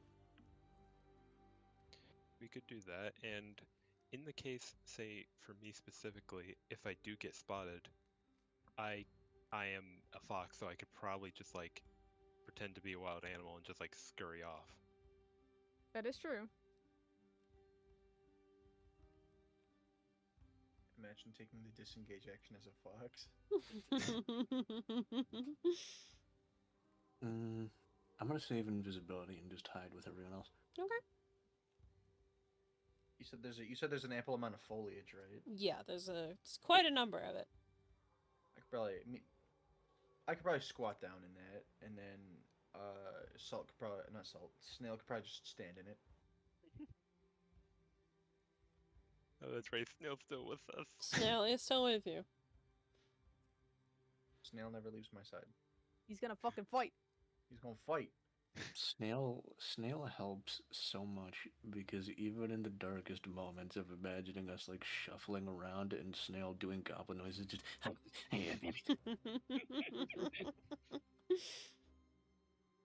he's like a pug. I don't know if it's gonna help, but I know Leaping Frog is slightly smaller, so I'm gonna turn into Leaping Frog and go hide in the foliage. Okay, no problem. My twin. So I we think- have August is hiding. What is everybody? August, Shenzi, and Snail are all hiding. Are you all got? Seavlog is going to be hiding as well. Okay. I would say, can I see, like, where the likely, like, exact likely meetup spot would be? It's hard to tell. It's a garden. There is a circular path with like a little fountain, so maybe there, but it's a garden. You could walk anywhere. Yeah, okay. But yeah, no, I'll utilize what was it? My Ring of Beasts, Okay. and I will wild shape into a fox. Okay, no problem. And I will try and hide. Yeah, probably more closer to the fountain. Thinking like that's where they'll go. Okay. To meet up. So everybody's hiding. I need you all to make me a stealth check, please. You got it. And I gotta do that. Oh, As boy. a fact. Shoot that go. Oh, I'm so scared. Yeah, fine. Probably. I am not. Boom. Eh. 21. It is not letting me select it on the character sheet for a fox. Probably because you haven't polymorphed into it. I might Okay. have to do that for you manually. Yeah, because I don't know if I can do that on my You thing. should be able to, but I don't know how then.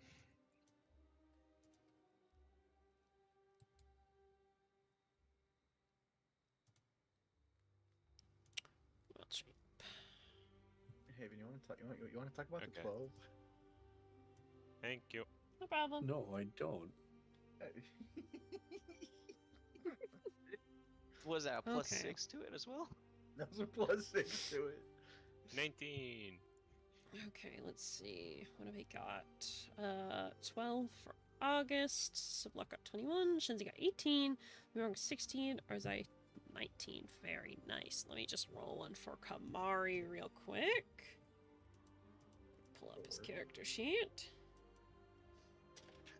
I love the fact that Sivlok got higher than me. Yeah, I know. The barbarian. In Healthy barbarian. in Suvlok's defense, he is short. Okay, yeah. Yeah. Kamari's Only fine. 5'6". Only 5'4'6". Did you say only? Yeah. Damn. Sorry to say, Hunter. Yeah, only 5'4'6". I myself am only 5'3", and then I'm playing a character that's 5. Wait, it's only 5 years old? Can I roll to attack Sublock? You can if you want. You're stealthing though. No, that was just gamer talking, not Sublock. Oh, it was Gamer talking. Can I use my character sheet then to attack Gamer? Yeah. I'll allow it. I don't have a character sheet as myself. Oh wow, it sucks to suck. Let me attack you. L. Can I palm Gamer's head like a basketball and spin him around in a circle and then throw him into the air saying, "So long, Gay Bowser." Long give buzzer. Yeah, if you want. So long, give out there.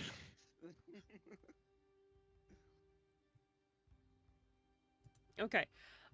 So you all go and hide out amongst the bushes. Are we just chilling there for a while? Like, how long are you guys thinking of waiting?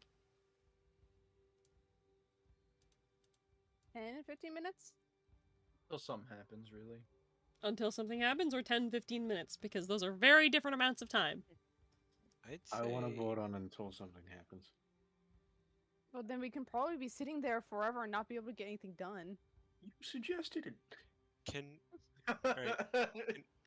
can I say wait like 15 minutes and then at the end of the 15 minutes, can I make a perception check with hearing to see if I hear anything coming? Okay, sure. So you guys sit there for about 15, 20 minutes. And then, yeah, roll your perception check. Bish. Oh, come on. A 9. Physical dice. 9. 9. Yeah, you're sitting there as a fox. By the way, this has been about 20 minutes, and you can wild shape for about an hour, just so you know. I'm aware. You try and listen, parking your little fox ears up, and all you can really hear is kind of like the general sounds of a city at night. You don't hear anyone approaching or anything. You do hear, like, a couple people who are, like, in the buildings adjacent to the garden, because this is literally, like, just, like, nestled in the middle of a city block. You do hear, like, a couple... You don't hear, like, the words, but you can hear that someone's speaking, but you don't hear anybody out and about with you.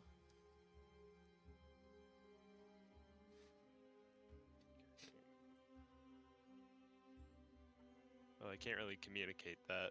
Nope, you can't.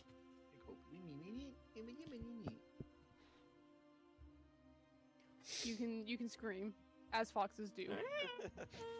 That would be a fucking insane distraction. Just to scream and then fucking run away. They couldn't even question it. It's just fox activity.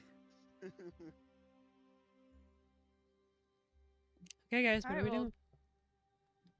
I think because nothing's happened within the 15-20 minutes, we just investigate. Okay, sure. Repositioning to another set of foliage. Just to stretch your legs out a little bit.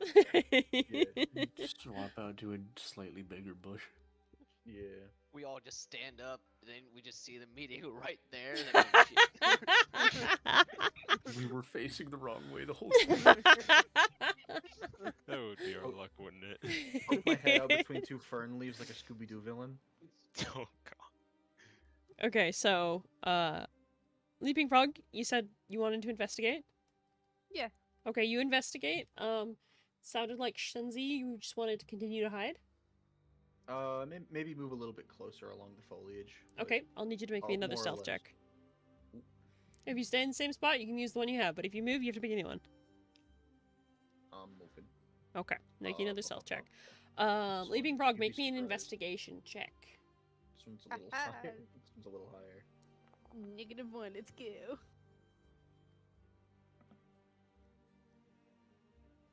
19, okay. I'd like to move too. Okay, make me another stealth check Bet. then. Okay. Already 13, more advantageous. okay. Oh, I'm gonna cry. 10! never mind. That's a great stealth You check. need more- You need physical dice, my dude. Haven, pull up Yo, to my it's house. On its way.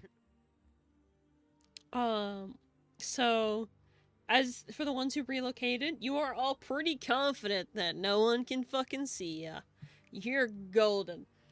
Whereas Leaping Frog, you kind of like dart out of the bushes and you start looking around.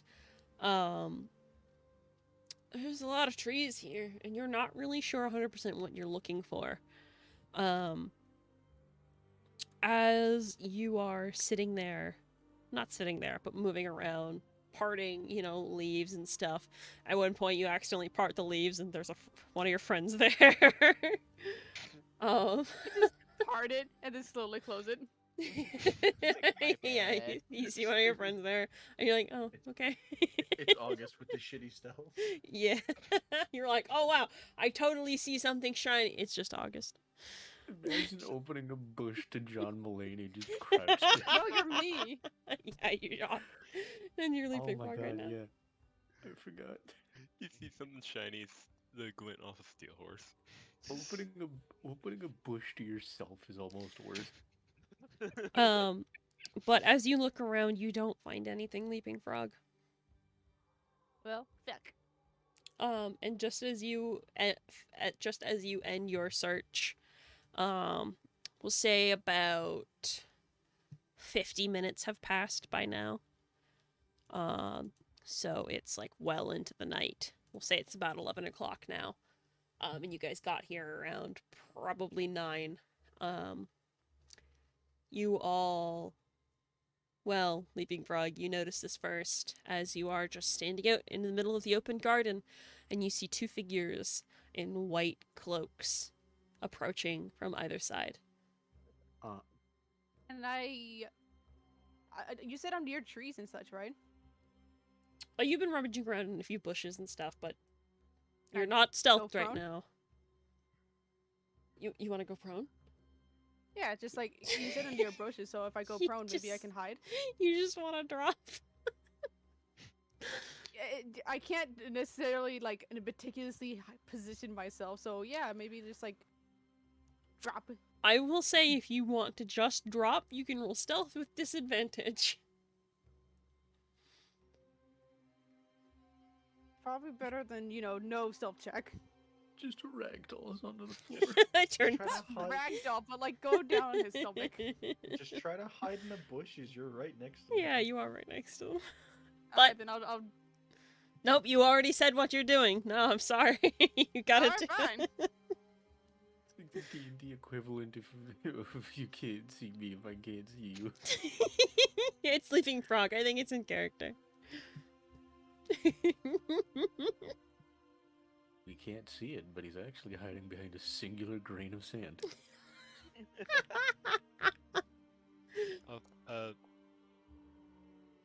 Also, Cal, quick question. Mhm. That's still pretty good. By this point, my wild shape would have dropped, right? I think you have about 10 minutes left on it. Okay. A 16. That's pretty good. So yeah, you drop, but you are a nimble little fucker. And as they say, cats always land on their feet, even though I don't believe that. They do. That's a lie. That's not possible. And you just, literally, it's like a combat fucking thing. You just drop, you don't make any sound. Having the grass there kind of helps. And then you just, like, kind of, like, tuck your arms up, and you just fucking roll into the bushes. Come back, kitty. Come back, kitty! Drop and roll. But yes, the two different figures in white cloaks, they kind of approach, because there's two different entrances, one on each side of the garden, and they approach, kind of meeting near the fountain. I would like Arzai, you can roll me a perception check. And Suvlok, you didn't move either, right? No. Okay, so you can also make me a perception check. Everyone else is too far away. Perception. Give physical dice. So much for keen hearing. Oh wait, no, I'm dumb. I had my other sheet open because I was expecting to expend another thing for wild shape. That was the wrong thing. Whoops. Want me to You roll use again, you or- use your own stats for soft skills anyway. Unless if But- you should have advantage, I think. I have advantage, or at least not advantage, but I don't have proficiency on my normal thing, but the fox does. So yeah, so you roll your perception, but roll with advantage. Okay, so not on the fox sheet, but my normal sheet. Yeah. Okay, so do you want me to just roll one more time, or? Yeah, that'll be fine. Jesus boy. fucking Christ! That's... Oh my god! Wow, that's Get- not great. Get real dice. So Get real much for the dice. keen hearing. So a 12 and a 15. Unfortunately, none of you guys can hear what's being said. Suvlok, you get the closest. But as the two meet, you see them shake each other's hands. And then they start talking in a very low voice. Suvlok, you can hear this the best, but you still can't really hear it. As you're trying to listen to it, the words sound really warbled. Actually, what languages do you speak, Suvlok? Common and Elvish. Okay, yeah, you have no idea what they're saying. They are speaking a language, but you cannot understand it. As they are sitting there talking for a moment, none of them seem to see any of you. But you do see one of them passes a scroll to the other one, and then they turn to walk away. Like their meeting is concluded.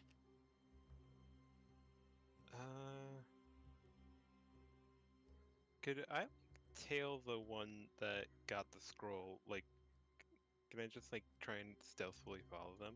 Sure. Alright. Do I need to roll stealth again? Yes. In my normal sheet. I believe that's a dex, so no, that would be the foxes.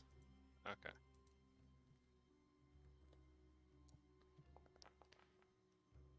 You're joking. Is that a Damn. natural one? Yeah, that's yes. no. Oh Thank no. God for So- still being in fox form. So, as the meeting comes to a close, you don't get to hear anything, but you move out to try and trail one of them, and that's when your wild shape ends. No. Oh, No. oh, the pain. R.I.P. Because you got a natural one. That's why. I know, but why? So you just pop up and you're in the middle of the cobblestone path they were on. The fountain's right there, and both of the individuals whip their heads over and they look at you. And then you can see they pull out their weapons. Can I book it? No, because that is where we're going to end off tonight. Ah, shit. No. Damn it. I bet Kamari is over there in the corner and just like face palming. Is like, why did I ask these fuckers? You guys have no idea where Kamari is. You guys have actually lost track of him. I was about to He's ask, too where's good at stealth. Kamari in all this? Oh my god, we got set up. Fuck are these dice, dude? I'm telling you, physical physical dice. dice, physical dice. Just go on Etsy, find a pretty one, order it. Yeah. But yes, Some that is character going to coding. be where we end off for tonight. I was actually we did not get as far as I thought we were going to. But that's A fine. whole lot of nothing Oh yeah, today. that's fine. You know, it was a What do you shopping episode. mean? I don't know Roleplay about day. nothing. I thought it was pretty good. I got like a half page of notes. I mean, we do Good. need some sessions with just with filler, right? It's not filler. I wouldn't even say this is filler. I liked it. I thought it was great. We got Yeah. from point A. We got from point A to point B. What are you talking Whiskey about? tray, got a shirt, got my cloak. You guys Yes. got a lot of Kind of. information, and you've made a Learn- couple allies. You learned Yeah, well, Mango apparently can Yeah. go to the infernal plane. That was probably the biggest drop in this I'm- entire thing. I'm not gonna lie. For the rest of the session, every time Mango had an I was expecting him to just disappear again. I was like, where'd he go this time? Did he go to the astral plane this time? I understand, right? He could just go to any plane he fucking wants, apparently. That's the way he made it sound. Mango is now the outlier. Like, he brought me back from the dead because I taught him how to use a gun. He apparently has access to hell and every other realm and knows royalty. Like, can we talk about Mango for a second? Yeah, if you want to talk about No. Mango, we can do a little wrap up with him. I just, how is the, like, 2-pound at best creature obsessed with candy the most powerful warlock out of all of us? Who said he was He's a a warlock. warlock? I'm first magic related thing that came into my brain. Leaping frog is some kind of reincarnated lich and we just don't know it yet. Like, I think with the lich, you need to have more intelligence. I refuse to believe Mango can just have a brain fart and go to hell. That's what happens to me, though. Buddy really said it. Oof. Wait, what just Oh. happened? Oh. He went to the infernal realm. Oh, he went to... No. He's back. He's back from the infernal realm. That was the realm. I saw Renza. You're not too good. But yeah, Oh, yeah. intro chat, how dare you? What? I don't know what You're you're fucking- talking about. You know what? I'm not even gonna say it on stream. I'll bark at you later. Yell at me after? Okay. Yeah.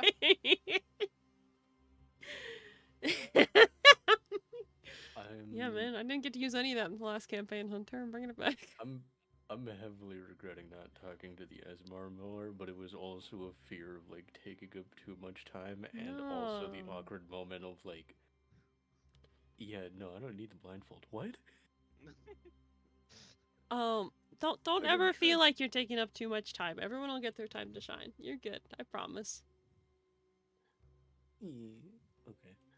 So yeah, don't mind me going to Etsy right now and looking up physical dice. I'm telling you, do it. I- Oh my god, I was gonna. Get pretty purple It's ones. about time. I was- I so literally proud. bought the sickest dice today.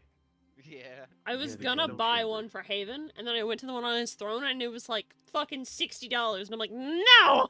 I love him, never but not believe how that much- much. You'll never believe how much I spent on the gun. How much? 100. 65. Oh my god. Close enough. Yeah, yeah, no, I might take that down. I know it was $65. Haven, if you want, you can borrow the gun revolver wheel. Apparently, it spins. Oh my god. I might spend the money on the gun. I might swap it out for the gun.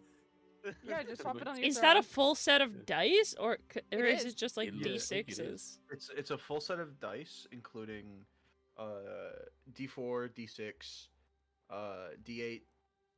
I think it's 2 D10s. As it should Oh, be. it's an 11 Uh, set.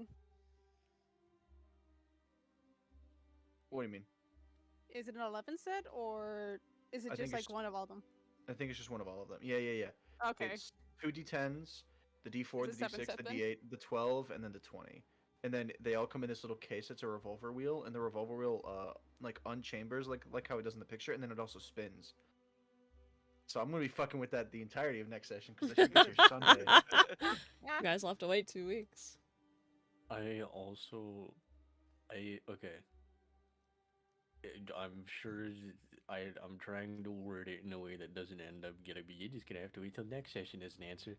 But like, I am still trying to decipher whether or not Akali's laughter was flattery or genuinely being like, "This is an ant flirting with me." A little bit of both. You didn't ask to roll an insight check. I know.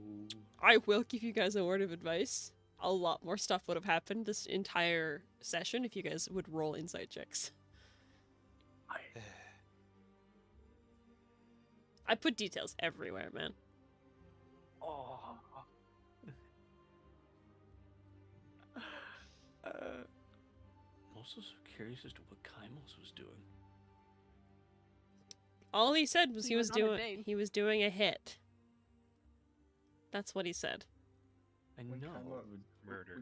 When you said Kaimos was like, I'm a little busy right now, I was like, oh my god, Kaimos fucking? Yeah, even interrupting me? And then you're like, oh yeah, I got a hit. I'm like, oh, never mind, Kaimos killing. Kaimo's murdering. Yeah, I saw that in the thing. Kaimos committed a homicide.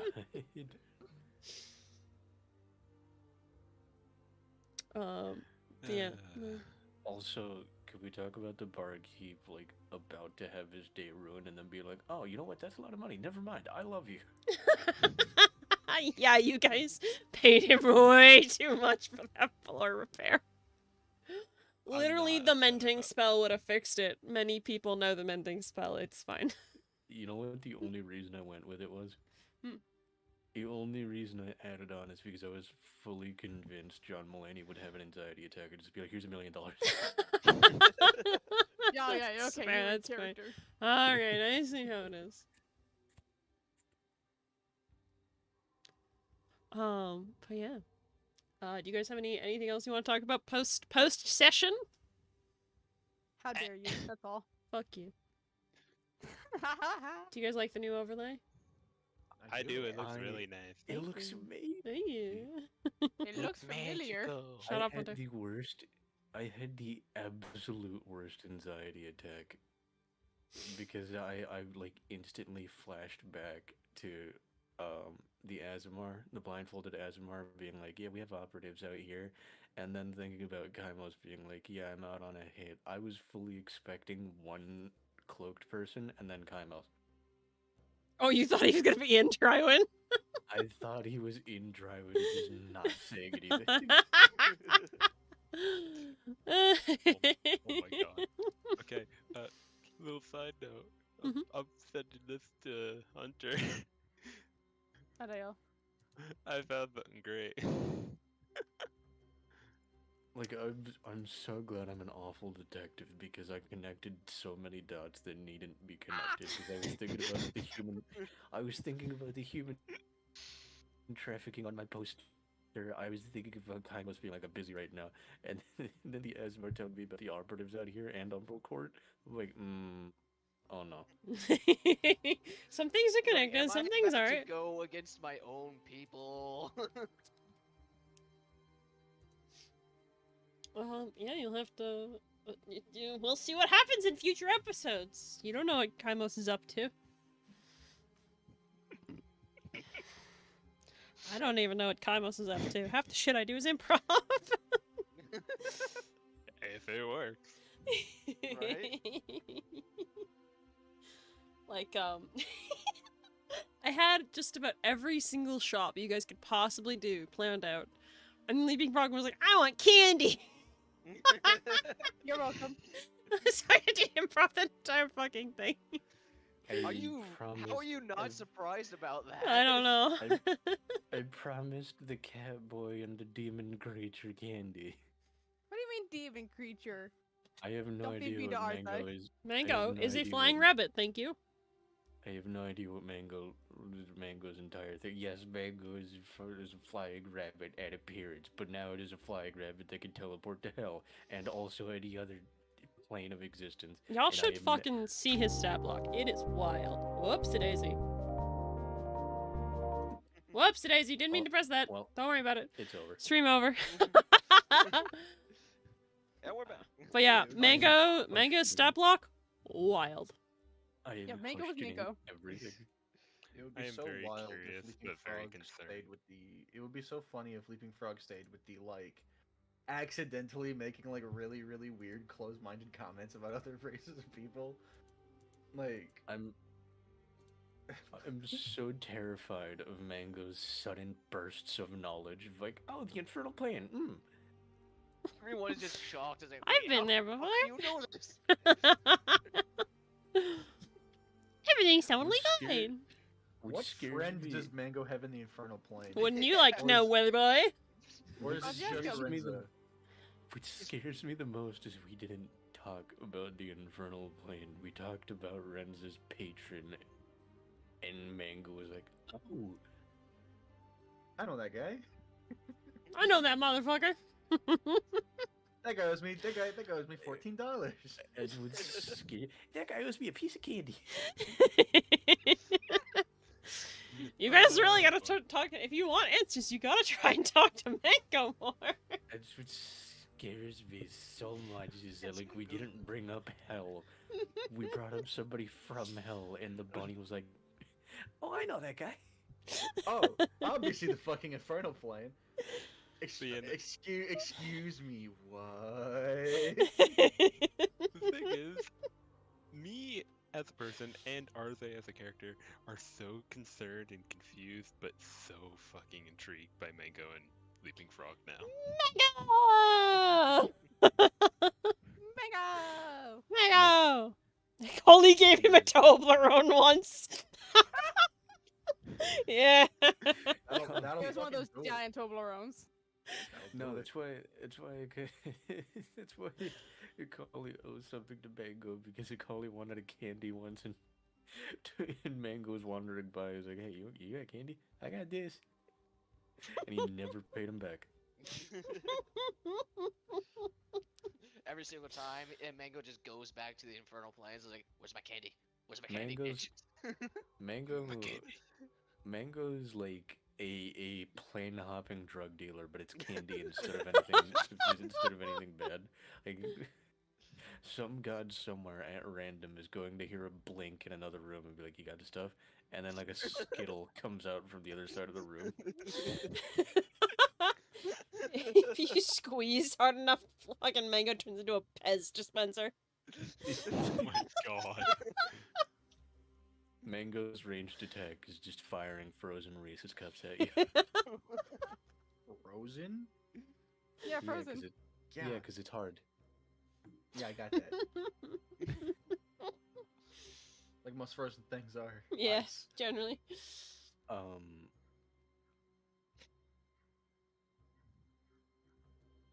I could with a demon today. You did. How you feeling? Did. I had to push you What? so hard to fucking start raising up a Kali, and then it I feel worked. like Yeah, I stop, feel like stop relying on that fucking coin. Just do it. the It's- coin yeah, helps do me it. in many decisions, okay? Just do stupid shit. That's Haven, I raised D&D. up a statue 2 sessions ago. Maybe That's last true, time you I did. did something stupid, a lady got crippled. Yeah, that's true. That's true. It's fine. It was the big lady you were trying to race too. However, if we're gonna talk about funny, I want y'all to envision John Mulaney standing next to a scorch mark in an almost empty room and just being like, first of all, that happened last night. That's ass. I think John Mulney is probably August's lowest intelligence form. Yeah, clearly. He's seen like 2 No. comedy shows. If your stat block changed with every transformation, John Mulney would have 7 intelligence. Wait, are you saying that he has less than Leaping Frog? And Mango, yes. That's impressive. Mango clearly holds all of the knowledge. Truly. Mango's true stat block actually has 9 intelligence. The amount should of be. broken, But he feels bad being smarter than Leaping Frog. the amount of broken it would be if I borrowed attributes as I transformed. Wasn't it turn like into- a Mango was like he can say infernal, but he doesn't understand convenience or something? Yeah. Yeah. Infernal has 3 syllables, therefore it's not as too complicated. many. Mango understands infernal, but does not understand the word convinced. It's too many. Too many. Or Convi- sweet. Convince is literally shorter. It's too many. It's too No, many. sorry. No, sorry. Mango understands infernal and the infernal plane, but does not understand Basic common. neg- negotiated and convinced. Look, maybe common isn't I his will first say, language. Yeah. Negotiated is a big word. Negotiated is I a big didn't. I didn't word. say nothing about that. But convince is a small word. You're a small word. You're a small person. However, I mean, on it's the not Hey, false. on the topic of convince Akali, more than likely, I am betting all of my flippy coins on it. Rubbing it in Renz's face right now that he's getting spared, or at least not killed, because some idiot with a gun was like, "Hey, how you doing?" How I you will- doing? I'm gonna forever have over August's head, like me myself, not Leaping Frog because he doesn't know shit, that he's now gonna be step patron. Oh my god, I hate it. Oh yeah, it's horrible. Thank you. Hey, hey, welcome back to the land of the living. I'm your stepdad now. You answer to me, what was that- motherfucker. Who did that one comment in chat where it's like, help me, no patron, I'm stuck. That was Dominic. God damn you. I hate I was that. trying so hard Welcome not to laugh back. when I saw that. Welcome back to not being an. Okay, no, if I'm talking about this, Sovlok almost getting Renza killed again by being like, I don't know what's where.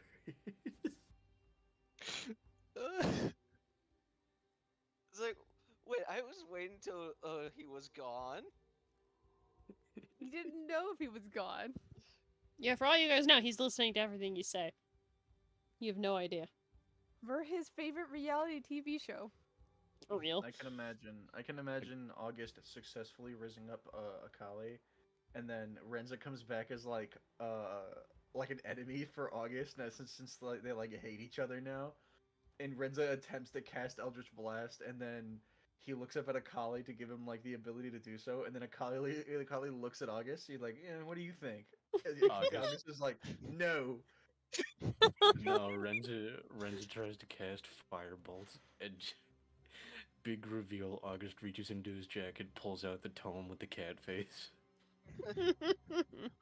Oh my god. This is horrible. Thank you. He dropped this. I hate it Dropped forever, it. thanks. Okay. I think that is good enough for tonight. I'm going to end stream. I'm not going to bother looking for anyone to raid because I don't give a shit. But we're actually going to end this time. Thank you all for playing. Thank you all who are watching. I will probably be talking more about this in the coming days. I got Minecraft tomorrow, so if you want to come hang out, I would love to have you there. But otherwise, we're gonna get off. Everybody say goodbye. Goodbye. Have a good night. Bye bye, everybody. We'll see you tomorrow. The government isn't real. Haven, please.